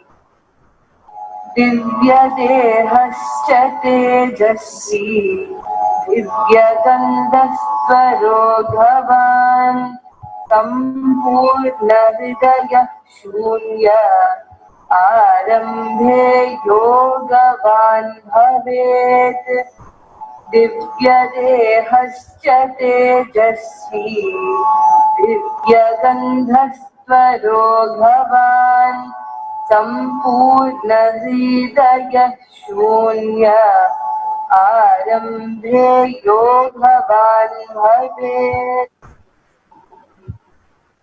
It is from the Hatha Yoga Pradipika, Sutra 71, Dharana 70. Power of emitting divine fragrance, power of Surabhi. Here Bhagavan translates, in the Arambha, the yogi's body becomes a divine, glowing, healthy, and emits divine smell. The whole of his heart becomes void. Such a beautiful space. Bhagavan beautifully many times said how When we are in such a completion, unclutched space, the whole being is so light. Our body feels as though it's literally floating. When Sita walked, simply everybody could experience the divine space, and everybody raised, including the father, and bow down for her. The space that we carry is very important. How we are carrying our load of past, or we are just like a feather floating in the air with such a oneness space, unclutched space with the higher reality. The more and more we are unclutched with the inner identity and outer identity, the mamakara and hankara, and only hold the identity of our guru as your only identity, understanding, living, experiencing only as a guru. Bhagavan beautifully says, in a year you can celebrate that beautiful space in you as Paramashiva. Such a beautiful space emits, glows, and manifests as the Divya Sarira. Literally, the divine Surabhi starts emitting from that body. We'll go to the Apta Pramana.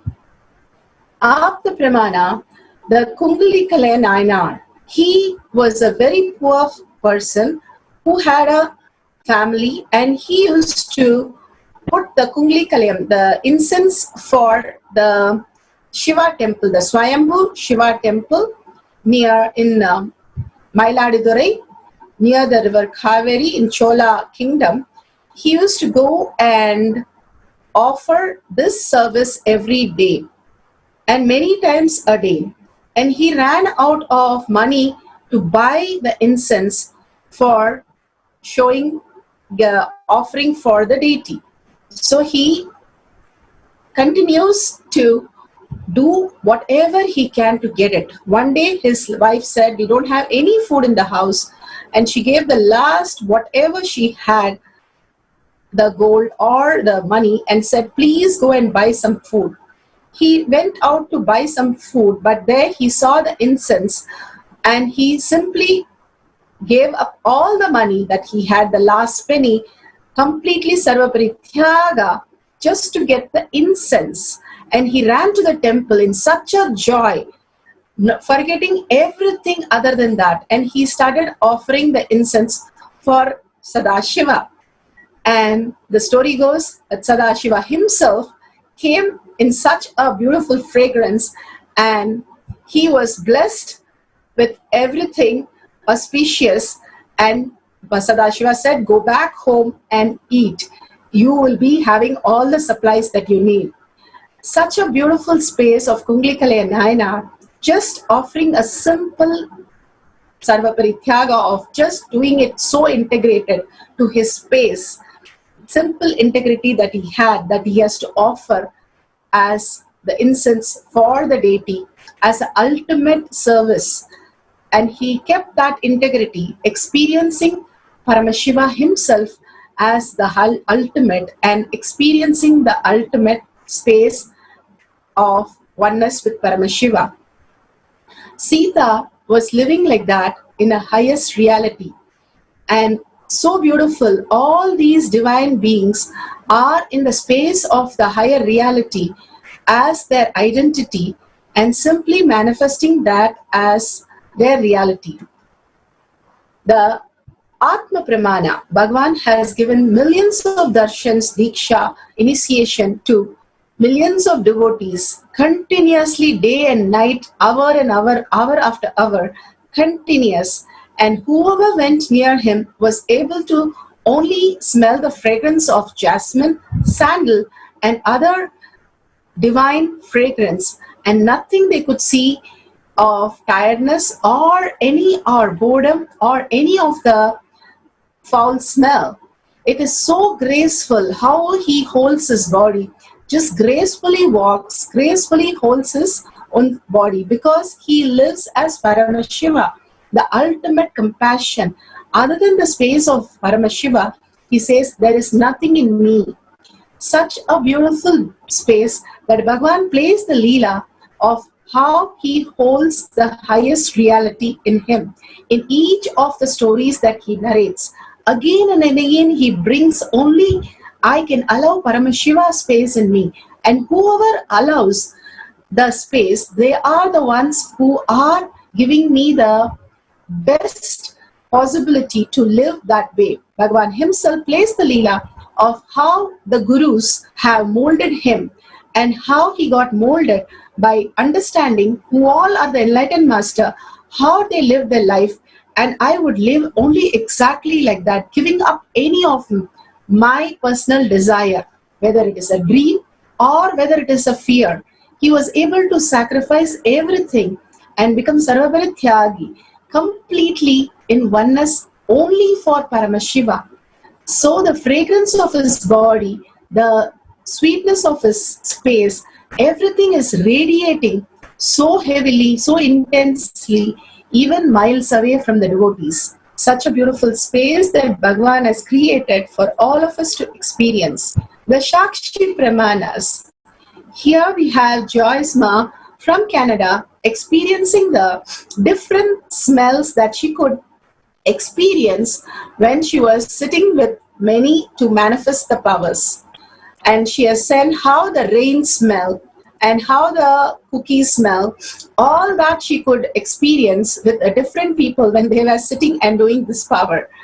And such a beautiful space of oneness, we are going to experience the power of divine fragrance today. Let's sit with a partner and experience the divine fragrance around us first. First, we are going to do it around us and then radiate it into our partners who are sitting either with you or across to the other side. So first, we'll have the 10 minutes of deep, intense chanting of Mahavakya and sitting in oneness space, completely unclutched. What would Bhagavan do if he has to experience the divine fragrance? He would be completely unclutched in the oneness space with Paramashiva. So I would also do that to experience that.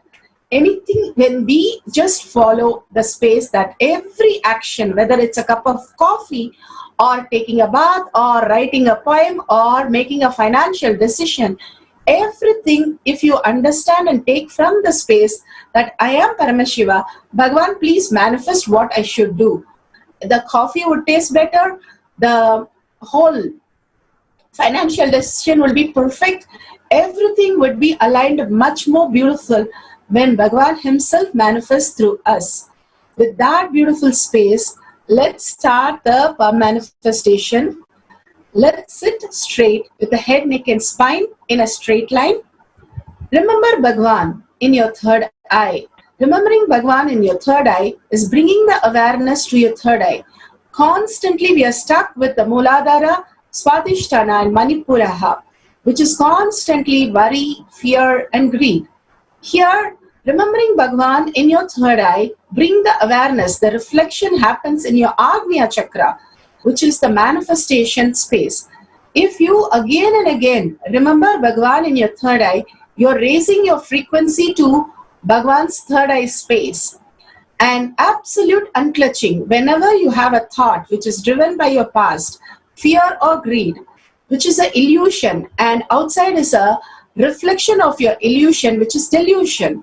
So absolute unclutching and tyaga, the outside does not exist. And why am I going and clinging myself again and again to that? Let me have a simple integrity. How my Guru had so much of simple integrity, whether it is a dream or whether it is a fear. He only said, how would my Gurus start living? I would live exactly by totally being impressed about your Guru will make you manifest that simple integrity. All you need to be is just have a hero idol of your Guru. If you become your mom or dad, that is all you can expand to. But if you become Paramashiva, you can experience the oneness, you can celebrate, the whole cosmos celebrates you and you celebrate the cosmos.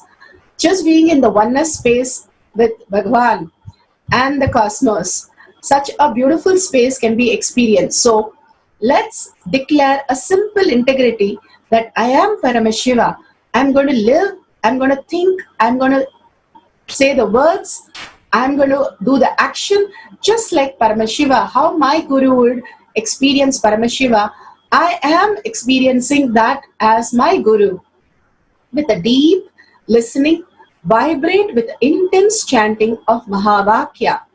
Because whenever we go and get diluted by the thoughts, the Mahavakya pulls us back to the integrity with our Guru.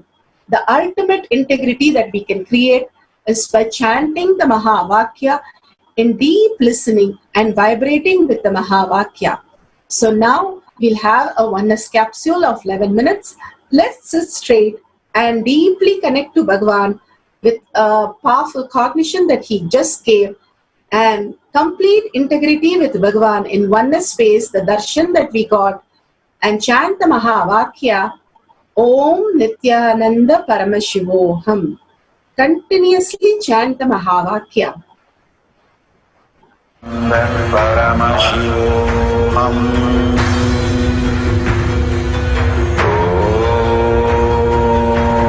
Nithyananda Paramashivoham.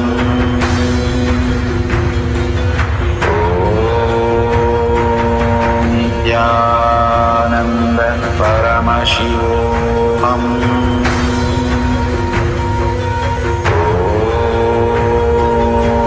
Nithyananda Paramashivoham.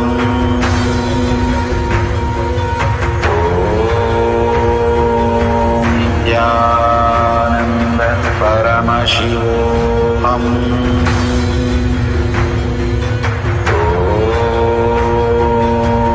Nithyananda Paramashivoham.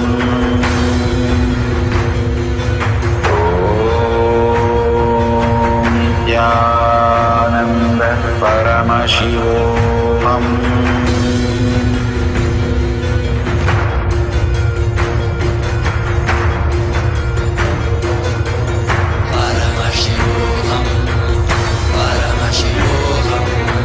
Let Paramashiva's third eye manifest in all our third eyes. Let the Amrita pour, let the Vani open up, manifest in all of us.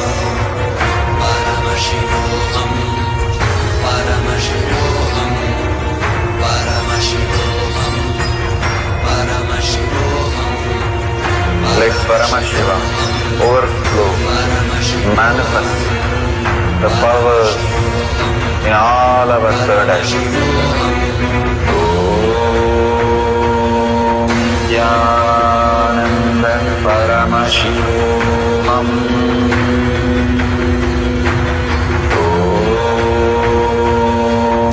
Nithyananda Paramashivoham.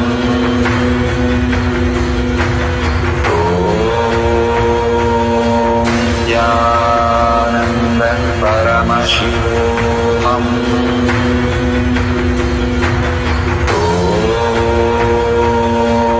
Nithyananda Paramashivoham. Om Nithyananda Paramashivoham.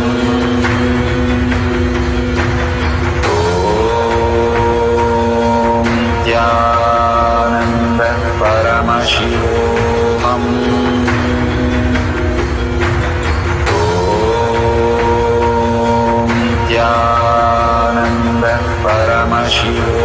Om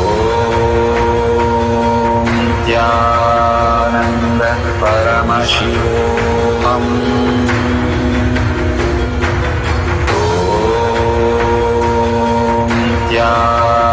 Nithyananda Paramashivoham.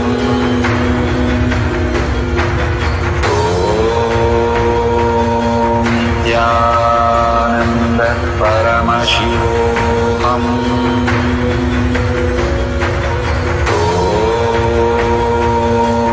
Nithyananda Paramashivoham. Om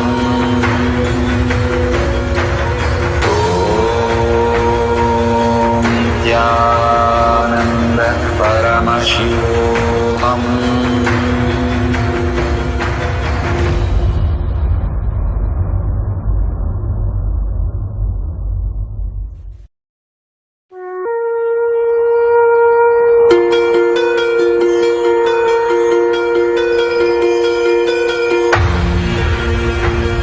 See yourself as 25-headed, 50-handed Paramashiva, as eternally 16, youthful.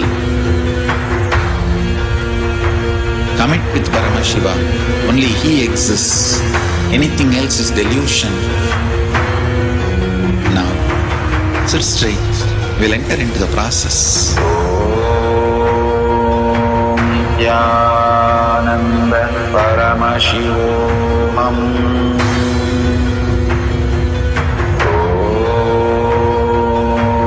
Nithyananda Paramashivoham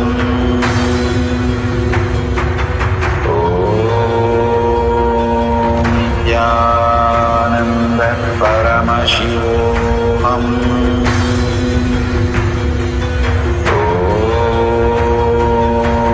Nithyananda Paramashivoham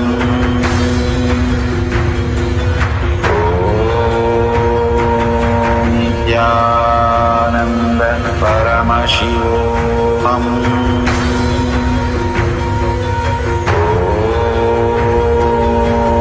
Nithyananda Paramashivoham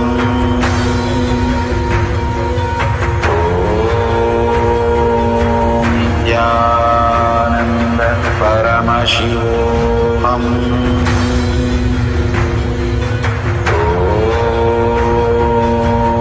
Nithyananda Paramashivoham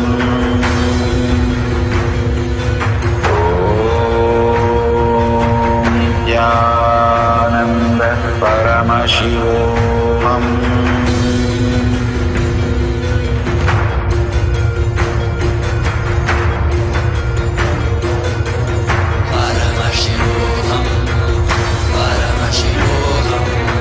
Let Paramashiva's third eye manifest in all our third eyes. Let the Amrita pour, let the Varni open up, manifest in all of us.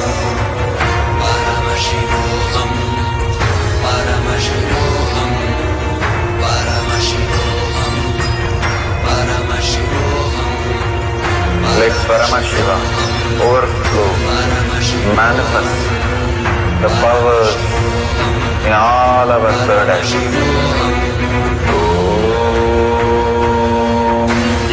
Nithyananda Paramashivoham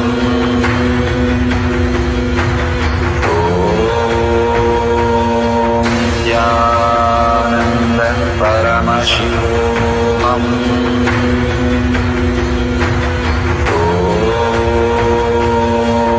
Nithyananda Paramashivoham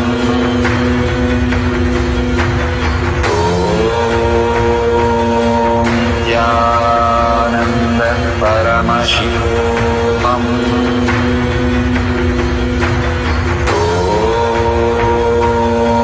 Nithyananda Paramashivoham Nithyananda Paramashivoham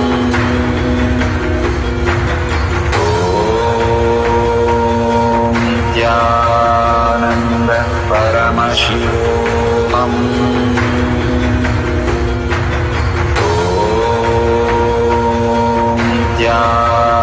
Nithyananda Paramashivoham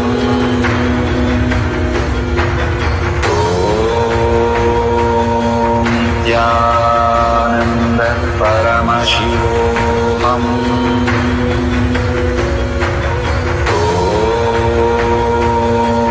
Nithyananda Paramashivoham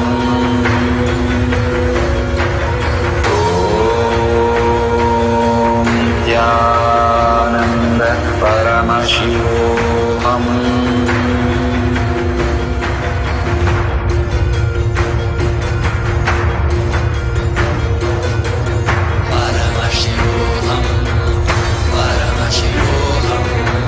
Let Paramashiva's third eye manifest in all our third eyes.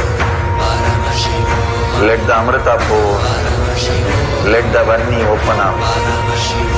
Manifest in all of us.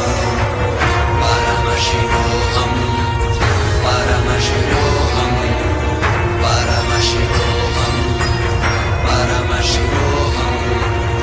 Let Paramashiva overflow, manifest the powers in all our third eye. Om Nithyananda Paramashivoham. Om Nithyananda Paramashivoham.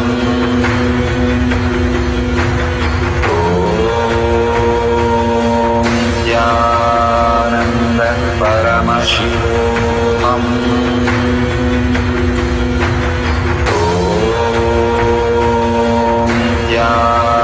Nithyananda Paramashivoham. Om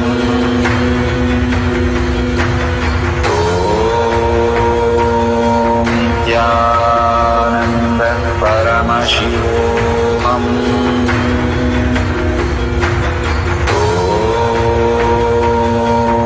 Nithyananda Paramashivoham. Om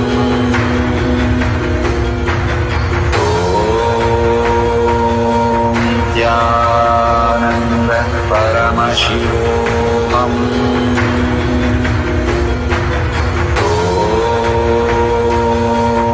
Nithyananda Paramashivoham.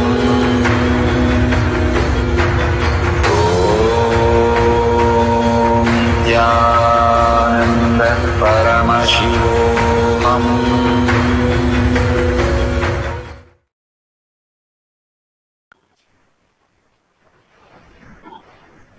Nithyanandam, such a beautiful space of just feeling such lightness and such intense presence of Bhagwan's, that Surabhi that you can smell now. Bhagwan beautifully says, the original smell, the smell of the rain is what we are supposed to smell as human beings. But because of so much of the different Western ways of living, we have forgotten how even to smell. And Bhagwan beautifully says, when you are in Goshala, you will get back your smell of the basic fragrance that we have. And so beautifully, again and again, in oneness with Bhagwan, the less of you and more of him. Such a transfusion, like how we do a blood transfusion, it's literally the Guru transfusion that has to happen in us. It's literally melt in being how intense, how integrated to who he is, simple and so profound, sculpting each word for us to live the highest reality. The will persistent that he had for so many years to hold that oneness space. Paramashiva is ultimate, Paramashiva is real, and Paramashiva is manifesting through me. Now we do the manifestation for others. You can call up somebody or sit with a partner for them to experience the power of Surabhi. So let's sit straight, visualize Bhagwan in your third eye, again and again unclutch from this illusion and delusion which we are constantly going through. Whatever words, thoughts, every emotion, feelings, everything is illusion and delusion. Unclutch from that. Again and again, bring your awareness back to your third eye. Remember Bhagwan. Remembrance is liberation. And completely holding that oneness space, the darshan. Who is Bhagwan? Who is nothing but your own self, the deepest of you.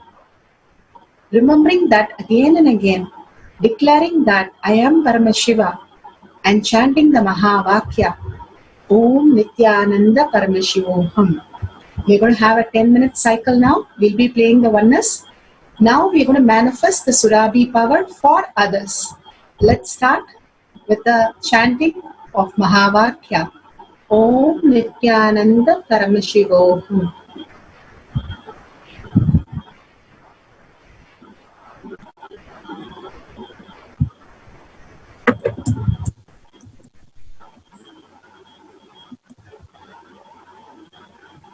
Please continue chanting. We'll play the oneness capsule.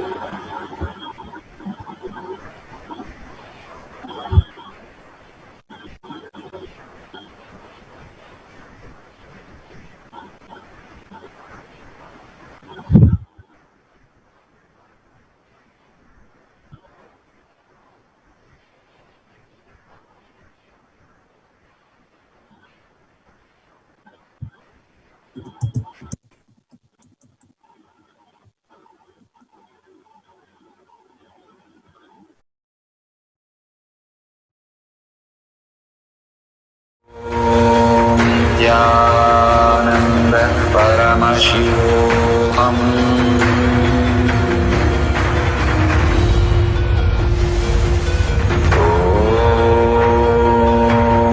Nithyananda Paramashivoham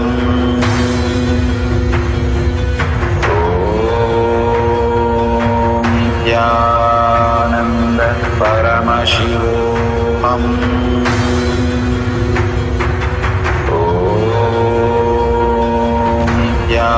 Nithyananda Paramashivoham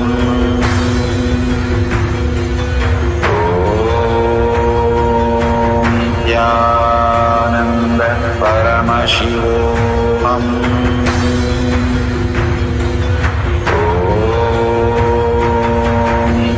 Nithyananda Paramashivoham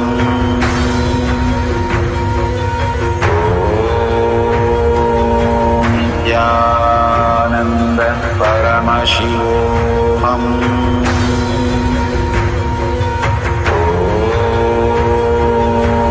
Nithyananda Paramashivoham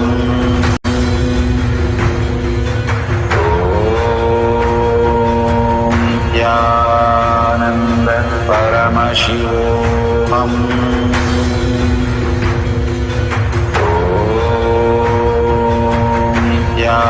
Nithyananda Paramashivoham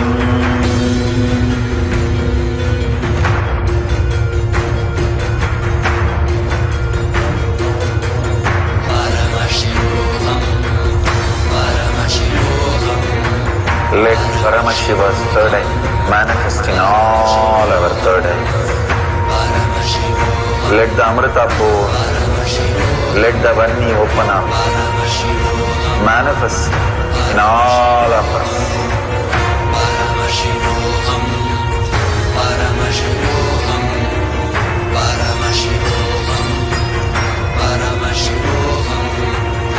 Let Paramashiva overflow, manifest the powers in all our third eyes.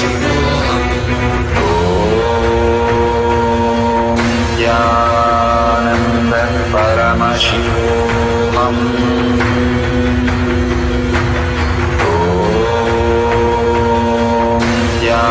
Nithyananda Paramashivoham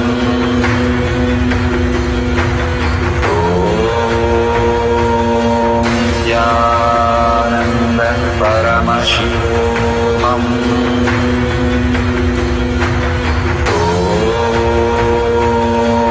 Nithyananda Paramashivoham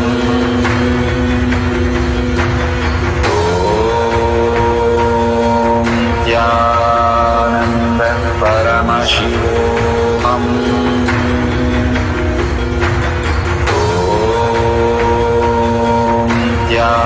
Nithyananda Paramashivoham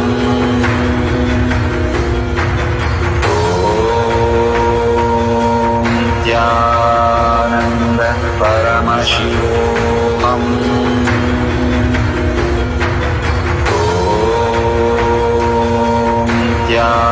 Nithyananda Paramashivoham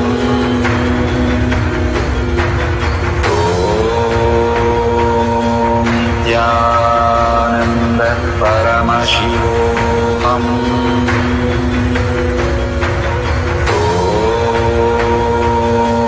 Nithyananda Paramashivoham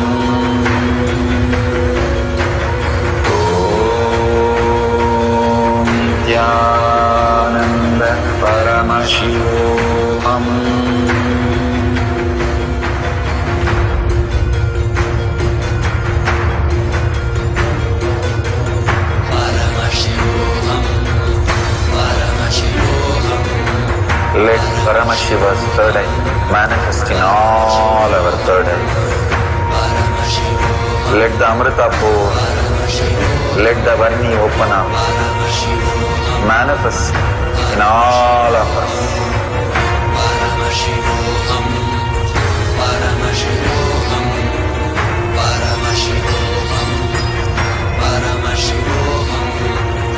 Let Paramashiva overflow, manifest the powers in all our third eyes. Om Jnana Paramashivoham. Om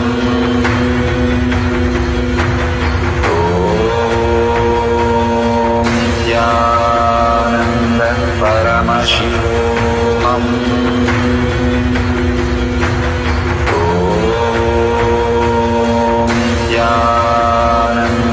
Paramashivoham. Om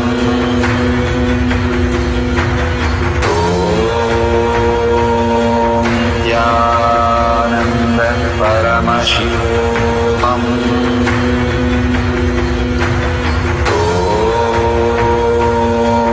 Jnana Paramashivoham. Paramashivoham. Om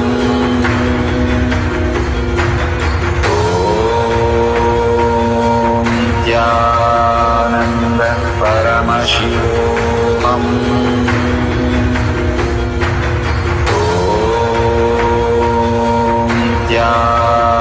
Jnana Paramashivoham.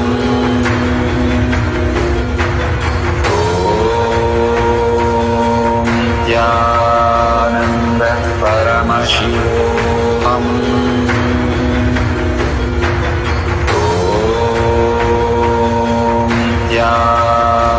Jnana Paramashivoham. Om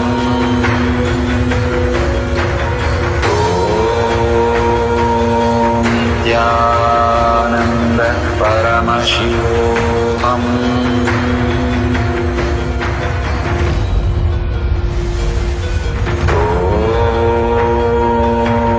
Jnana Paramashivoham. Om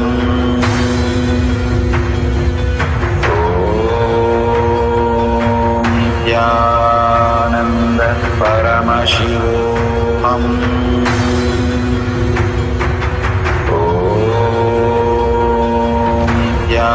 Jnana Paramashivoham.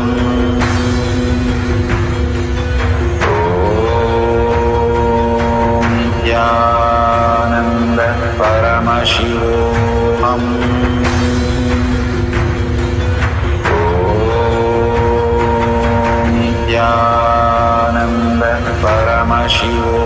Om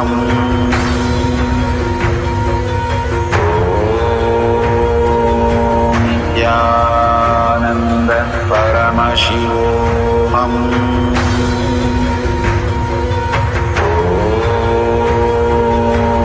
Jnana Paramashivoham.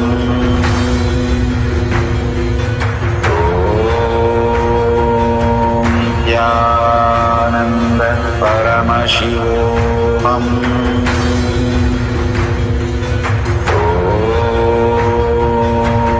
Jnana Paramashivoham.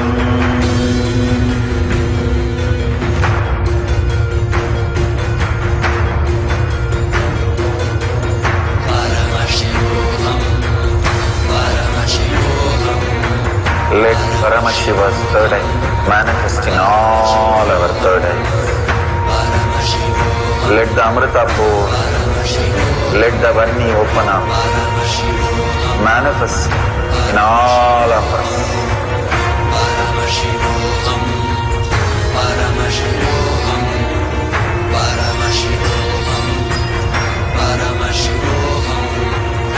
Let Paramashiva overflow, manifest the powers in all our third eyes. Om Jnana Paramashivoham.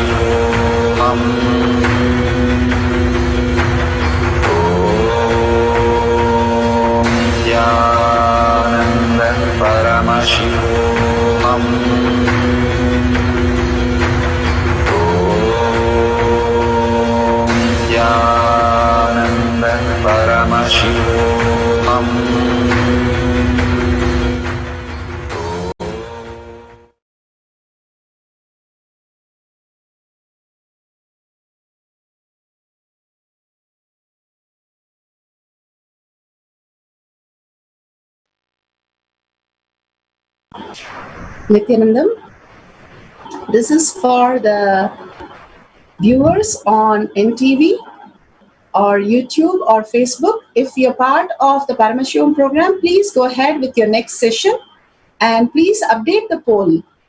It's so beautiful to participate and experience the whole of Paramashiva. Go ahead, update the poll and participate in the next session that you have here for the YouTube users and the NTV and all the participants who are now through the social media. Please update the tinyurl.com/powermanifestation your experience.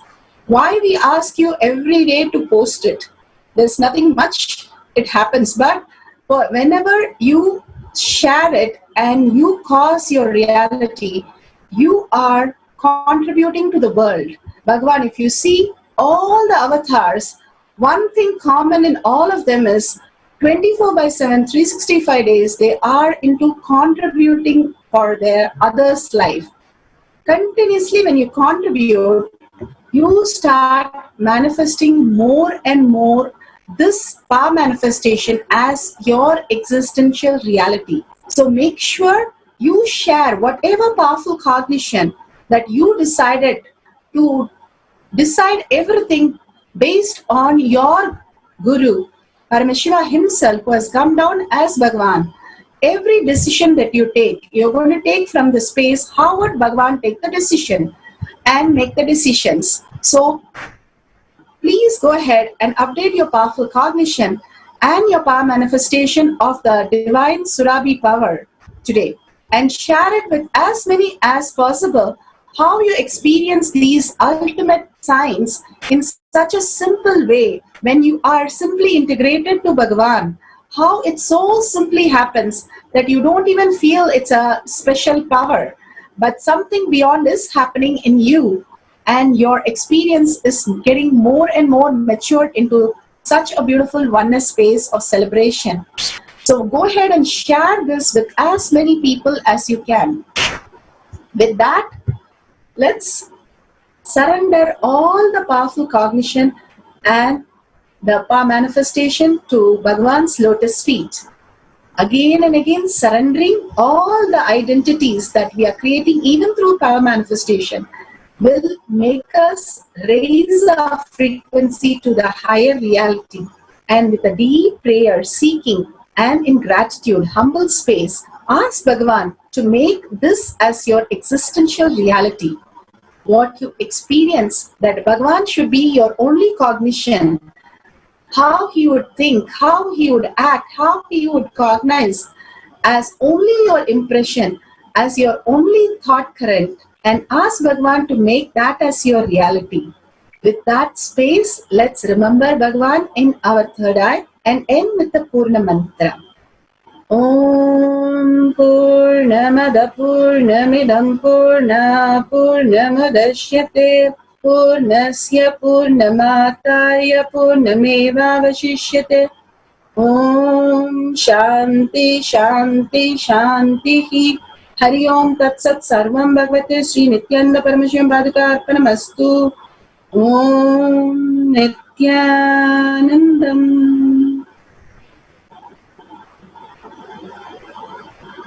Thank you very much for participating today in the Power Manifestation session. Make sure you don't miss any of the darshan, any of the courtyard session, satsang, and Power Manifestation. Again and again, share with everybody and bring new people for the satsang or getting the blessings darshan from Swamiji. Thank you, Nithyananda.